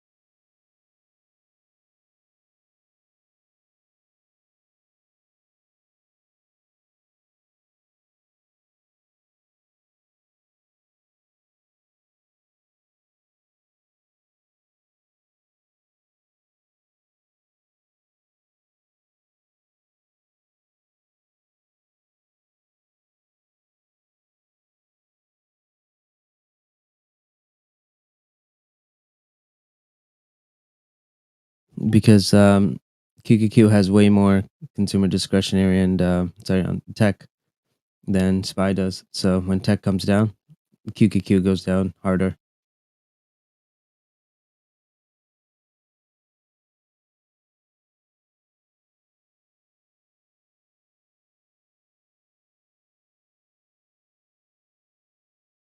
Yo, Bio, what chart is that? There you go, Turkey. QQQ zoomed out on the weekly. That's the what? QQQ zoomed out. Oh, hell. Yeah, I mean, the thing is, like, if you just zoom out, right?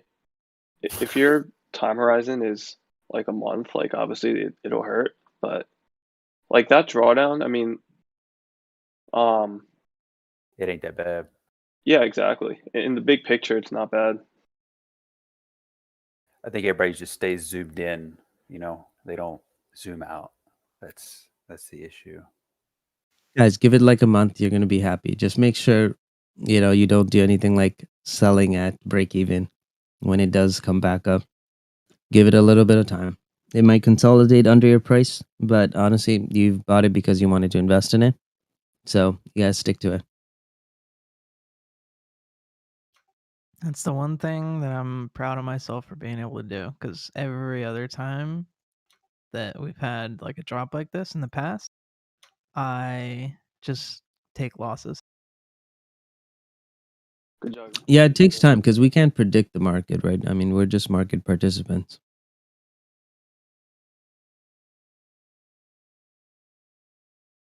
Bro, JKS.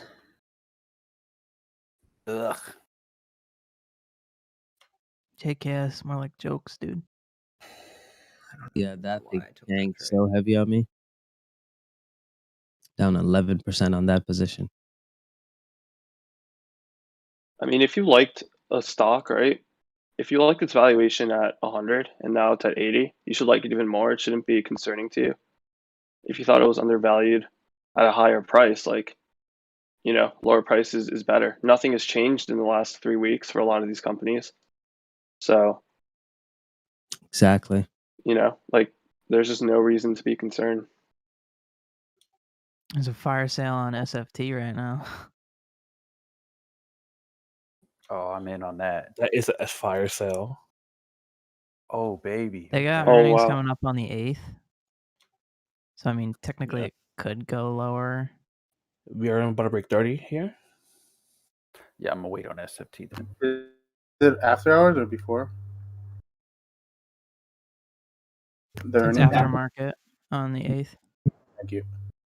These ones, like, they're not gonna have as much of like a earnings reaction. As in, it's not gonna have like a ton of volume that comes into it after it.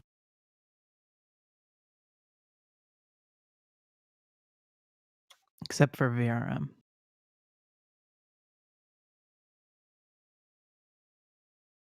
No, VRM, even last time it tanked on me.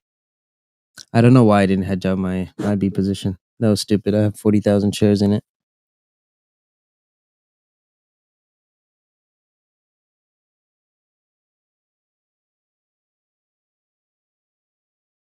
Now, is this the bottom? Or should I take a quick loss on Tesla?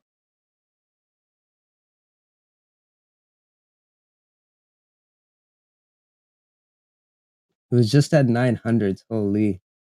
Beginning of February. Now it's at 600. Yeah, I don't want to take a loss. 33% down. Yeah, probably not.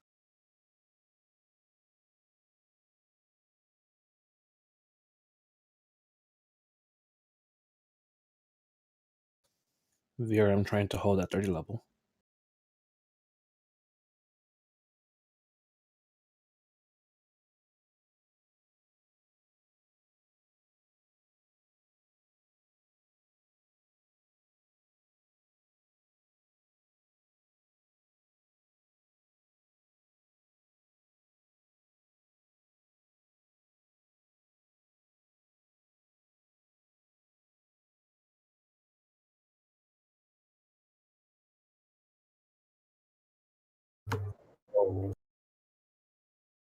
History repeats itself. Looking at the fear and greed index right now. 1 year ago, it was at 15. Now it's at 42. Let's get another 15 in there and then push back up. Ooh, yeah, Yep. VIX is up there. Come on, Tesla 600. Come on.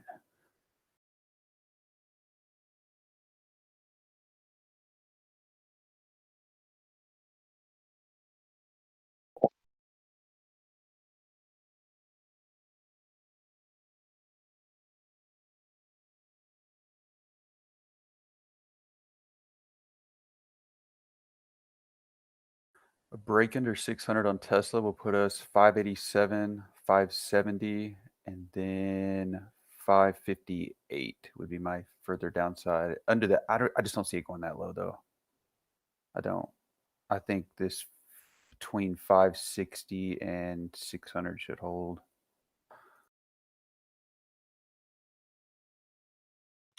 If we hit 12K on NQ, then I'm gonna buy calls.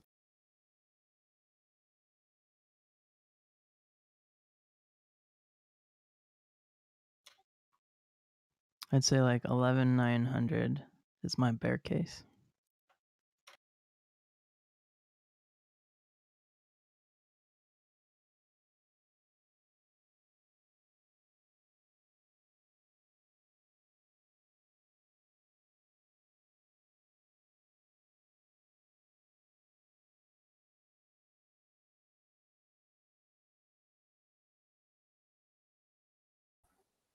Yeah, I think NQ is coming back to 11,920. 11,923. How's the ARC portfolio doing?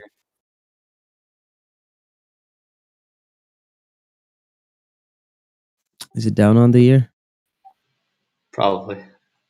Look at ARKK. It was like 160 in mid-February, and it's like 110 or something now. Damn. Wow. All those people that piled into ARC at the highs.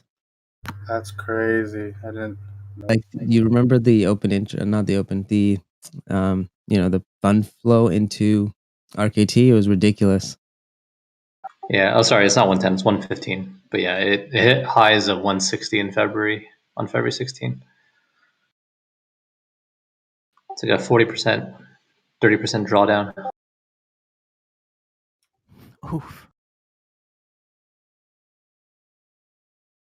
All Yeah, it's because of funny you. because their largest inflow was near the top. Damn.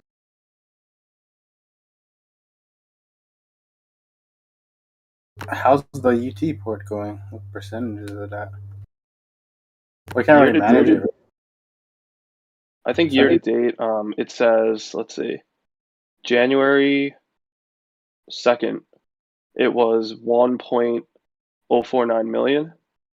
Now we're at 1.132 million. So we're still up for the year.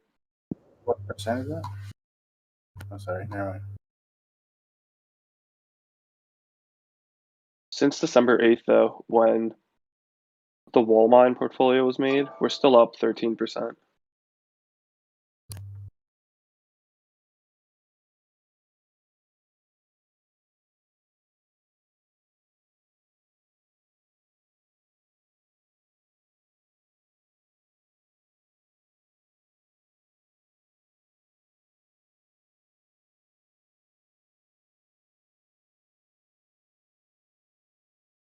Biggest winners are Airbnb, CrowdStrike,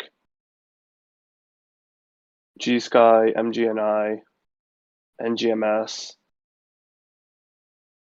NVIDIA, but it looked like TJ scaled out of that one. SFix, decent, VRM, Wayfair, WWE. And the losers are AI, Bumble,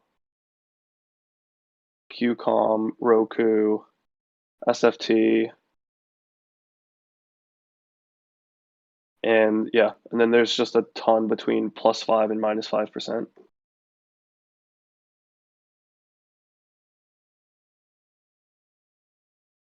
Maybe I should buy my QCOM again.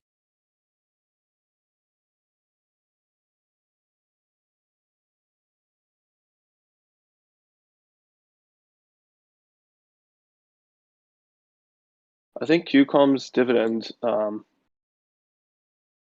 was yesterday. Oh, nice.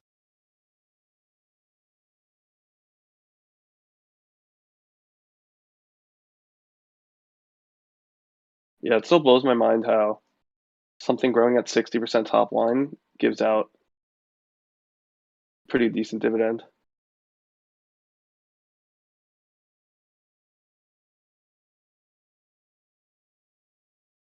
Hopefully, this is the Tesla position that holds.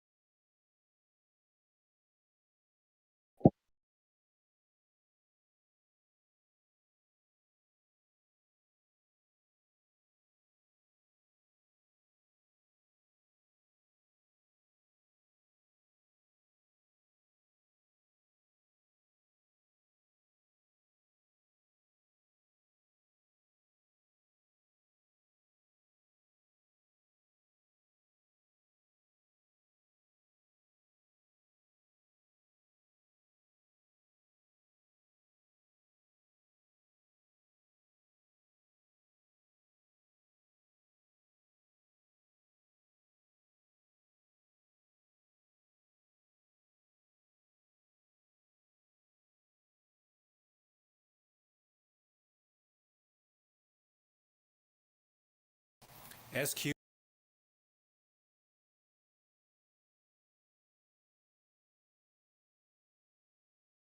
What's Dusky doing? 212s.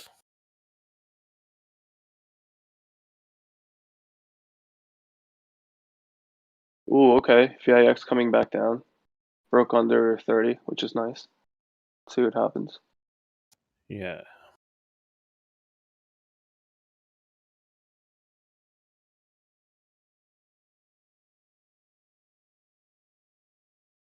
Lots of sales.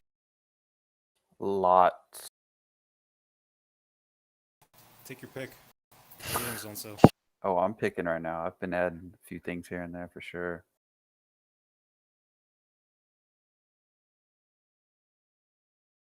Stock market's the only market where when things go on discount, people run away. Just imagine all the new traders that just started trading. They're probably getting margin calls. Oh, they got messed up. Like, I feel like Wall Street kind of did it on purpose, but I don't know. Just to shake out all these guys so they can never get short squeezed ever again. You conspiracy theorist, you. I know.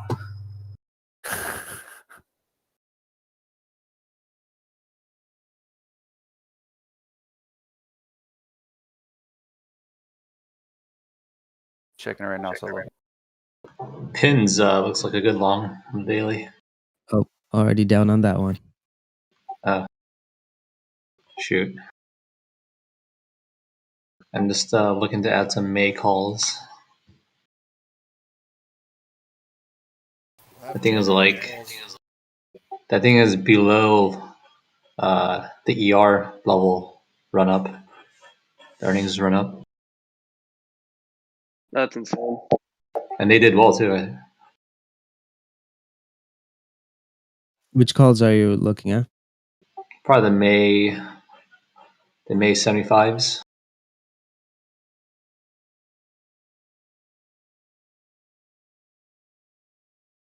Yeah, those look good.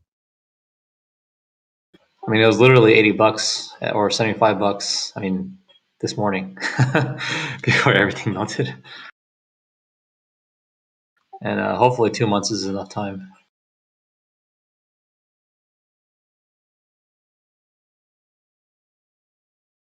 Just trying to see if QQQ can solidly hold above 302 here.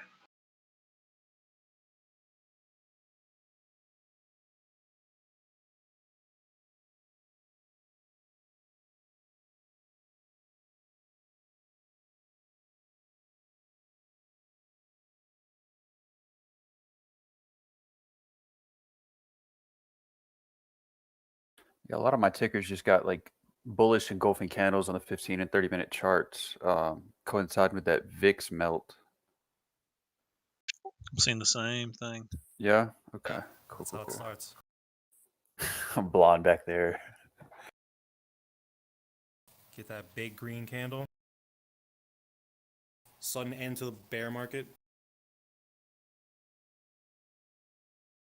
We're only, what is this, 11% down from the top, QQQ. Those are rookie numbers. Yeah, like what changed in the period, 24-hour period? Nothing. AMD is still true value over 100. We all know it. You know, down here's a steal, like Bio was saying earlier. Like, dude, nothing fundamentally changed here. You know, as a bull, these dips are totally welcomed. You know, no one here is saying go all in.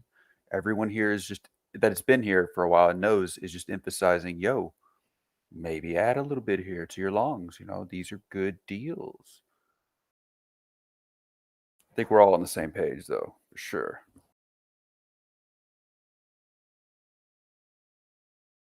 Do you like SQ here, Blonde? Of course he does. I need his input, though.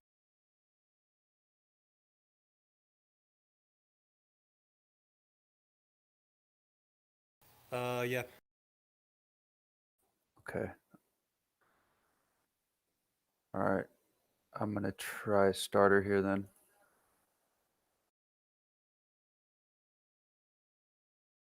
Starter on what? SQ.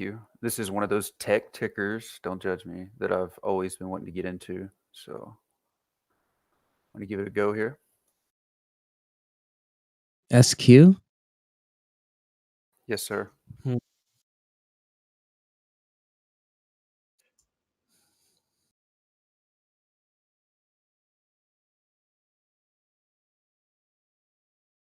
Well, you said that in a weird way. I like it. I just don't like the valuation. And remember, what's the profit margin? I like it at 195. Negative. I was thinking 200. Okay. I feel like it could drop to at least 200, but based on technicals, it might not drop to 200 or lower, but it's based on what I'm seeing. I mean, the profit margins are really slim. So, you know, go for ones with strong moats. You know, strong moats where they can fund their entire operation. It doesn't matter if the stock goes down to fucking $40, that their entire operation is funded by them, so that you don't have any risk of any, you know, offerings or shit like that. SQ is good. It just, you know, they have 10 billion in profits yearly, and the market cap is, you know, 100. So that's not bad at all. The only problem is they're only making 200 million. So net income 213 million is what I see on Finbiz. 213 million net income yearly for a stock that's valued at 1.5 billion.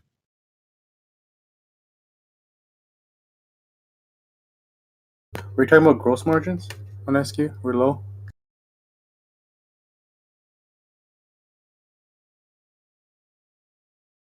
There, I just posted it. Thanks, sir.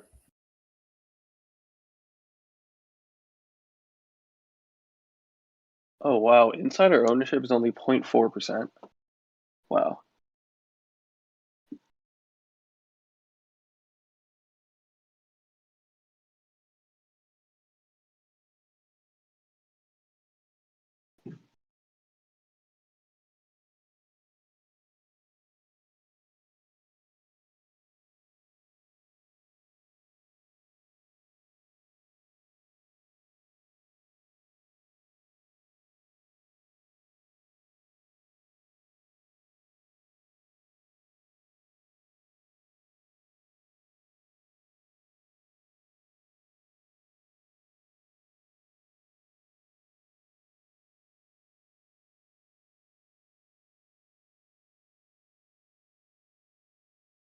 TJ, do you know how they go from negative operating margin to positive profit margin? Do they record their like a good portion of their revenues as interest revenue? I haven't checked. 'Cause that's interesting.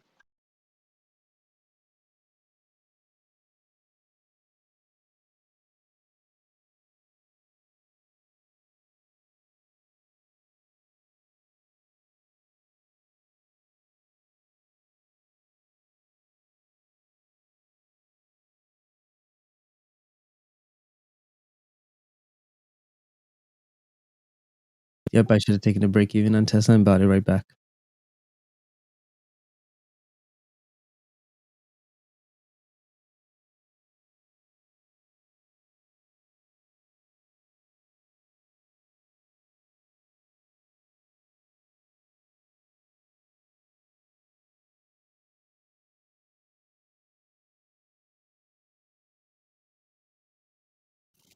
You know the market is inflated when you get a text from one of your tenants and he's asking you, what books would you recommend to get into stock trading? Oh hell. That's from one of my tenants, bro. I don't even know how he knows I am in stock trading. Word's getting around town.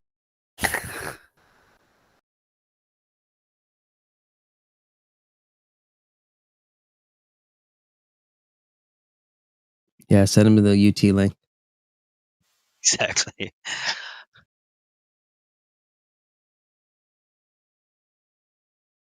No, then he'll figure out who I am and tell you guys who I am.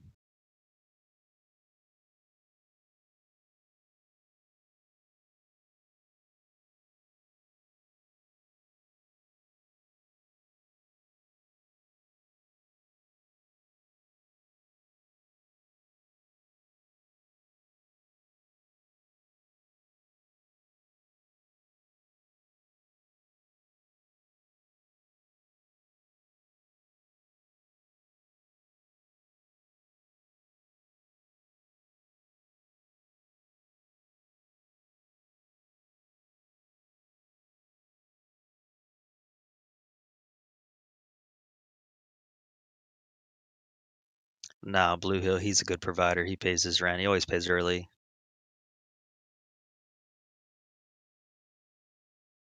You better give him a good book, otherwise he might Yeah. not be paying that no more.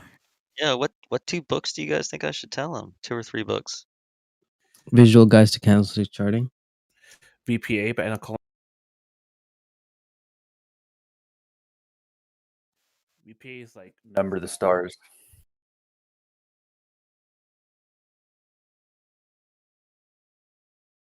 Throw him a curveball. How to save money first. The Fundamental Bible. for Dummies. Stop renting. Right. Don't tell him that. No.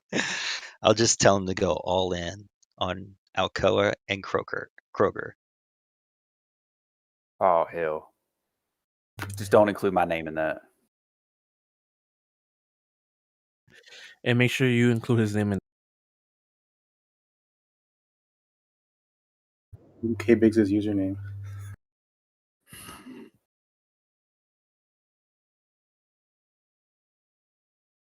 All right, so here's the moment of truth. Should I sell Tesla at break even, or should I and then buy it back at 602s? Hodl gang. TJ ad. Or is QQQ going to go all the way back up today? I think we bounce a little. Did hit the 300s. 290 is so close. I think we end at the Q's around 305, so I think it's going to go. Tesla's going to push up.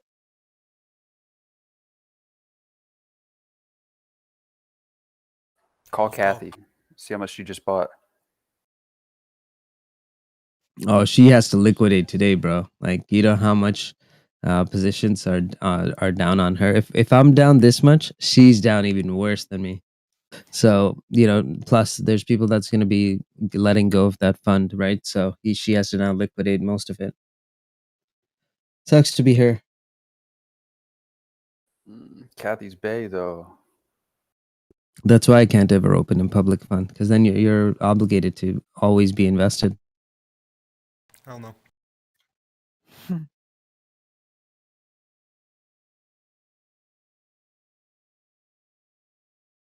Which, if you're Michael Burry, actually kind of worked out.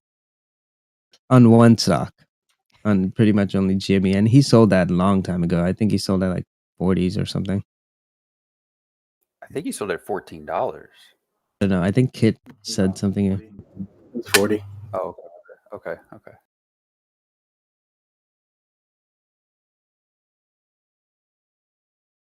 Where are the water features at? Dude, I'm so ready for that.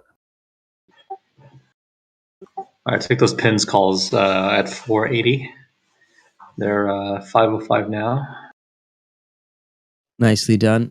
I tried getting filled on the bid, no fills. Yeah, it's gonna have tight stops just given how crazy the market's been. So I'm not setting any stops. Squad. I mean, when you look at the pins daily chart, like you're gonna see some mean reversion at some point, right? So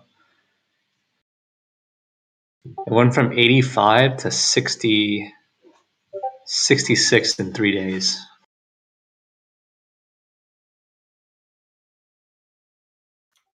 I actually coded out the sell button on my TOS account. You savage.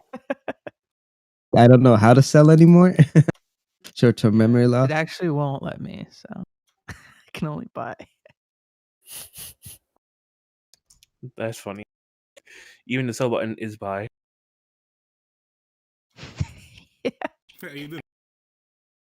$5. QQQ will probably close at 100% from the 166.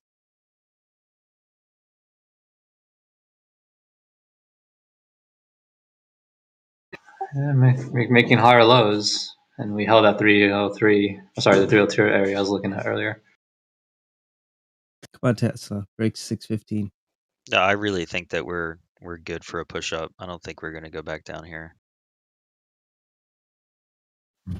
I hope so. Honestly, the next like strongest support is 280s. Now that we're closer to 280s, I'm okay. And guys, I'm gonna do a lesson in a bit, but let's see. Should I make it for premium members only? Who's Chris Kielbacci?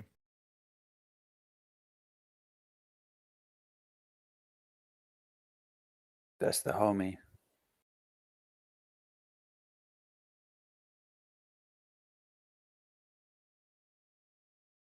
TJ, everybody's screaming no. They all need it. Everybody tag TJ if you want the lesson to be non-premium. Go, go, go, go.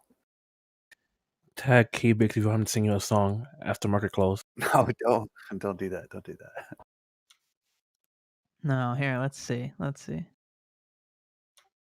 We only have 66 likes on the YouTube stream. If we can get 160, then we'll consider it. Good stuff. Good. I like that. You're gonna see.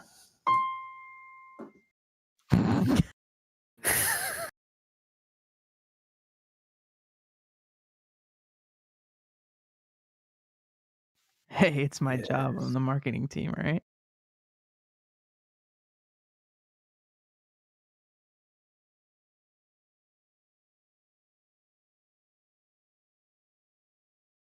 What's the threshold? How many do they need?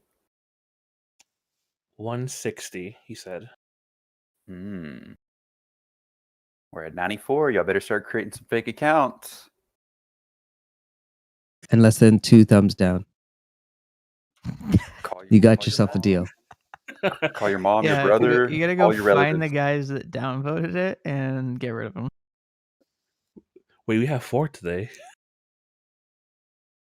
That's 100% more than what I need. Oh, we lost one. Somebody in here was actually downvoting it. What's wrong with you?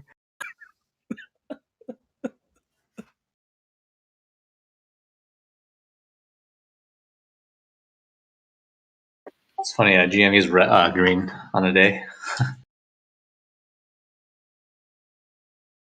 and GME actually looks like it's bull flagging on the daily. You know what isn't bull flagging? My Bumble. Oh man.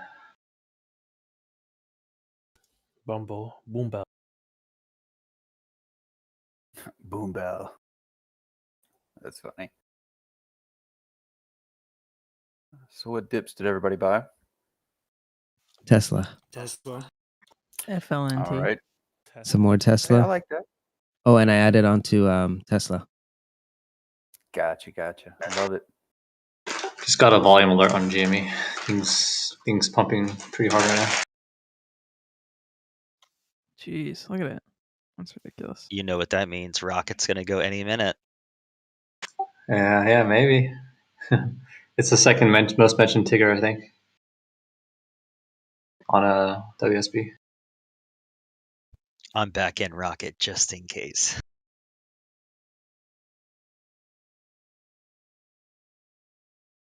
Got 500 shares at 26.56. Yes, I got shorts on GME. What's the borrow? Oh, it's only 1%. That's perfect. TJ, wait till it goes up a little bit more. Yeah, I'm taking like a small position just because that wick looked really bad. Over 130. Tight stops.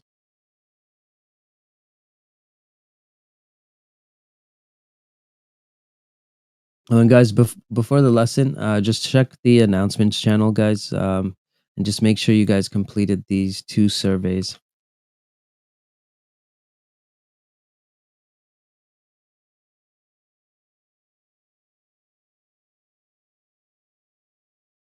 I don't know, guys. We're only sitting at 104 likes. You need 160 for a lesson. Call your relatives. Tell them to get on stream. Not gonna want to miss this lesson. There's 184 of you, 187 of you actually watching the stream, so we should have no problem getting to 160. Oh, and Twitch too, if you guys are watching on Twitch.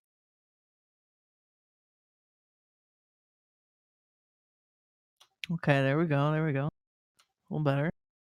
GME is going hard. I'm going to throw up. It's like 12 points in 2 candles. Oh no, sorry, 5 candles. Yeah, Baron, where did it go to last time?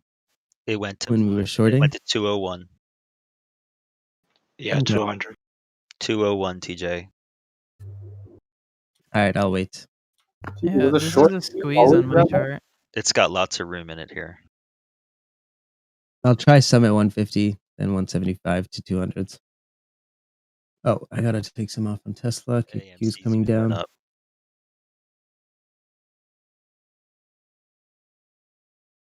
All the memes are popping. AMC, XPR, BB. The fee rate just increased by 500%.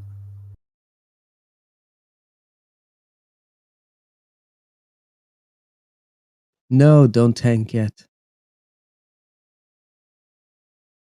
SQ. What was the low on SQ? 210.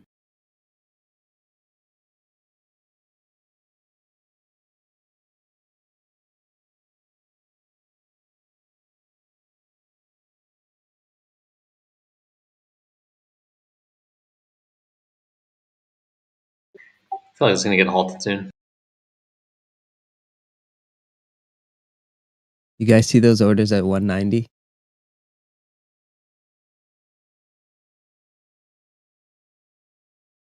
Oh, yep. Is that you? TJ.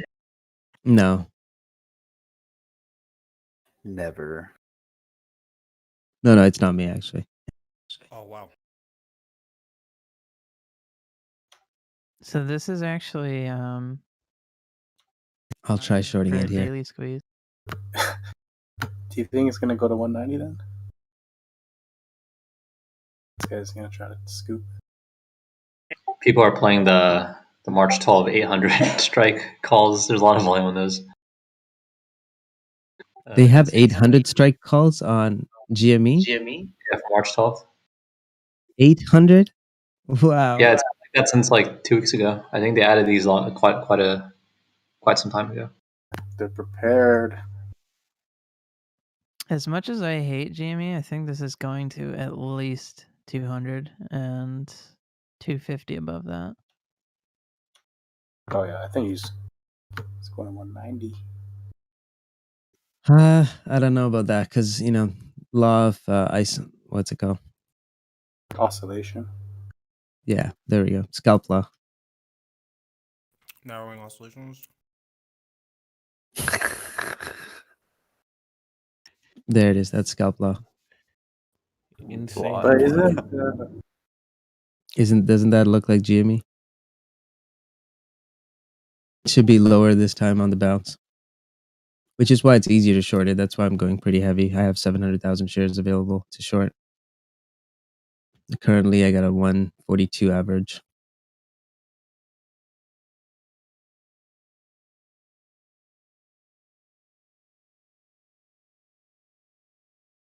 There we go. I'm just looking at it in terms of the larger squeeze.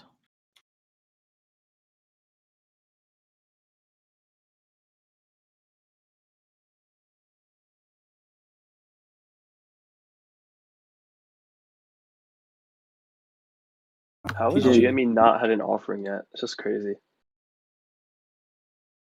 TJ, on your entry window, do you got the green dot for shortable? Yeah, it's shortable for me. Oh no, I was just making sure you had it because it's an optional, that shortable button or whatever. Didn't the CFO get fired for not doing an offering? CFO get fired for what? I thought he just left. I don't think it's the CFO's decision though, is it? To do an offering.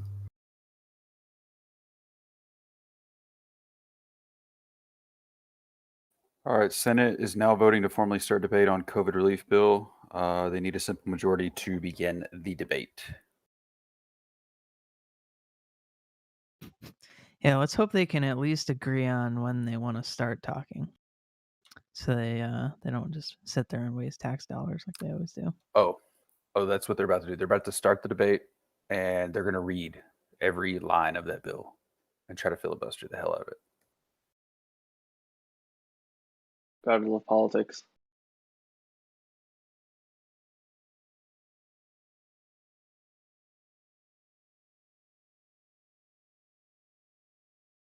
Those March 12 calls, the 800 strikes, they went from like 300 IV to 550. It's crazy. If you want like a delta neutral strategy, you can just play straddles on it to capture the IV increase.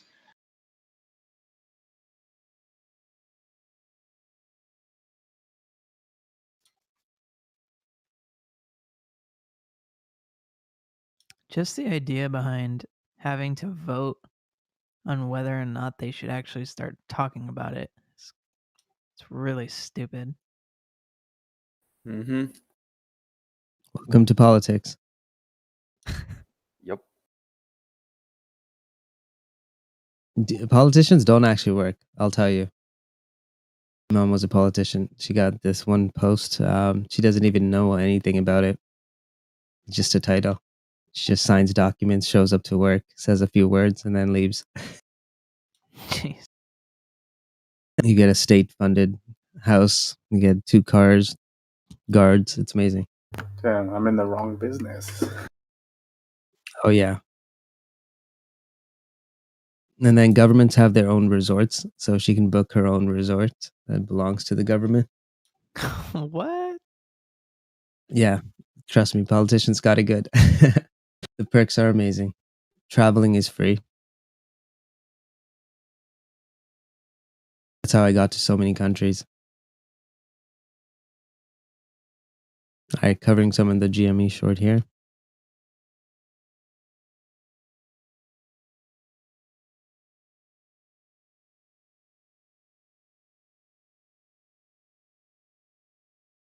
Nice, good call on that.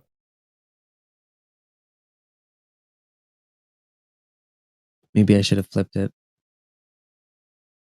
Yeah, should have flipped it. Damn it, me covering causes it to go up again. They're like, oh, there's a buyer. Nope.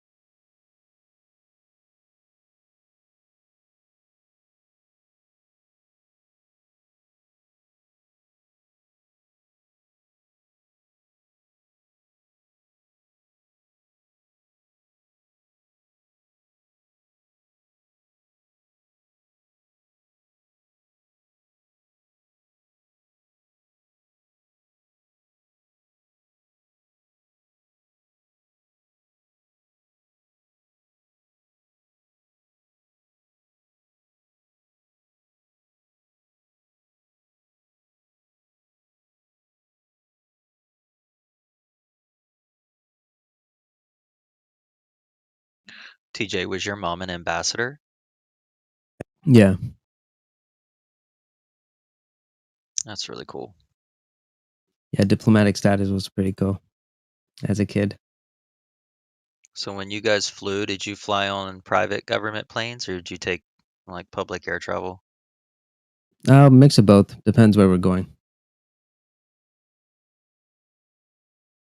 Oh wow. Manchester United has earnings today. Wait, what? The soccer team? Yeah. They're publicly traded. Yep. Wait, Manchester United has a stock? Where is Mark? I actually read about it a while ago. I didn't never looked into. What's a ticker? Mark, buy Manchester United stocks just so you can afford to make money on it. Like, well, you can afford to like travel there, watch a game. All from the profits of having Man U. What in the world?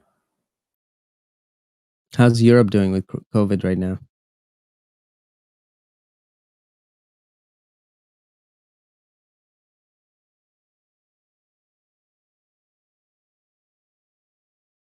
Of course, the ticker is Man U. Of course it is. That's amazing. Man, my portfolio is bleeding. Okay, I'm fully out of GME short here. Hopefully I get a retracement.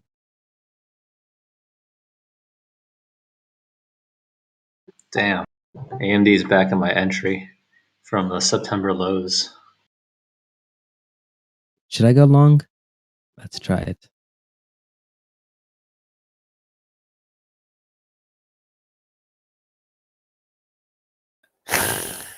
Turkey.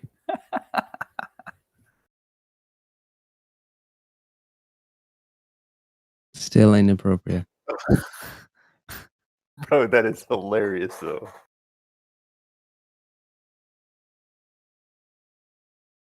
Dude, AMD has not been on the 200 EMA on the daily in a long time. I'm happy our portfolio is up higher than ARC's. They're down on the year.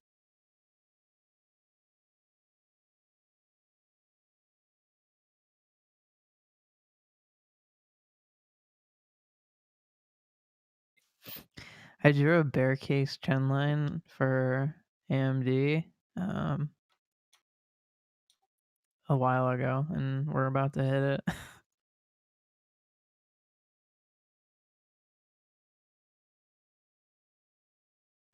Say long above 75 is a really good buy.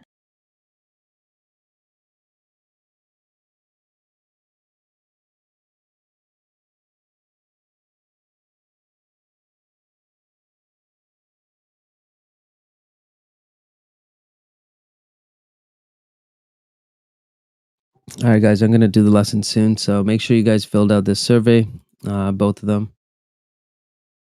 There are 2 links.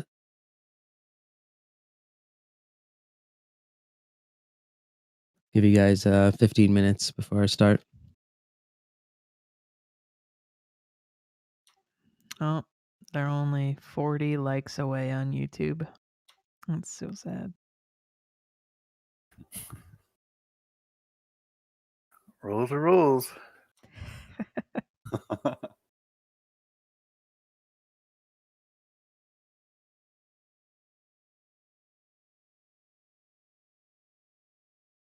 No, Tesla's moving up.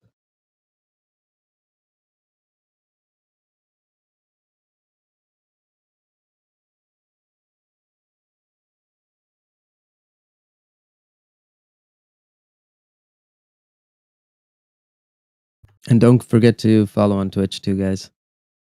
If you haven't already. This was a great idea, Jake. Hey, I gotta think about the marketing, you know? Always in the mindset.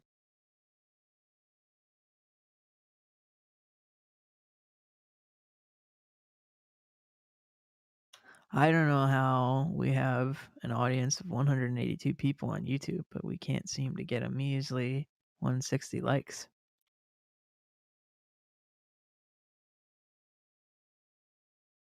Dude, this move to 300 was pure panic. Pure panic.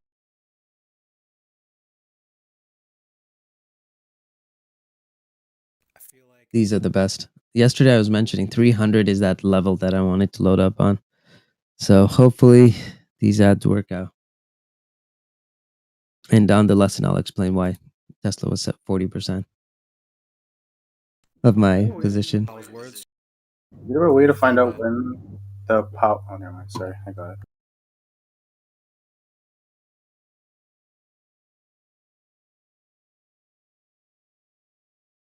Is there a way to find out when dip is over? Yes, sir.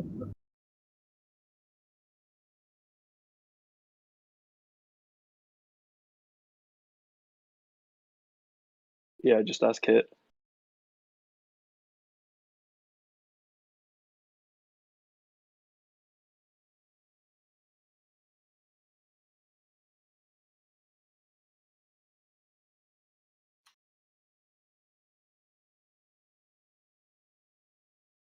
Everyone tag him. Looking at the forecast,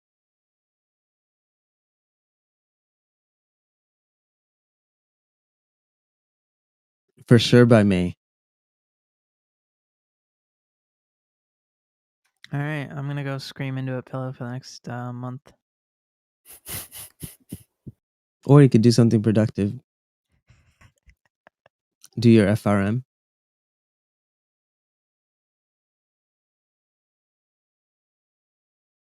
So here's how we look on VIX right now, right? So if you take a look, the steepest part of the incline is March to April. After that, it's kind of okay. 29s is perfectly fine. We are at elevated VIX levels anyways, which is why I'm still long VIX for this one very reason. And it acts as a hedge on my portfolio now. If you take a look at Premium DD, I think I posted it before, what it looked like before the contracts expired. Oh, found it. So this was on February 12th.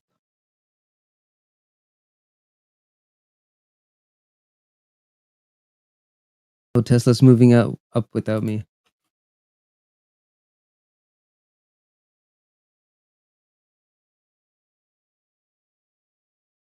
So as you guys can see, like we bought VIX at like the 21 area. As you can see, it's now slowly climbing up to that high.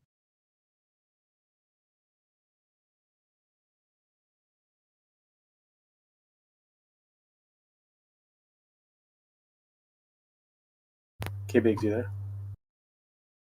Yes, sir. Do you know what day they announced Powell's meeting today? Like, was it 2 weeks ago? 1 week ago?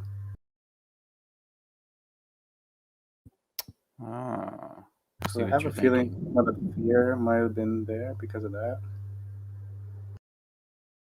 I don't know. This meeting really wasn't much at all. It was like a WSJ questionnaire, like a news interview. You know, it wasn't like anything super official though. Like he wasn't in front of the Congressional Finance Committee or nothing, you know. Oh. So you made Yeah, like it an was just offhand comment. yeah, exactly. Yeah. Wow. Buy this dip. And you know how they are. Like they'll say the exact opposite of what they just said, you know, come FOMC time. Yeah. They'll be like, oh no, things are fantastic. I have the giant bag of tools right here. Yeah, we're actually buying equity out right now. Yeah, you didn't hear last time? We're shorting a VIX.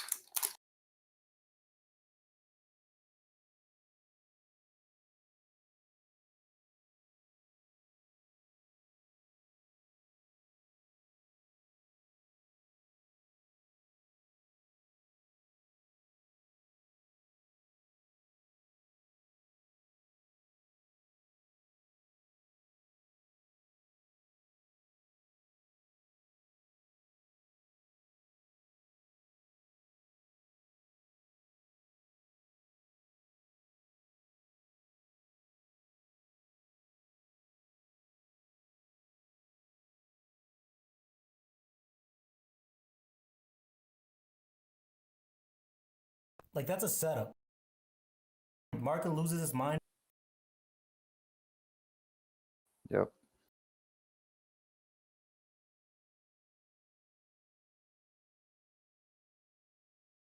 Turn up another 8.0 earthquake. Yeah, barring some random like event like an earthquake or something. Alien invasion.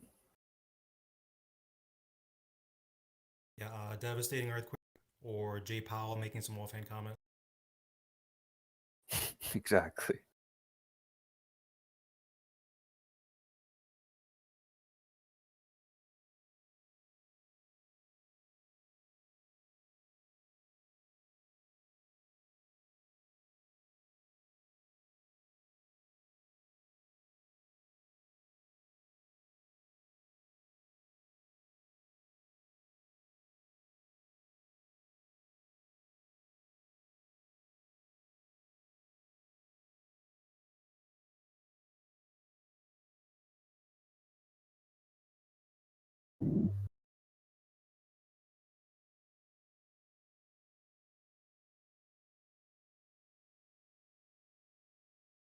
Yo, my bad, Solo. I'm just not catching up on all that. I'm gonna go through and start deleting some of that stuff. That's good. Go for it. He was. Yeah. Yeah, you see it. Yes, sir.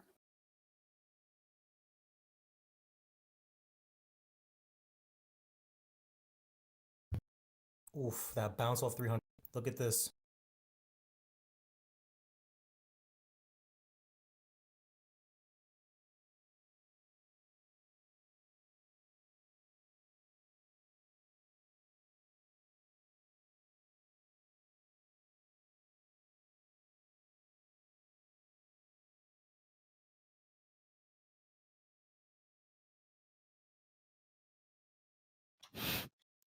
It's funny because my dad called me and said we should open puts when QQQ was at 300.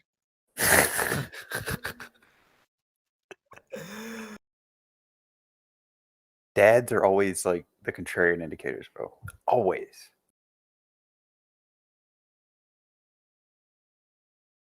He's like, we gotta hedge the downside. I was like, you don't know what hedge means.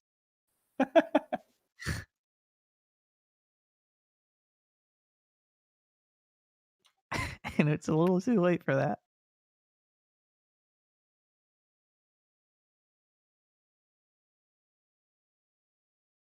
Yeah, you hear your dad say hedge, you think he's talking about you going outside with a weed whacker.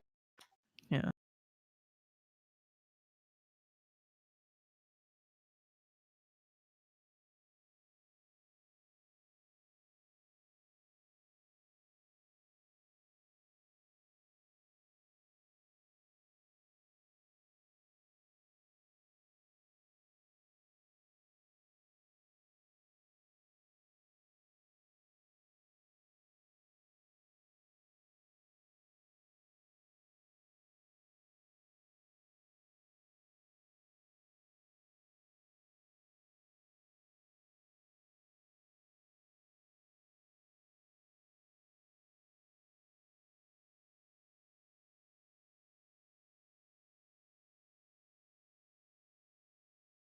Ooh, we're so close to 160 likes. I'm about to go remove mine. Be right back.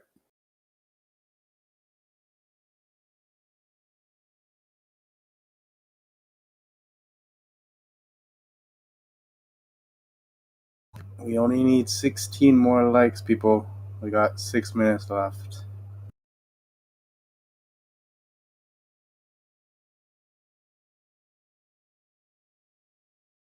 Oof, looks like we're maxed out.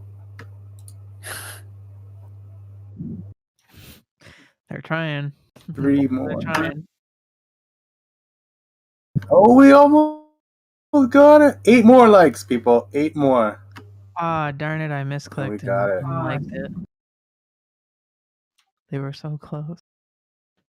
I took some off on GME here. I took about 80% off. Just gonna hold the rest with the stop loss under 28, 128. All the premium members removing their likes. Oh, we got it. 160 likes. Good job, dude. All right, boys, go in there and click the unlike button now. Just kidding.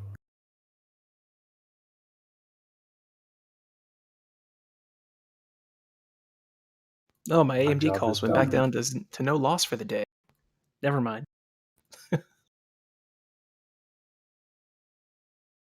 Oh, back under 160. Y'all are slipping.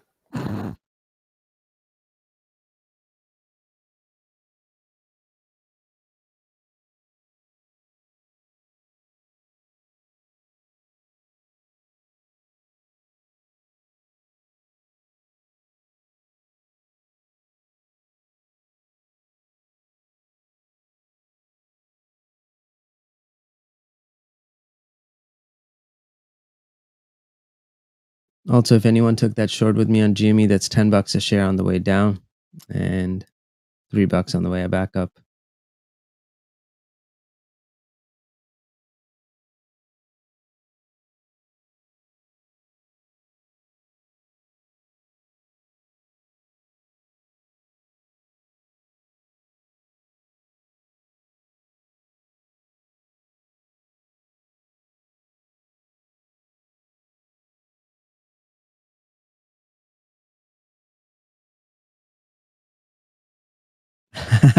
Star Platinum, that's jokes.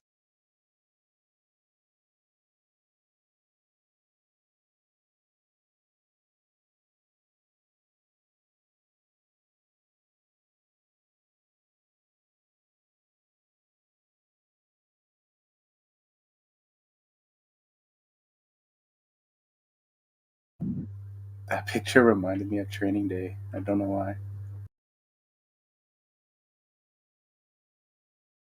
It's Men in Black, bro.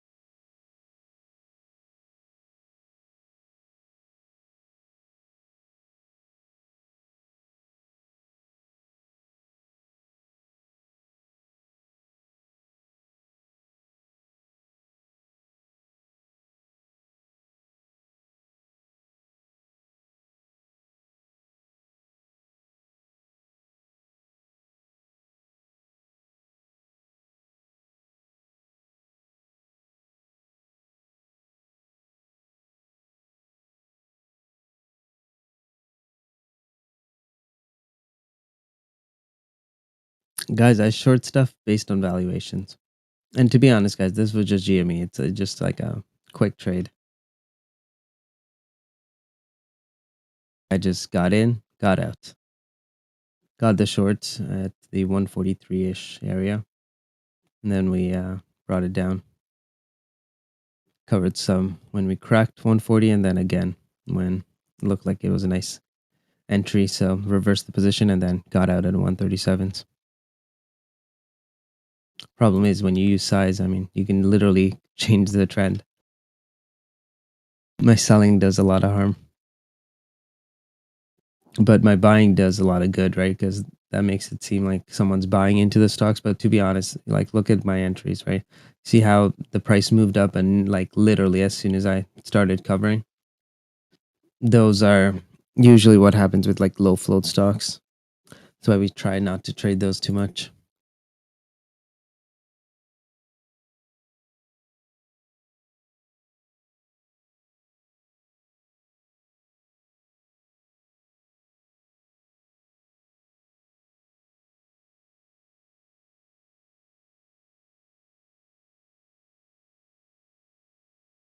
No, Tesla's running up without me. Why did I sell? All right, I gotta make $10 back. Tesla. Mental note.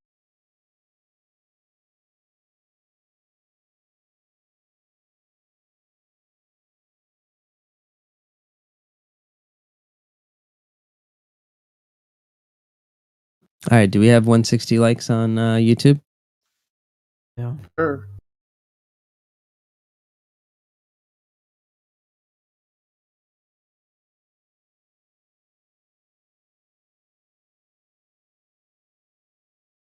I only see 56 people on Twitch, though. It's got to be at 162.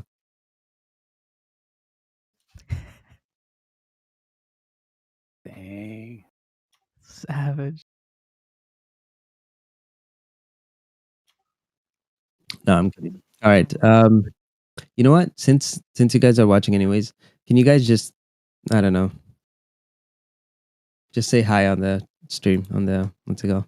Chat.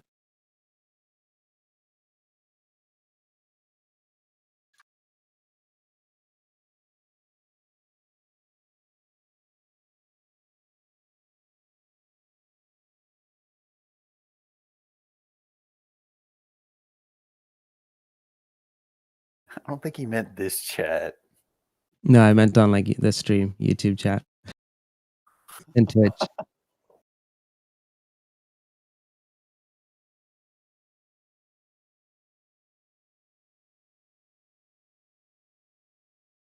So I want to make this lesson a little bit more interactive. So on those two chats, so Twitch and on YouTube, if you guys have any questions, you can post it there. But also, you know, if you have any responses to any of the questions, just mark it down there.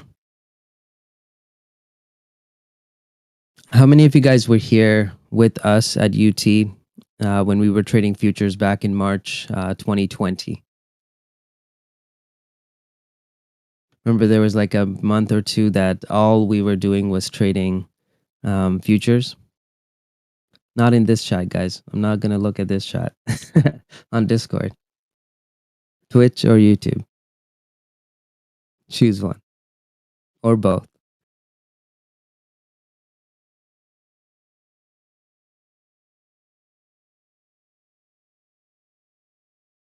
All right, so a good amount of you guys remember that. All we were doing was trading ES, right? We were trading, it got to a point where I was trading like 500 lots and that was getting dangerous because if I get tanked on, then I have to add way too much, right? Usually like 750 to 1,000 lots just to get my average down. We had a lot of volatility, so it was okay for me to add on to those really big dips because as soon as it comes back up, that mean reversion usually pays for it or any losses that you did take.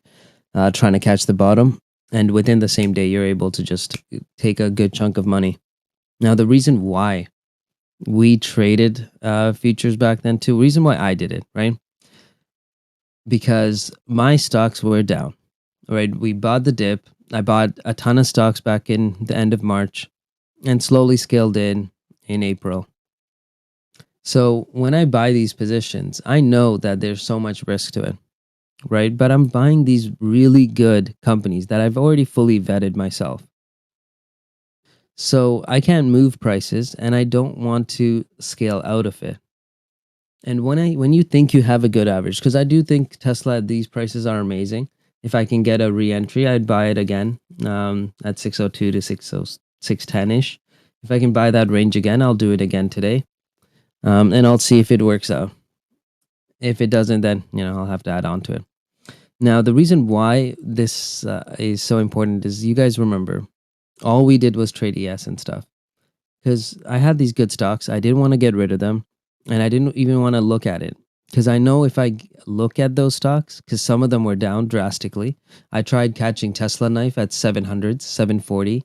I think I started at 740. And then, at 700s. And then it went even lower. I think it went all the way down to 470s when I finally got a good average on Tesla. And it was 470, 3-year 475, something like that. That was my best entry. Did it consolidate around those areas? Yes, it did.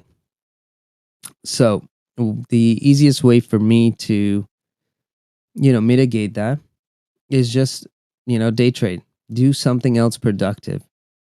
So while I was trading ES, my portfolio was slowly grinding higher and higher until finally I had that cushion room again that I can take on some more risk. I can take some positions off.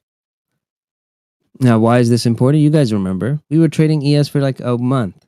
What do you think my portfolio was doing for that little month? It was like I was getting into these long terms. I was holding on to it and I was just like, fucking, there's nothing I can do. I know these are good prices. It needs time for the market needs time for it to recover. There's no point of me trying to micromanage every single one of those positions. So we went with ES, using that as my cash, just literally just going heavy into ES. Every penny I made, I just kept, rolling it over on ES. Now, back then, we also had one big upside, is I knew what the mock reports were going to be. And based on that, we actually were well positioned. I think out of the 12 mock reports that flew, we traded about 7 of them. All 7 were profitable. I think there was one that I broke even on, but the rest were all profitable. And that was our opportunity because we were making 20 to 60 points in a heartbeat, in seconds. On ES, that's a shit ton. That's literally everything I did, like scalping it intraday in just one trade.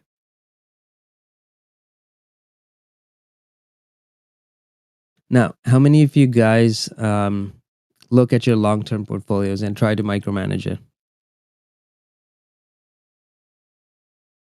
Or I should just rephrase that. Do you look at your long-term portfolios and micromanage the position?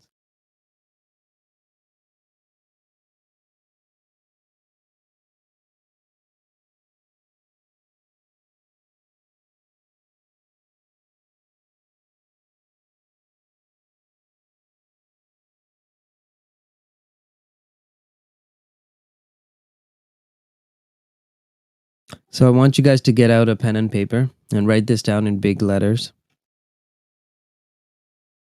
Laminate it if you have to. Or you can print it out, type it on Word. I think writing always does better. It sticks to you a bit more.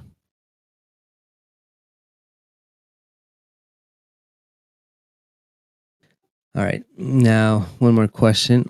Have you guys successfully held long-term investments before and made profits?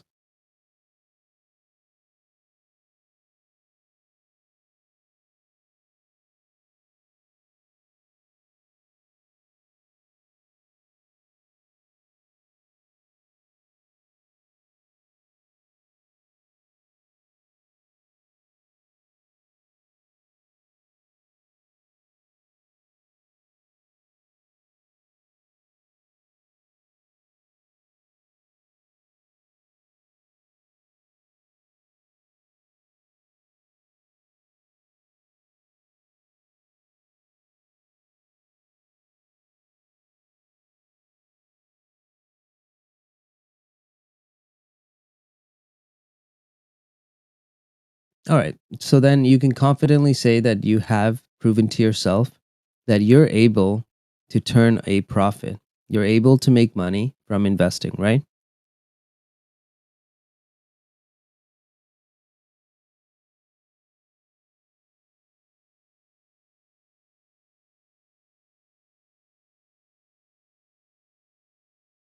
Carolina, it's okay to be new. You started at a good time where stocks are tanking, so at least you didn't start and buy at the highs like most of the guys that chased ARK W or any of the ARK funds.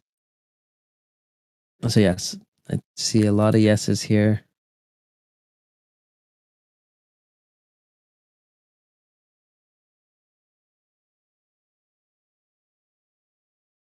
If you're brand new, guys, this is the best time to start, by the way.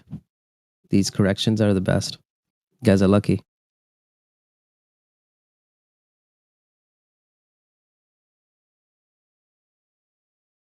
Now, do something productive. Yes, your portfolio is going to be down. Yeah, my portfolio is down. There's no fucking way I could be up when the entire market just tanked here.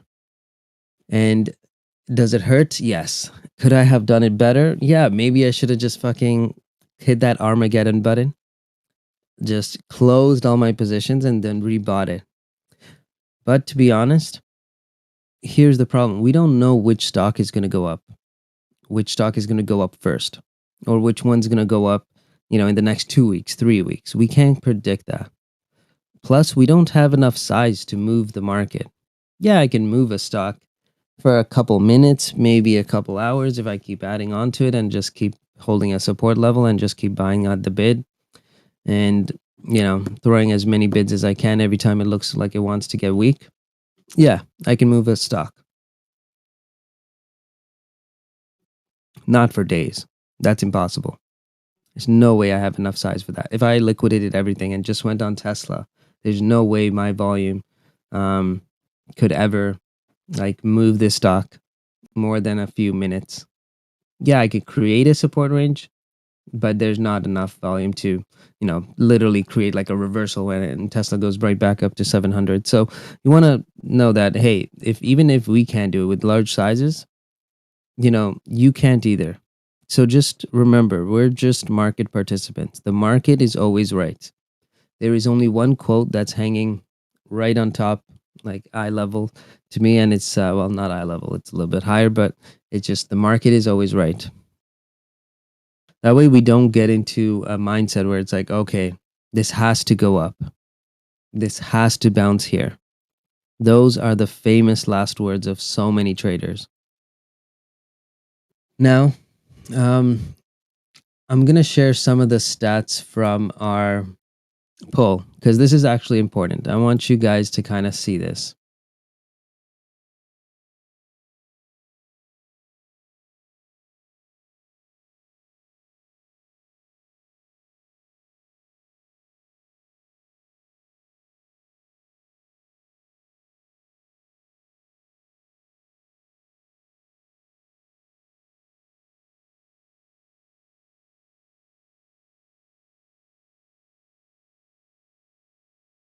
All right, so we have 218 responses and only 65 on the other one. But that one is like a day late. So guys, if you do have the chance, please make sure to finish that survey because that survey is important. You guys will see why in a bit. Survey I'm referring to is this one. I'm going to post it on the chats.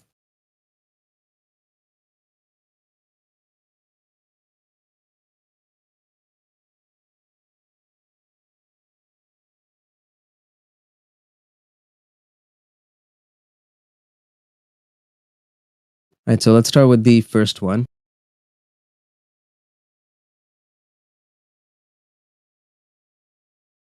Now, we conducted this survey because, guys, what we do requires so much confidence, so much ego. It really does, right? When you really look at it, we're risking our own money. We worked hard for our money. I don't think anyone just walked into money in our chat room. All of you guys literally worked hard, saved money, which is fucking more than 90% of Americans can do. And now you're investing that money. You already went through one huge hurdle.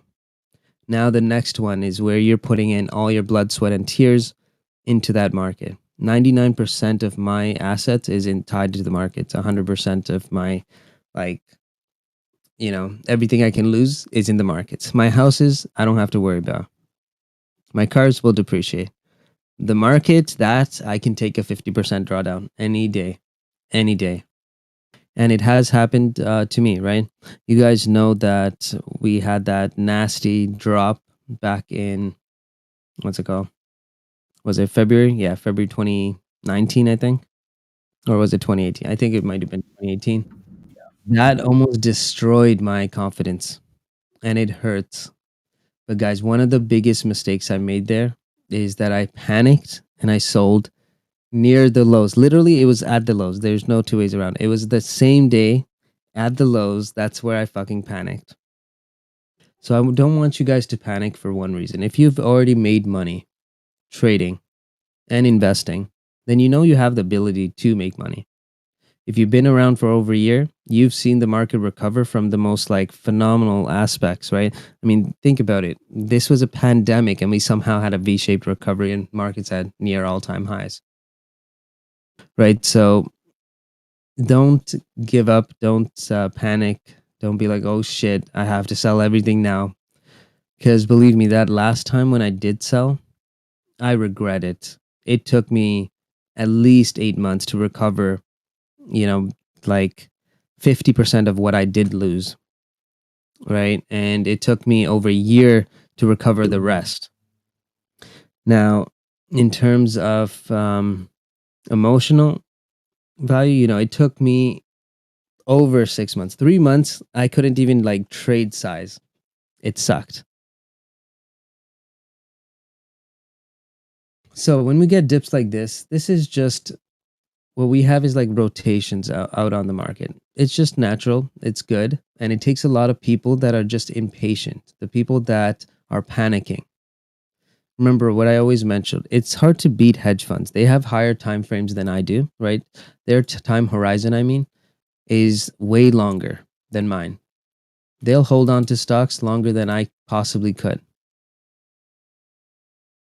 So for me to beat hedge funds, I'd have to be playing their game. And their game is, 10, 15-year time horizons. I'm trading 1 to 2 years, right? I find stocks I'd like to own for 10 years.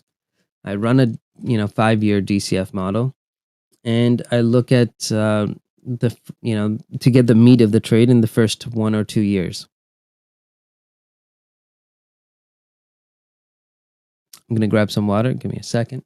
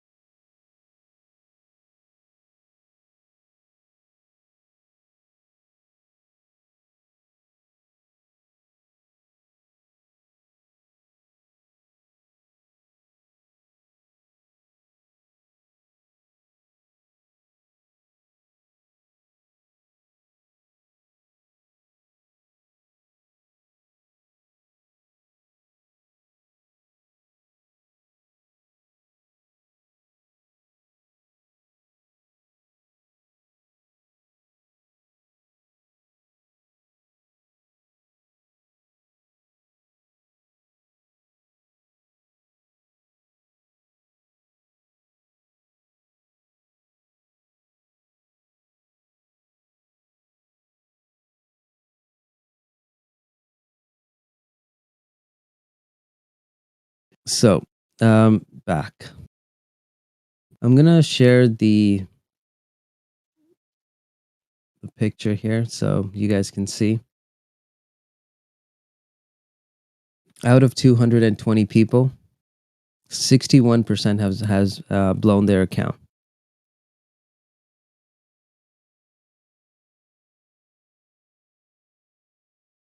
Okay, because guys, this is the sad reality of the world we work in, right? That's why we always track our member success and profit and loss, because I want to actually see how our members are doing. Because it doesn't matter if I make money. That's me. That's me personally. The whole concept of this group is that everyone makes money. You guys make money, right? Now, can everyone make money all at the same time? Obviously not.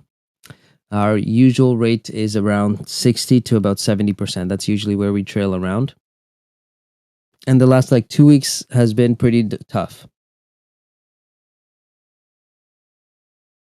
Now, from the people that haven't blown their account, so from 61% have blown their account before, right? Almost 62. Let's just go with 62.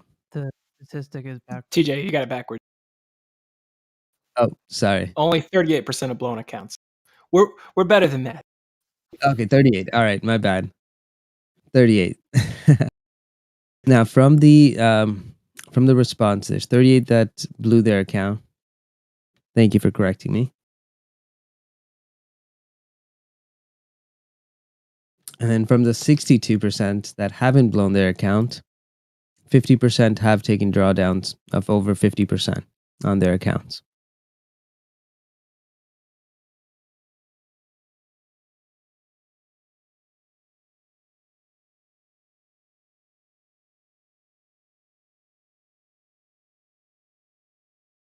Right, so you guys type on Twitch and YouTube. So how many from that 62% have taken a 50% drawdown?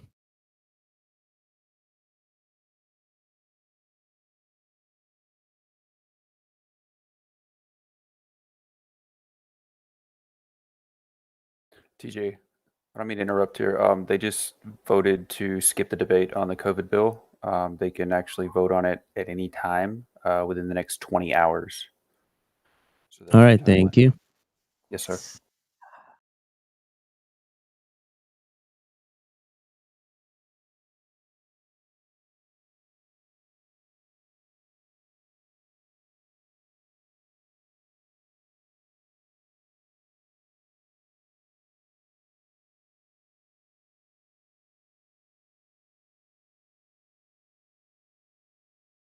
Yeah, from that 60. How many have taken a 50% drawdown?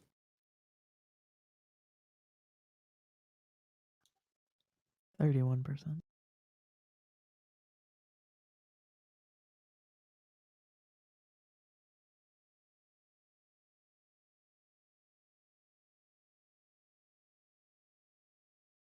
Pretty much 50% of those guys, right?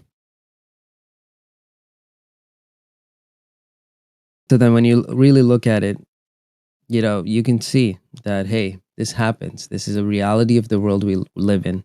There's nothing that we can do. It's just part of life. Oh, Barrett, just need your help on one thing.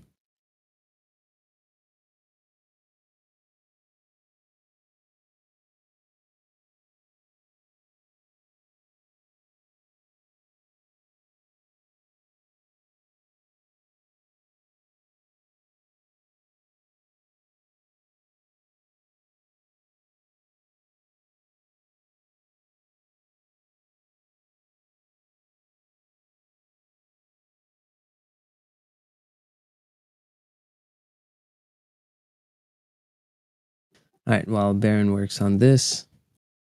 Now, next question that we ask. Did you have an opportunity to cut a loss and recover 50% of your money? Guess what the answer is? Guess what the percentage is? What do you guys think? Probably pretty high. Sorry? Probably pretty high. Say 93%.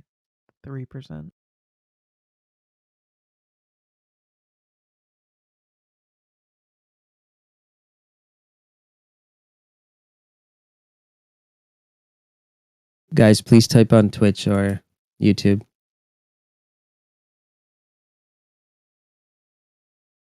We don't ask a lot. We just ask to press a couple buttons. Least you can do is drive our engagement up on YouTube and Twitch.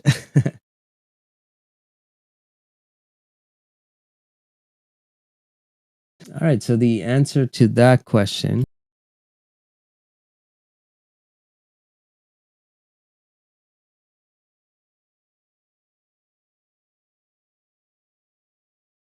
is 58%, so almost 60%.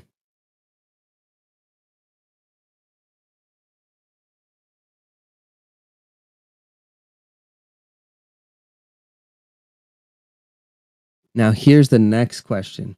Right, so now we know that, hey, you know what? They had an opportunity to cut their loss and literally recover 50% of that money.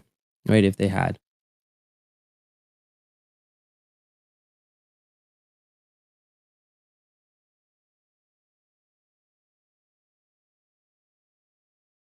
Now, the next question is interesting.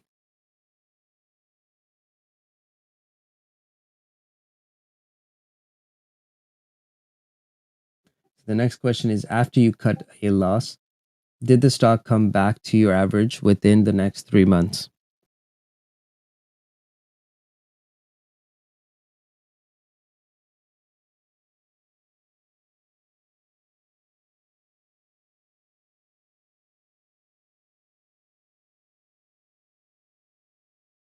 Right, because from the stats, it's telling us that at least 60% of our members have either blown an account or gone under 50% on their account size, right? From that, you can see that, hey, some of them had an opportunity to cut their loss and recover 50% of their money before it went lower or blew up their account. Now, after you cut your loss, did the stock ever come back to your average within 3 months? 42% out of those 62 people. Think about that, right? Or 60% people.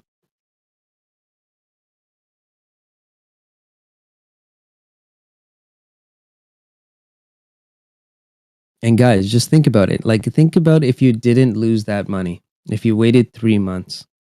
Because to be honest, because you're already invested in it, it's much easier to just keep holding on to something that's down, right? Especially if it's because of like, hey, the stock has good fundamentals. Nothing fundamentally changed on the stock, but the market is just a little bit priced too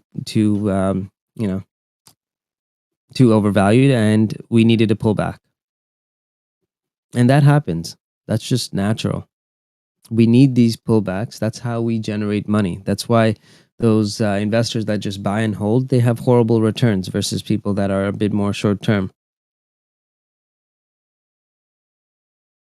That's why usually actively managed portfolios do good if it's run properly in tech.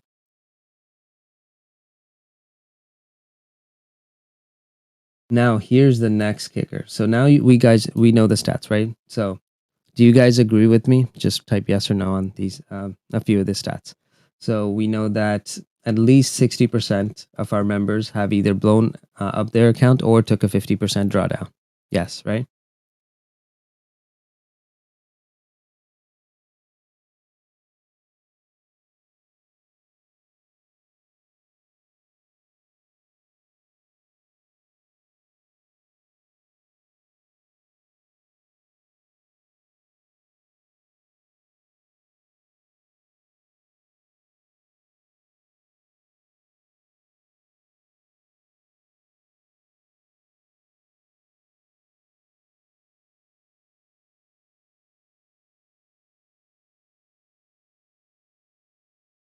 All right. And we now know also that they did have an opportunity to cut their loss and recover 50% of their money before it went down, And that's about 58% of those 60 people had an opportunity.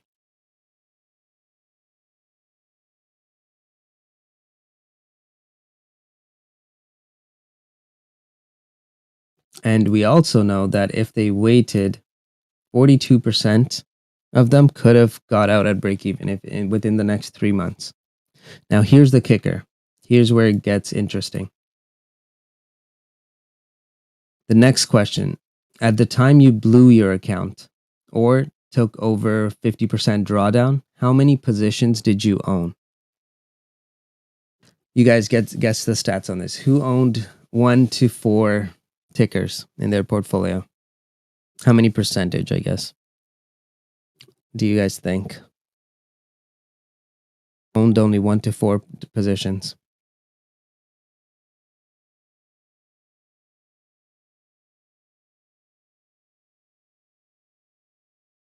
So there's multiple options here, right? So there's 1 to 4, 5 to 9, 10 to 14, 15 to 19, 20 to 29, and then 30 to 39. So there's a little bit more of a pie on this question because I really wanted you guys to dig down onto this aspect. This is what I was actually hoping for to gain from this survey. And the answer is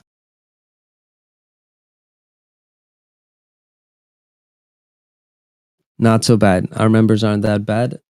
33% had 1 to 4 tickers. 5 to 9, however, there's another 28%. So what's the total number of members that had less than 9 positions, or including 9?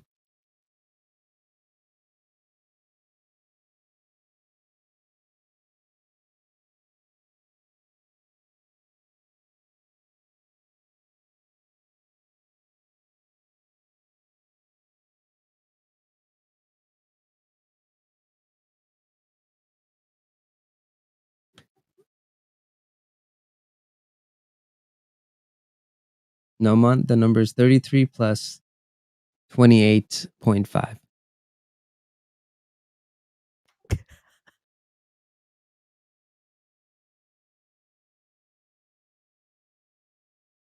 Joel, you're way off. Guys, it's just basic math.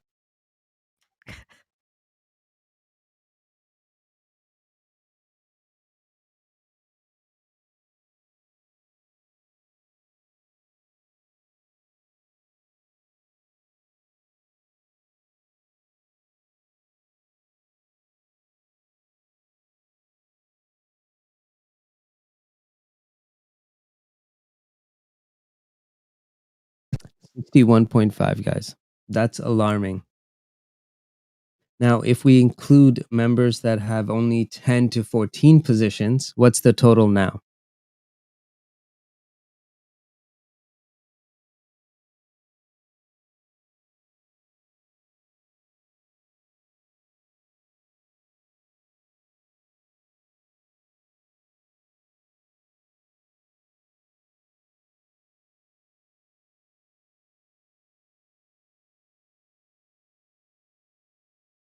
So 61.5 plus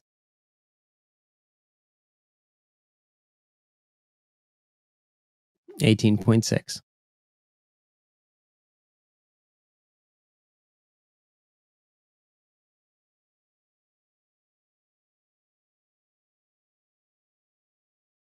No, we're Nomon, we're looking at all of it now. From people that had 1 to up to 14 different positions. So you'll get 80.1. SY, you're correct. Good job. You can use a calculator. The rest of you guys, That's actually nothing. I might have to send you some YouTube links how to do math.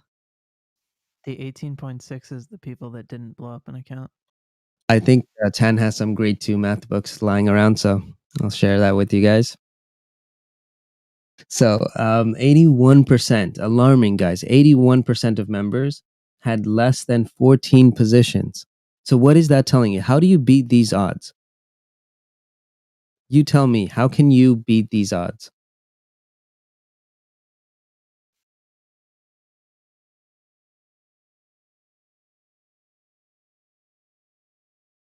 Oh shit, you know what? I think I am wrong. Sorry, my screen, I have night mode on, so all the colors look kind of the same. Let me quickly take that off. Damn, bro. Nice work, TJ. Nice. Oh, now I can see. Oh wow. Did the math all wrong. I had night mode on my browser and on the computer, and I'm wearing those, glasses. The whatever it's called, the blue ray glasses that work.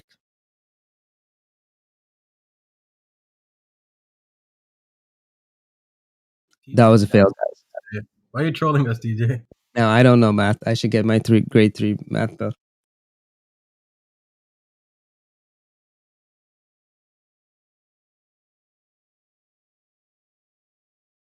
All right, 32.9 and 18.5 plus 9.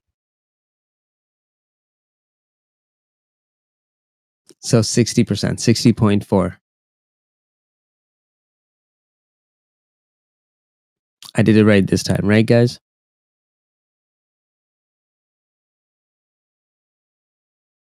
Guys aren't there yet.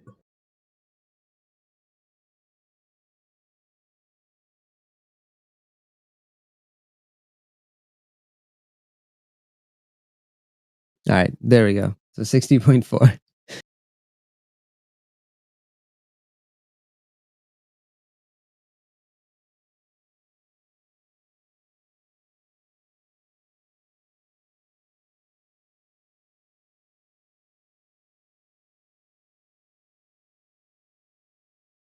I'm just double checking my other stats went wrong. Was any of my other stats wrong, guys?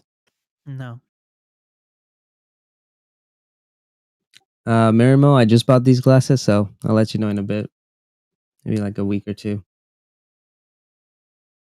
It is clear though, which means it's nice. Like, you know, with night mode on, everything is just like yellow. It looks ugly.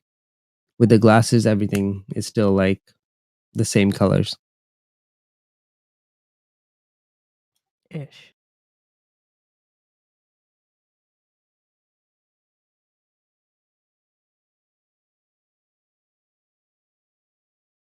All right, so 62%, or what was it? 60%. Yeah, 60.4%. So what can you do to increase your odds?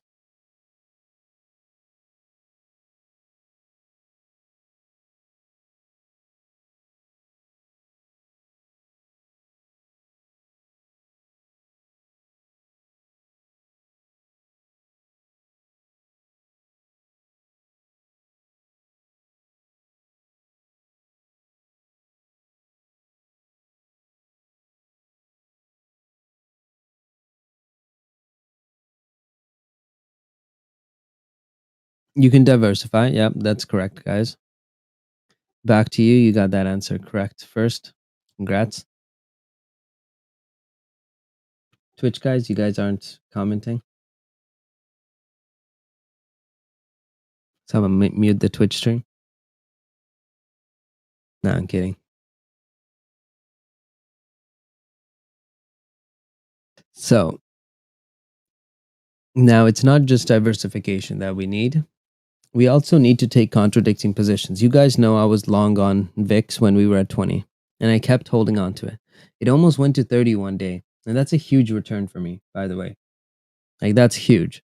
That is ridiculous. If I could, I'm fully hedged with VIX. We had a time where it went to 30. Where was it? Yeah, February. Oh, actually, we had multiple times. It went to 36. Didn't take it off because I knew I needed a hedge. Now, in hindsight, it came but right back down to my entry. So yeah, I could have picked it up again. At that time, I didn't know. So it came back down, and then finally we cracked 30 again and hit like 32 range, right? 31 range. Now that's one way to hedge out a position. Don't use SVXY, SQQQ. On a daily basis, sure, it's fine. Can you time some really good trades on it? Yes, we've done it before. Yes, I have the ability to. I'm 100% confident there are tons of people that can do that too. But I find it much easier to actually go with the underlying because you don't have any decay. SQQ decays, UVXY decays. You know, anything that's 3x, there is a high cost for it because it costs them money to leverage it out, right? Because they're leveraging it and settling it on a daily basis. That's a ton of transactional fees and slippage that they're going to get, especially on those bigger portfolios because they have billions of dollars in it. As UVXY is not okay, Cross. Those are risky. If you really want to hedge out, there's a few options that I like to do. Now, I like futures, but it requires a larger margin. So what you probably want to do if you have a smaller account, there's VXX. Options on VXX works. VIX options are really dangerous, but if you have a large portfolio, it can be done, correctly. But there's only a handful of traders in our group that I would say would be able to consistently make money by trading VIX calls. Unless you bought a shit ton of time, but then that comes at a huge cost. So VXX is one option. The other is you can short the indexes itself, right? Maybe you can go on the future side, short MES or ES or NQ. Or recently I found this one ticker and I'm still back testing it, but it's IWO. I haven't found it to be like it's actually a good option. The only problem with IWO, and I mentioned this to a research team too, while I back tested it, I'm trying to figure out if this would work better than VIX. To be honest, VIX is still like dramatically better, but IWO is another one. You can buy puts on IWO because that is the Russell 2000 growth ETF.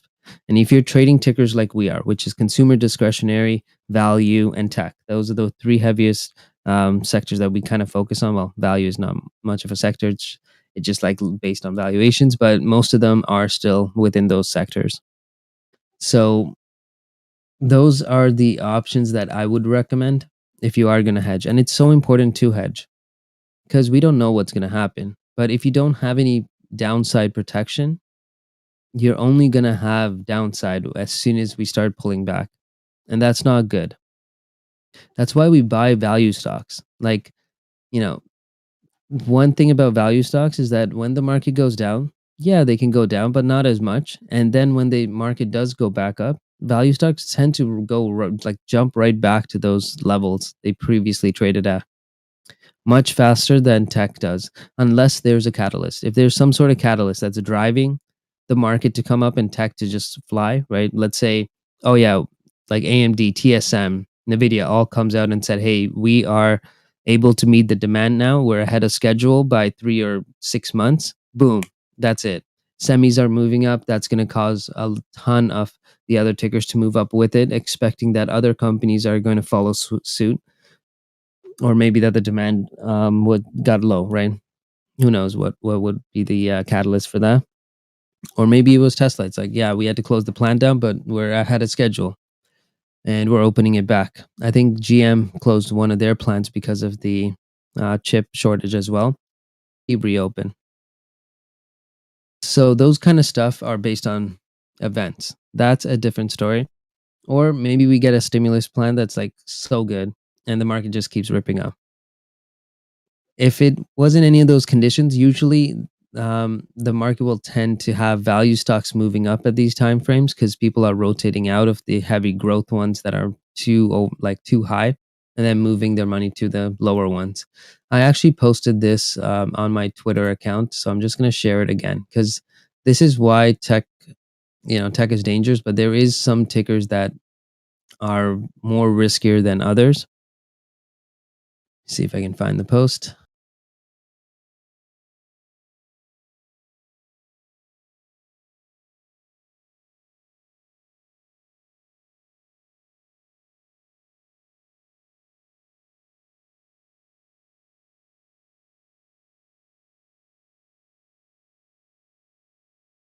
All right, I'll give you guys a second to review it.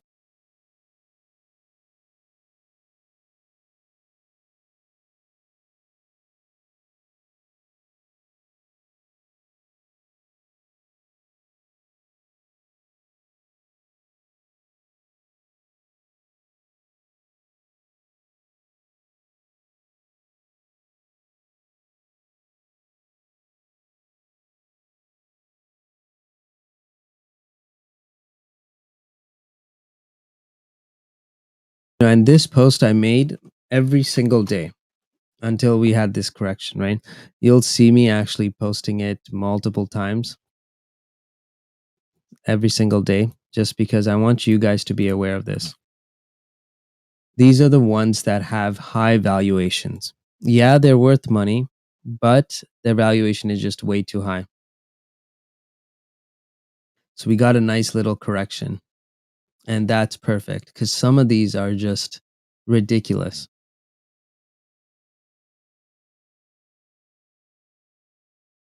Some of them are okay, but some are just, way too high.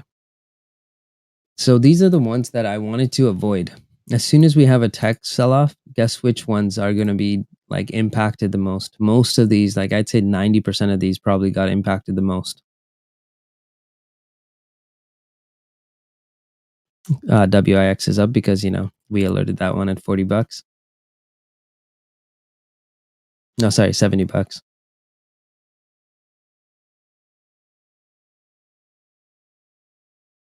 Actually, even that's down today. Damn it, I should have taken some profits out yesterday. So greedy.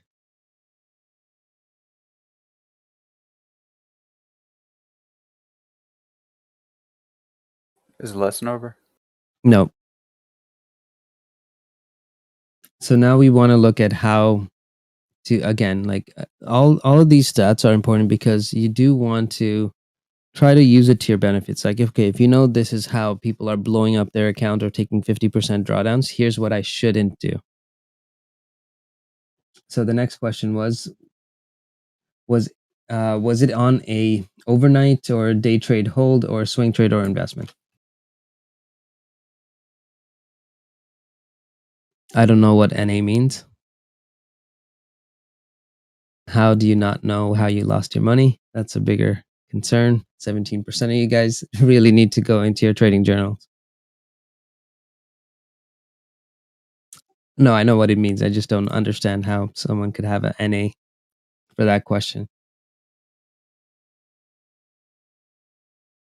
No, I thought somebody asked.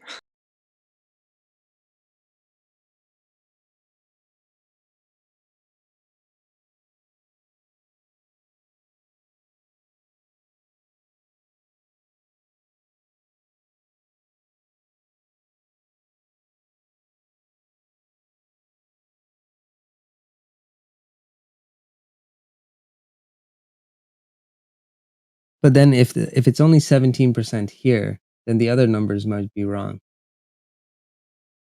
Because there was only 9.5% that answered this question saying they never took a drawdown.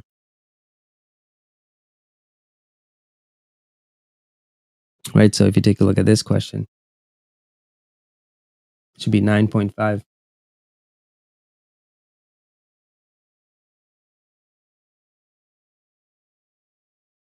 All right, so let's just assume it's between 9.5. Let's say 10 to 15. Let's just keep it easy. Now, you can see a majority of them were day trades and swing trades. So guys, you know, these ones are risky. Day trades, most likely it's because you over leveraged. And by looking at the positions that you had at the time that you did take that drawdown,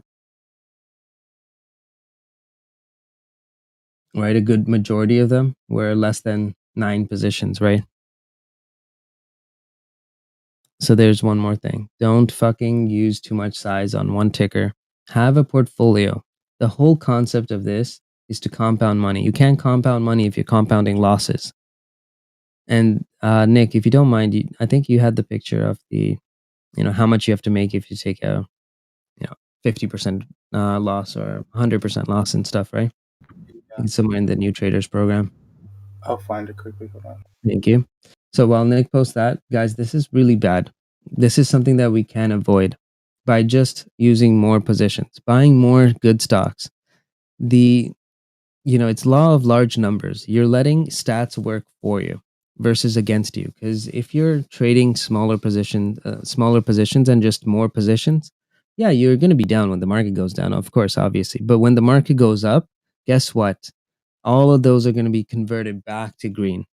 And that takes time, especially because, you know, right now we have some uncertainty.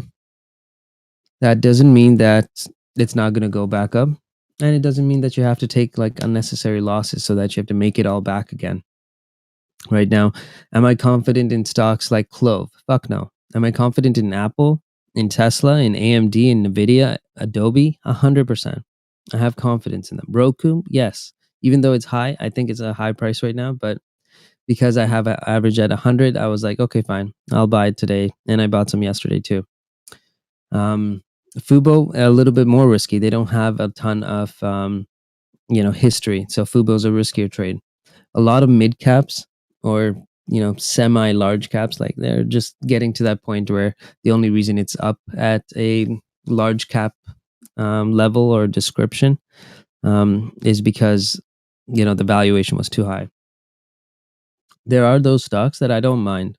They're worth it. CRM, for example, I don't care where it goes. I know exactly where it's going to go next. Something like Fubo, that's hard. I actually took calls on it yesterday, and I think I'm down like 20% on it.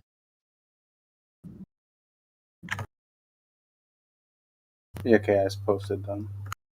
Thank you.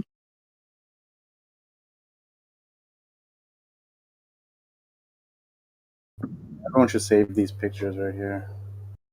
Yeah, everyone save it. So now let's go to the more, bigger questions. Now I'm going to just skip everyone that had the other option. But what caused it? So we asked our members what caused those, 50% drawdowns to, blowing up your account. Too much stop losses, no stop loss, no plan.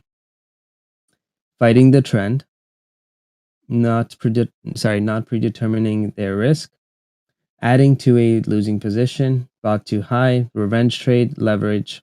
I was surprised actually leverage is so low. I guess, we don't have much leverage anyways to begin with in US equities.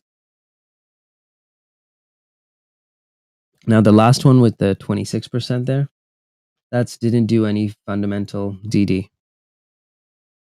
Now guys, fundamentals is so important because I don't care if my positions are down. This is money that I'm not taking out. I have taken out less than 1% of what I've always put into the market. So I don't really care. As long as I know that the market's going to move up, I'm not going to take unnecessary losses that I can't even write off at this point. It makes no sense.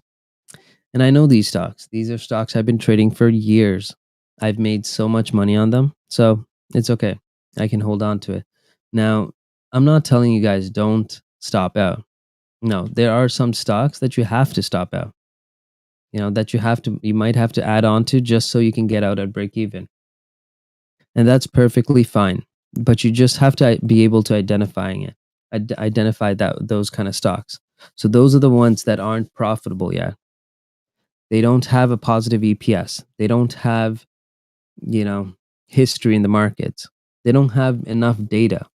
You can't look at a stock and look at 1 year to the next year and be like, oh yeah, they have 70% growth and they're expecting another 75% this year. It must go up. That's not how it works. There has to be a trend.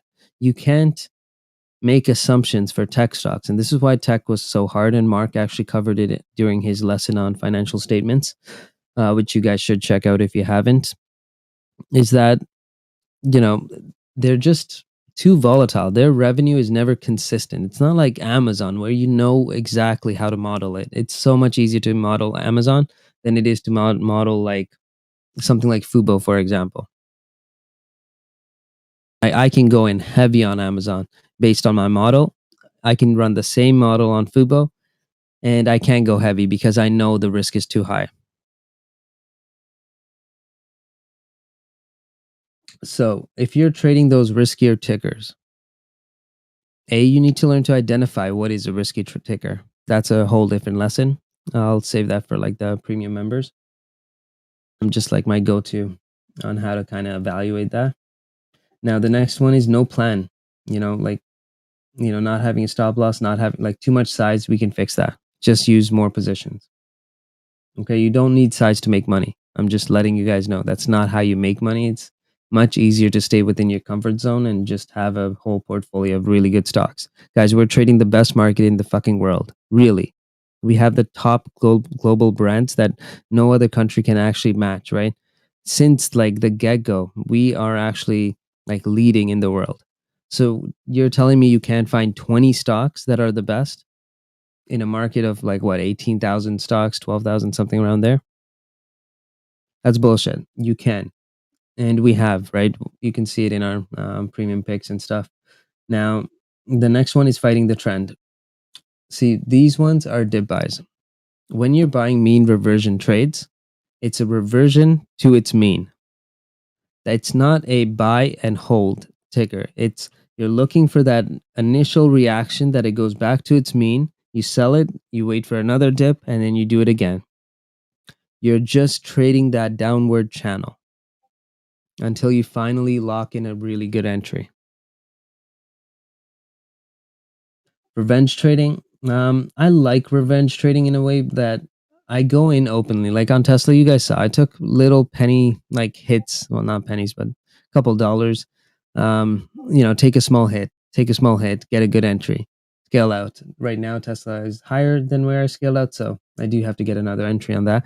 But you're going to slowly make some money. And then all that money that you make, you can use it towards your stop loss.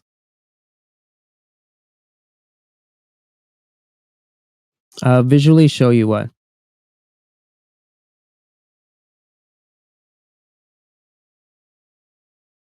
I think he was talking about the mean reversion part. Okay, let me show you.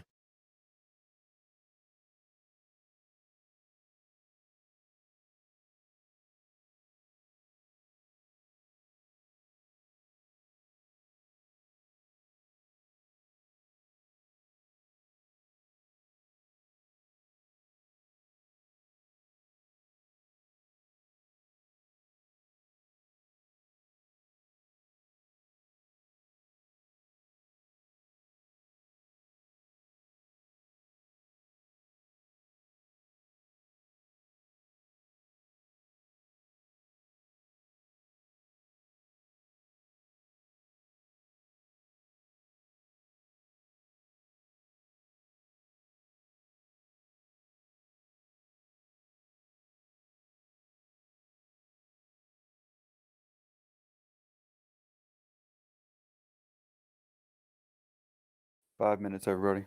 5 minutes.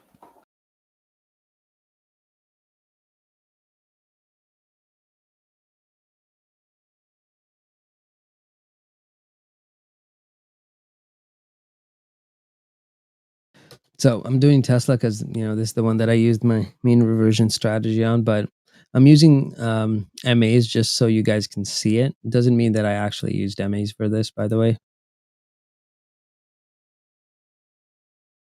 I'm gonna keep it simple with by using the MAs. I usually use Bollinger Bands for this, but for this lesson we'll use MAs. So you see that purplish line there? Actually, it's blue. It's like a darker blue.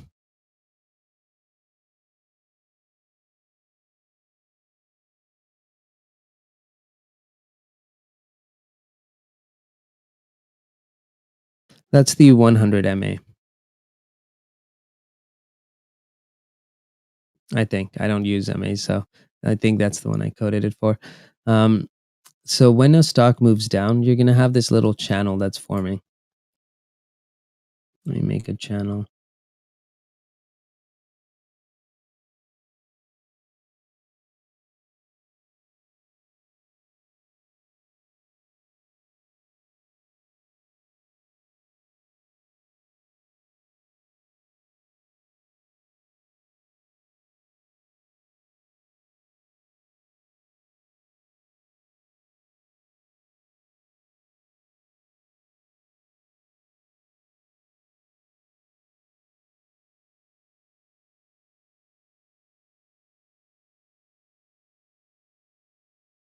This isn't the cleanest channel, guys. I'm not going to waste my time cleaning it up, but yeah, you pretty much get the point here. So anytime a stock moves up or down, we have this channel that forms. And you get that reversion to its mean. So think of that middle line there between the red and the, blue as like that mean reversion. When you're capturing mean reversions, you're looking for this move in particular, this type of excessive selling. And then you get this impulsive move back up and then it comes right back down. Those are what you're trying to capture with mean reversion trades. They're one of the easiest trades to take when the market goes down because people are just like us. We know Tesla's good. You think we're the only ones? No, there's a ton of people that know that. But when the market goes down, all boats, rise and sink with the tide. So Tesla is no, different from that, especially since they have a huge weighting on the market. So when those market dips happen, you can take that opportunity to literally scale some out, buy some more, scale some out, do it again. Those are good dip buy opportunities. What earnings do we have today, by the way? G-Sky. Really? We got Costco, Small Direct, Broadcom, Turtle Beach, Gap, Open Door, and Slack, and Manchester United. Damn, all right. Actually, no, we don't have G-Sky. G-Sky is on March 10th. Yeah, no. Something else today, though. Now I'm just going to skip to this question quickly so then I can close this one down. Which financial instrument did you make the most amount of consistent money? As you guys can see, it's no surprise. Stocks take the highest point. So again, that's why we love stocks.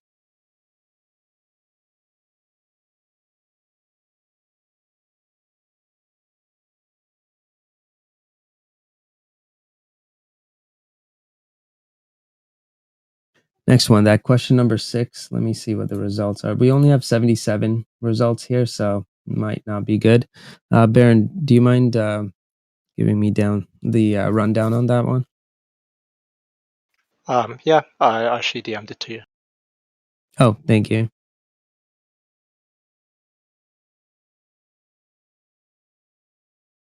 All right, so now you want to figure out, okay, how are people blowing their accounts? What are they trading? So no surprise, the small and mid caps are pretty much the largest side of like the equity side, right? Then we have large cap.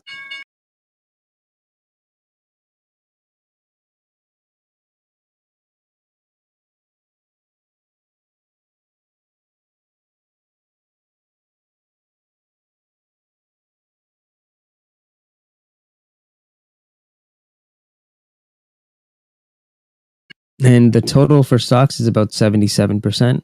Total for options is about 50. This I find weird. I would have assumed there'd be more on the option side.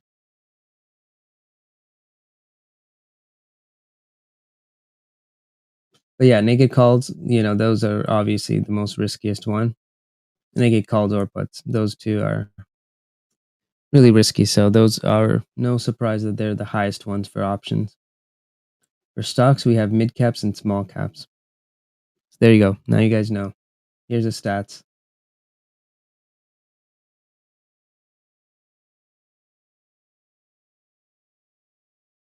Now the next one is, if you did not blow up your account, what instruments were you using when you took your largest loss?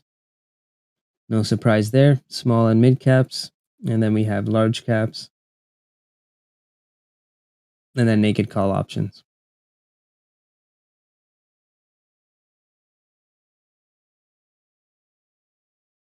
All right, so now sum it all up for me, guys, on YouTube, because Twitch guys are lazy. What can you guys do to increase your odds of success? Just by looking at these stats from inside our group.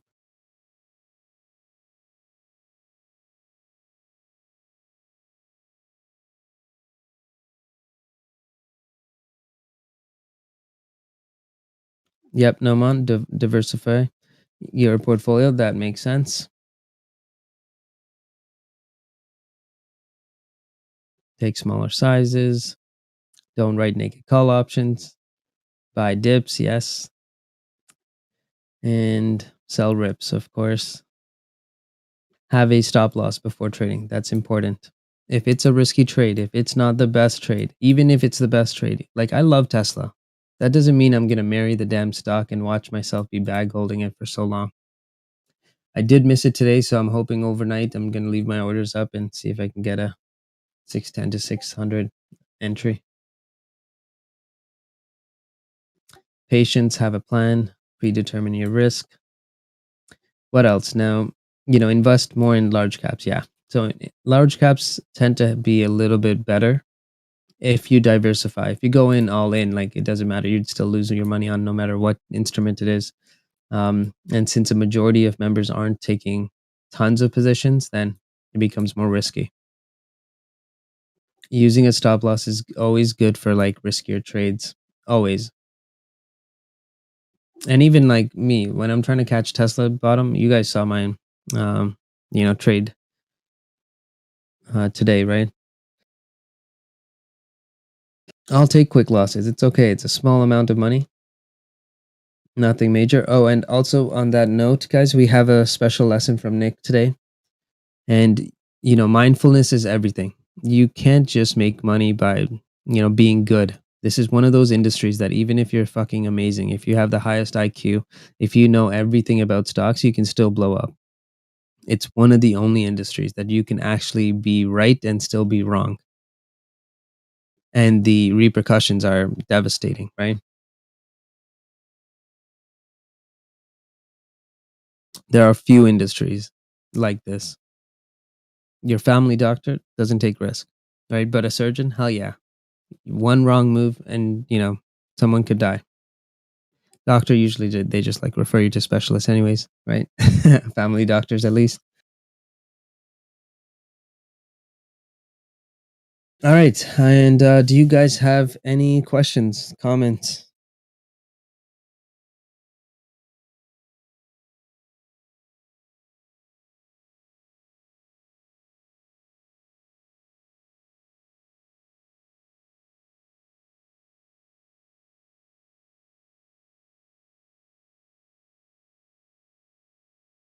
Technically fundamentals. So that's a good question. So with Brenda, I kind of model how the valuation is on the market, on different indexes, and also on my portfolio. So that one is a little bit more complex, so it's harder. But for a normal trader, I think the best thing is to keep an eye on the VIX term structures. When the market's pricing in something big on VIX, that means they are pricing something in. they usually are not wrong. Like 90% of the time they're right. Does it mean that it's gonna be like a market melt? Hell no. It usually is like a quick spike, get the dip, and then we rip again. It's usually not this prolonged. Like right now, this was just a, well executed, rotation.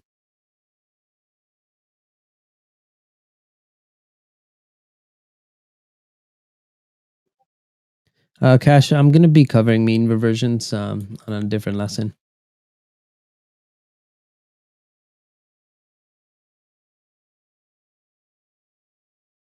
What's over diversified? I like that question, Ronan, sorry.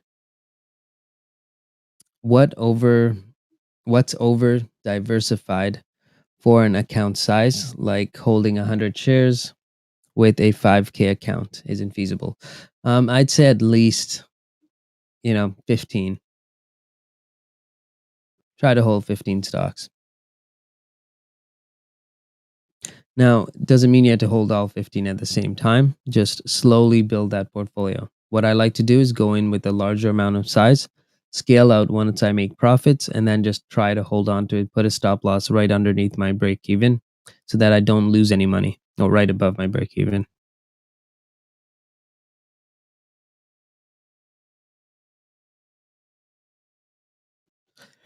Chris, so guys, remember, every dollar that you make could turn into $2,000 to $3,000 in your lifetime. So when you have a small account, every penny matters. Every loss that you're taking is literally, every dollar you're losing is $2,000 to $3,000. Just always multiply by 2,000 to 3,000. That's how much like impact that you're making. In the beginning, it's not important to how do I get to 25K the fastest so I'm over PDT. The most important thing is to do it in a safe manner where you're not taking losses. Because losing it now when you don't have as much to lose hurts way more than when you have a lot to lose. It still hurts the same, to be actually honest. It still hurts a lot, but it's livable. I'm not gonna jump off a bridge.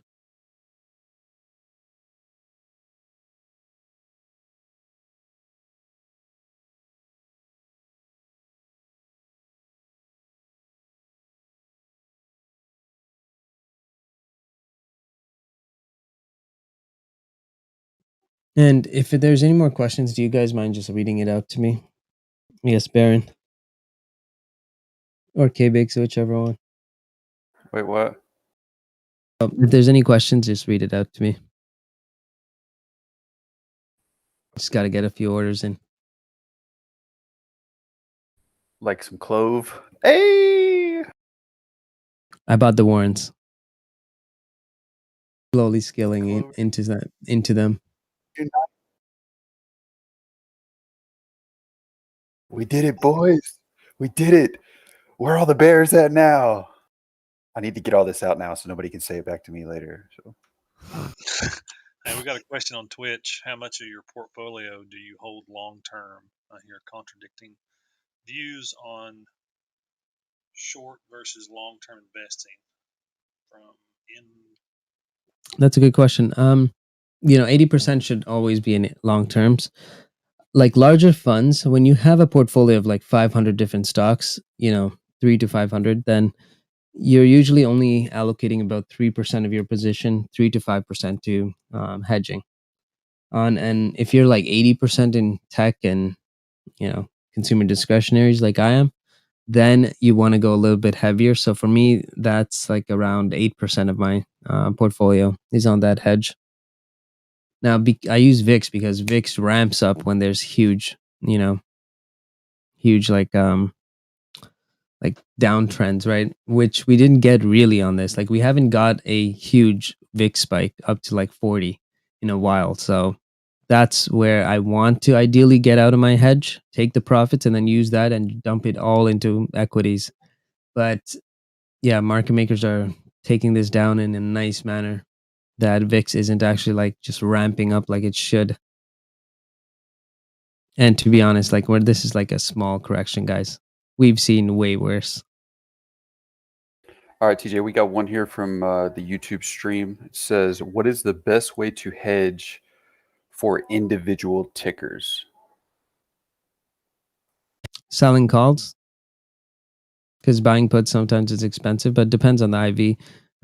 Individual tickers, you don't want to hedge every single one of your position because then that's just not too good.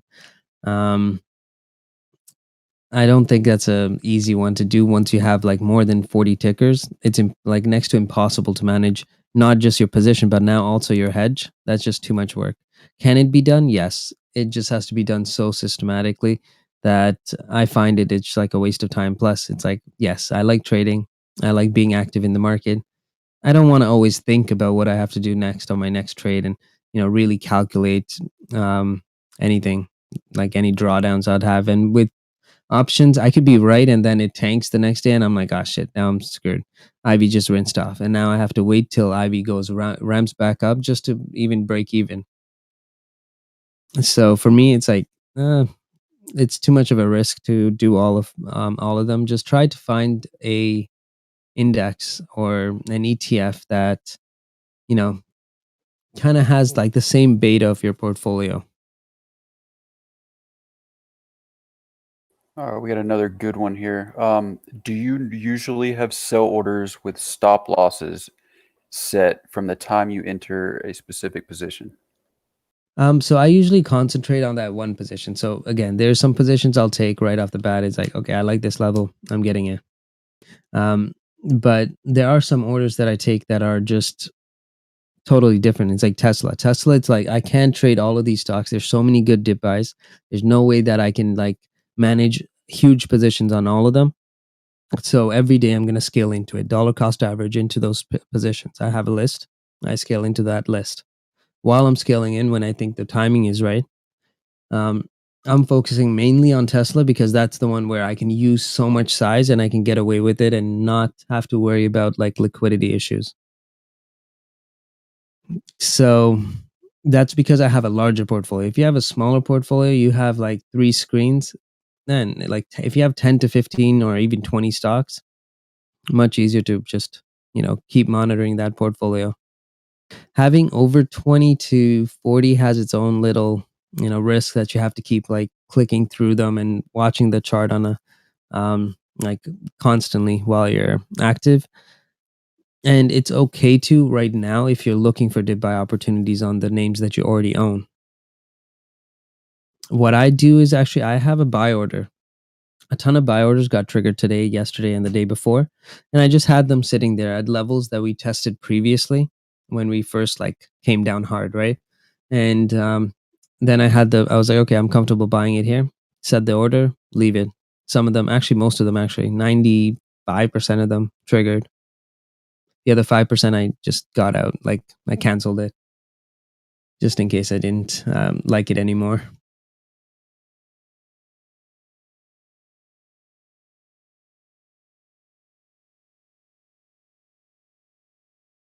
You got any more from the Twitch stream?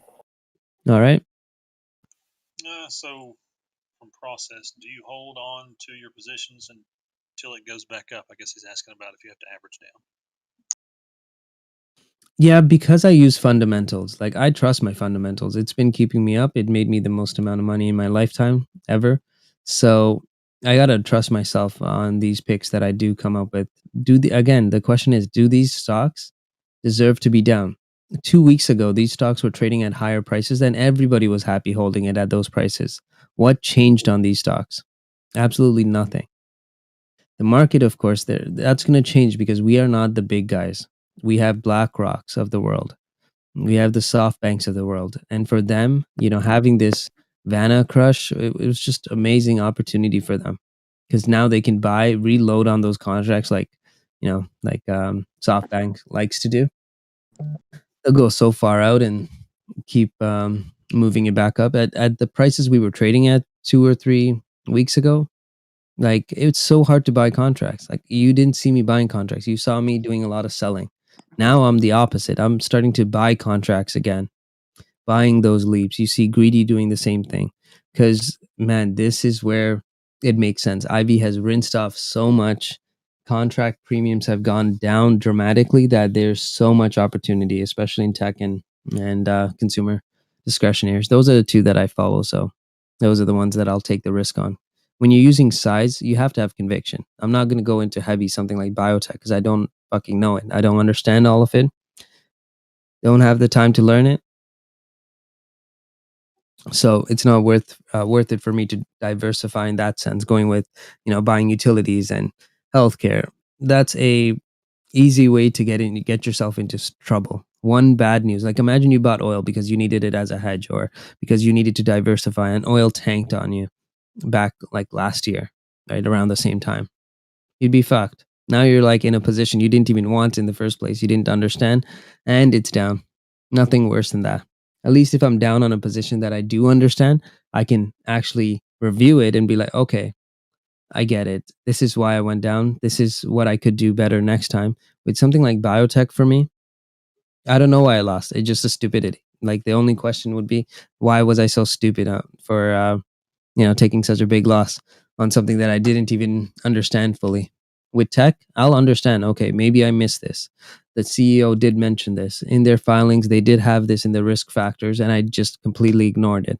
There's always a reason why it would have gone up or down against me or for me in my favor. You just got to find it, right? But if you don't understand the instrument, not going to be able to find it.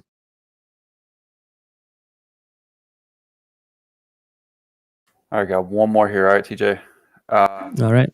When would you advise the time period for a trader to begin to learn options?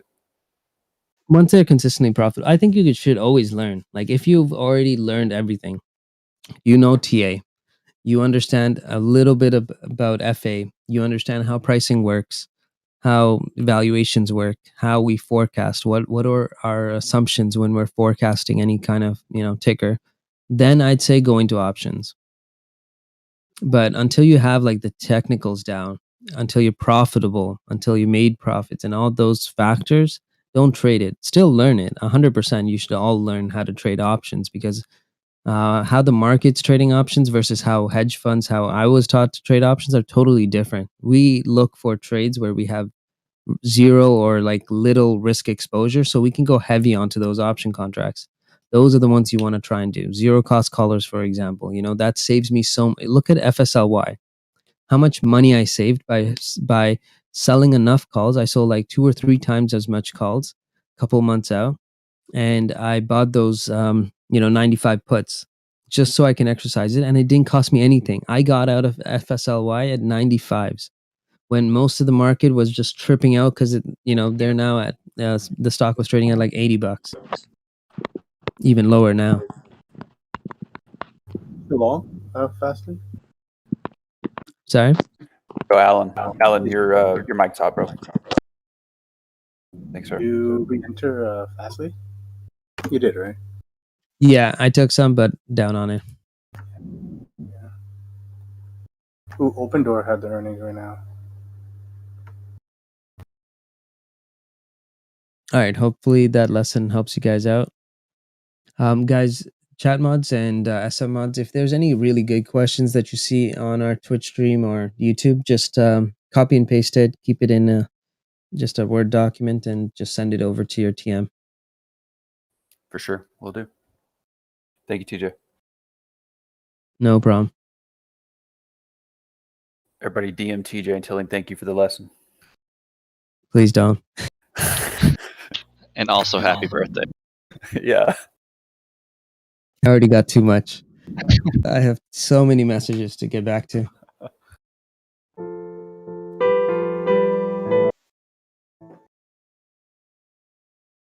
Oh, fed on the keys. Is it time? Is it time? Because I'm ready. Oh, I don't know. It depends how high Clove is right now.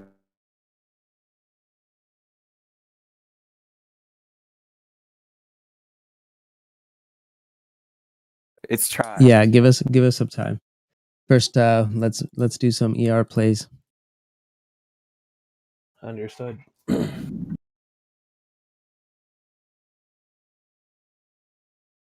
While I was doing the lesson, usually my stocks go up.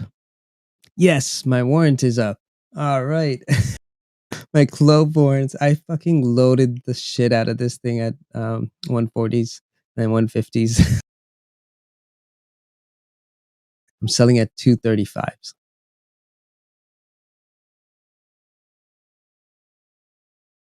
Open Door ER little confused. It's not good, right? I think it got low. I highly doubt these companies have good AR. Only because, I mean, they're still growth stocks, but they're at the beginning stages of growth. So there's a ton of risk.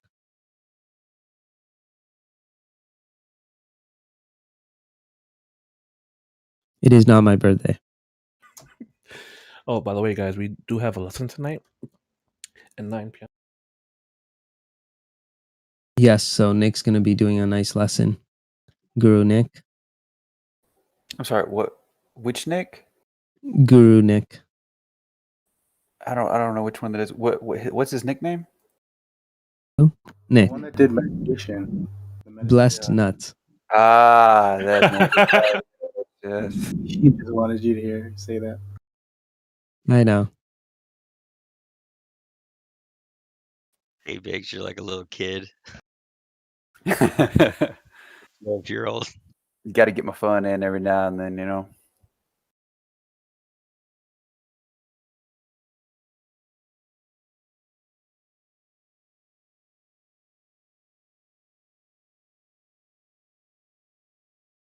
Remember when back in December, November month, I was like, guys, we have to get into some value picks, value plus growth picks. Mm-hmm. You want to see the And results?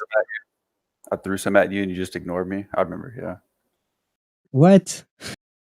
You gave me stuff that I can't trade because I don't understand their business. All right, let's see that list, bro.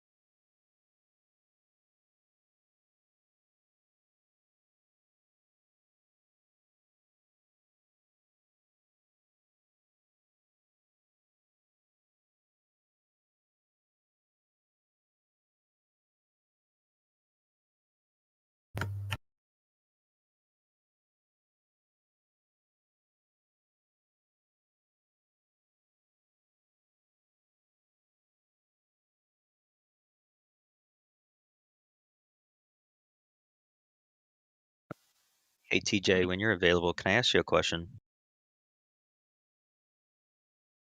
Yeah, what's up? Okay, so this has to do with just monitoring the market in general. I was wondering if it's even possible and how I would go about doing it. If there's a certain chart set up that every single time, let's say it hits 5 points, that I would have a programmer program on a chart to do a certain thing, is there a way through TOS to monitor, like, let's say 2,000 stocks, to look for that specific chart setup and to have it kick out, like every time it qualifies those 5 characteristics I'm looking for, it would kick out a stock like an alert to me?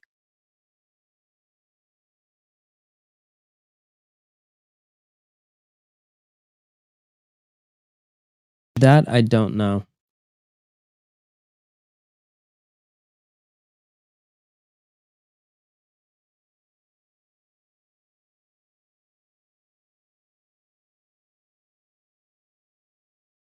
Oh, and here's when I was mentioning it.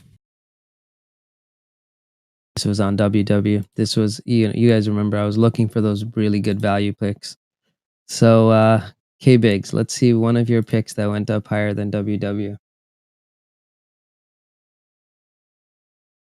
Well, you got a list or something? No, your list, because you said you threw some tickers at me. Oh, I don't know. Raytheon. I don't know.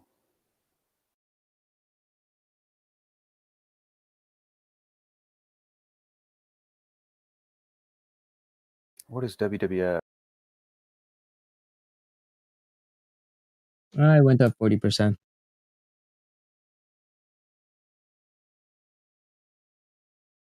Man, I don't know. That's a pretty hard move to beat here on WW.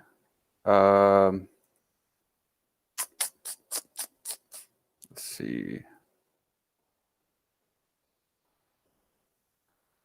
All right, I'm out. Walgreens. Oh yeah, Walgreens did good. I think we were looking at it. Was it like 30, 36.80, 37.20, somewhere in there? Where'd you buy ExxonMobil? Oh, I never bought Exxon. I mean, I traded it in the past, but I don't have any position in that.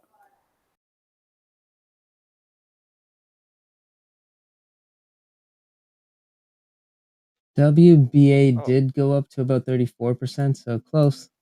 Okay, SWBI was alerting at 1450s.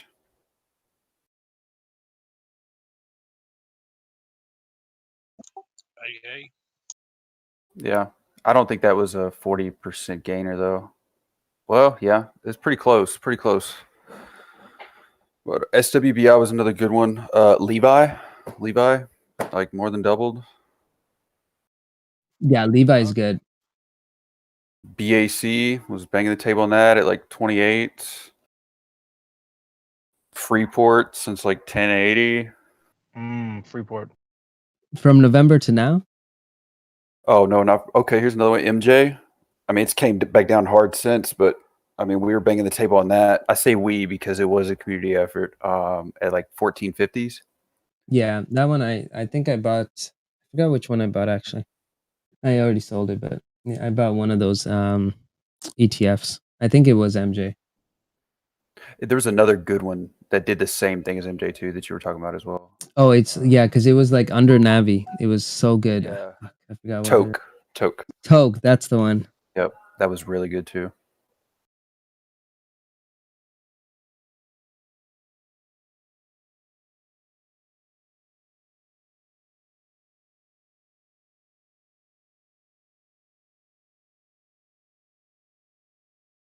Man, our CGC play though. Mm-hmm. Epic. Rick. Remember Rick? Yeah, but that was like that was a joke, right? Yeah. But they were actually really decent valuation at that time. Dude, we should have bought that thing. Oh my gosh. I know. How many people can say they own a strip club?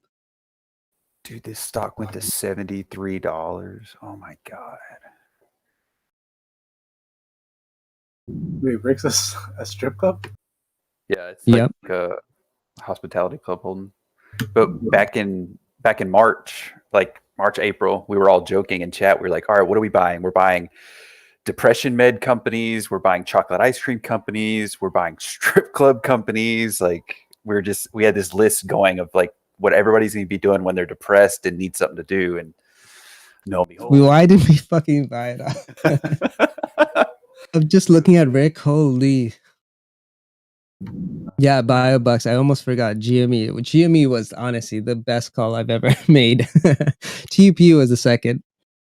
Still holding TUP though. What I regret is that I said it was going to go to $40. It did. And I still didn't buy it. I should have bought it back at 40. Hindsight. I tried buying it at 50s and then it kept going up and then it came back down to my entry, went down, and then it kept going up and I was like, okay, fuck it. It's just a matter of time before this thing tanks on me. Yeah, APT was good, LMD. The list goes on and on. Man, we did good on our value picks. We really did. We really did. There was a lot of them, not even just from like me and you, but for like the whole community as a whole. Man, there's a lot of money that could have been made there. That was made. Yeah, Groupon too.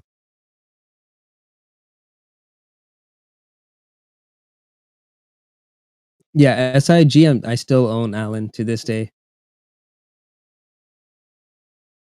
And LB, come on, you guys remember Victoria's Secret? I made all of you guys buy Victoria's Secret stuff. Someone was like, this isn't even my wife's size, but I bought it.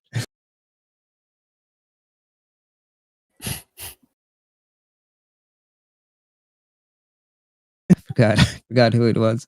They made that comment. I think someone was like, it's for your side chick or something. That was you.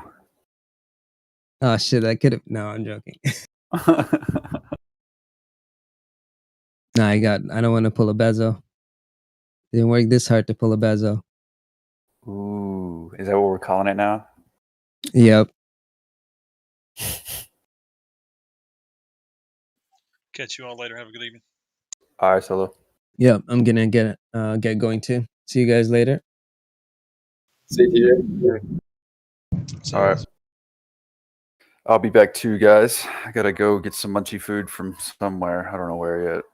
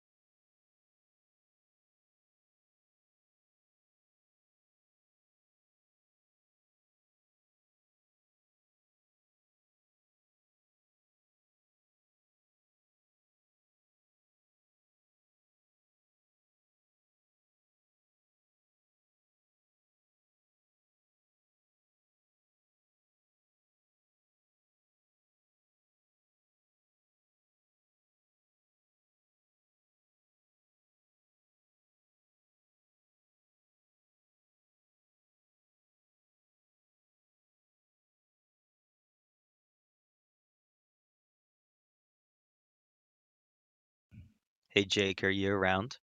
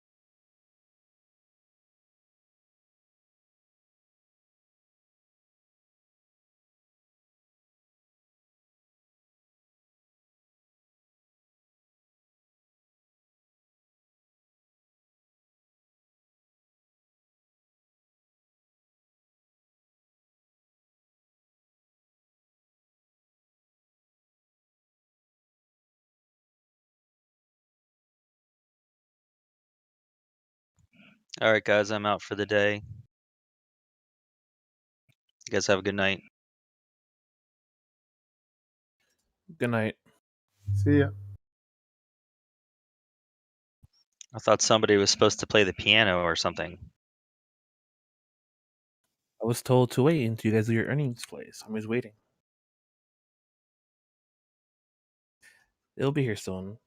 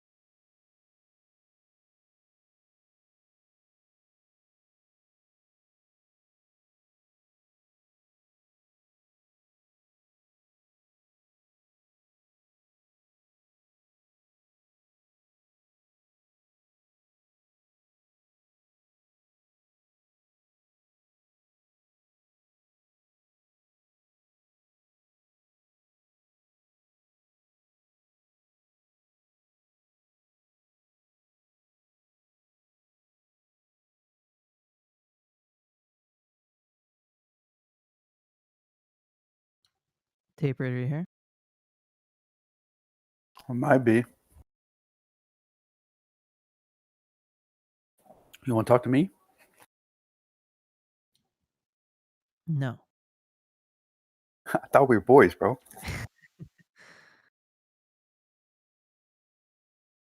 Just to let y'all know, I'm elbow deep in a bag of Wendy's right now. Hello, hello. Where's my friend Jake? There he is. Jakey? What's up? I was just talking to Tape Reader before. He went out. Yes, I think it was supper with his mother-in-law or something. He wants to know if maybe we can get together and see if we can code your strategy with heck Toss. Yeah. I am with it. I told him it's fine, because I've only made 2,500 scans. I'm pretty sure I can find something in there that could help out. The only problem with that, my Toss is so slow because I have all of these scans still on my computer and I just can't bear to delete them. I can't even use on demand. It doesn't work anymore. Hey, we're talking about his signature, like short squeeze setup, right? Yeah, exactly. Oh, I want that. Yeah. Oh, if why not? The more the merrier. I can provide you guys with coding ideas of how to create a strategy, and like I did for you a little bit. Remember, I know you Right. don't use it, but I still did it. Yeah. No, I use it. It's not. I don't even look at the original one, to be honest with you, half the time. The problem is everything seems like a holy grail until you code it and you create a strategy, and you're like, okay, this is it. It happens all the time. Like, you don't understand how many times over the years I'm like, wow, I found the holy grail. Meanwhile, in real time, it paints or something. You want to know the ticker that does this play like nonstop every day?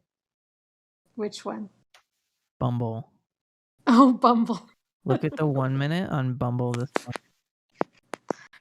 God, I didn't even look at any tickers today. I am so down. I don't want to see it. It's like Jakey. Oh, you're calling. I like Jakey. Jakey sounds cute. I'm gonna change his name. Jakey. No, I don't want him to get mad. Don't do that. only the ladies are allowed to call me that. That's it. I'm a lady. So I can call him Jakey.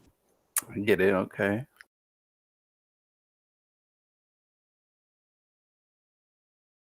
So that's it. So he went out, but he said he wanted to talk to you and isolate whatever you need. I said we can collaborate.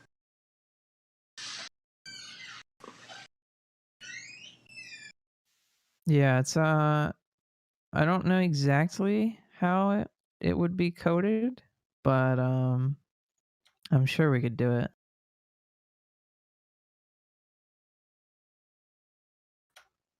The win rate on this play is like so high.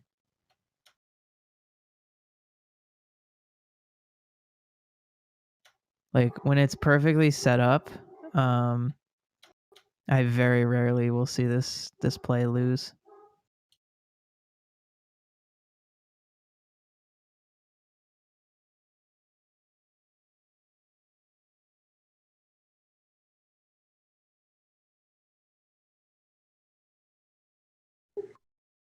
Well, we'll talk more about it. I'm in. I might have some of the code needed. Here, let me show you the 1 minute this morning on Bumble.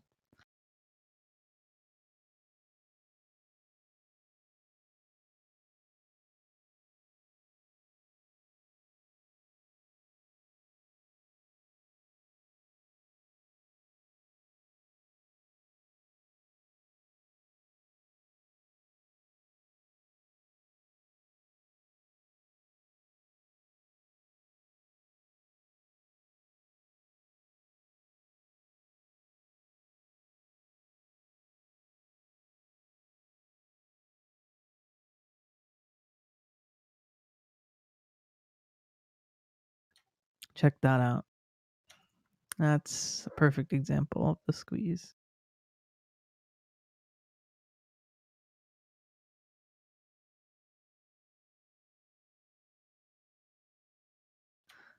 Bumble's just super dramatic about how much low volatility it wants to have sometimes, though.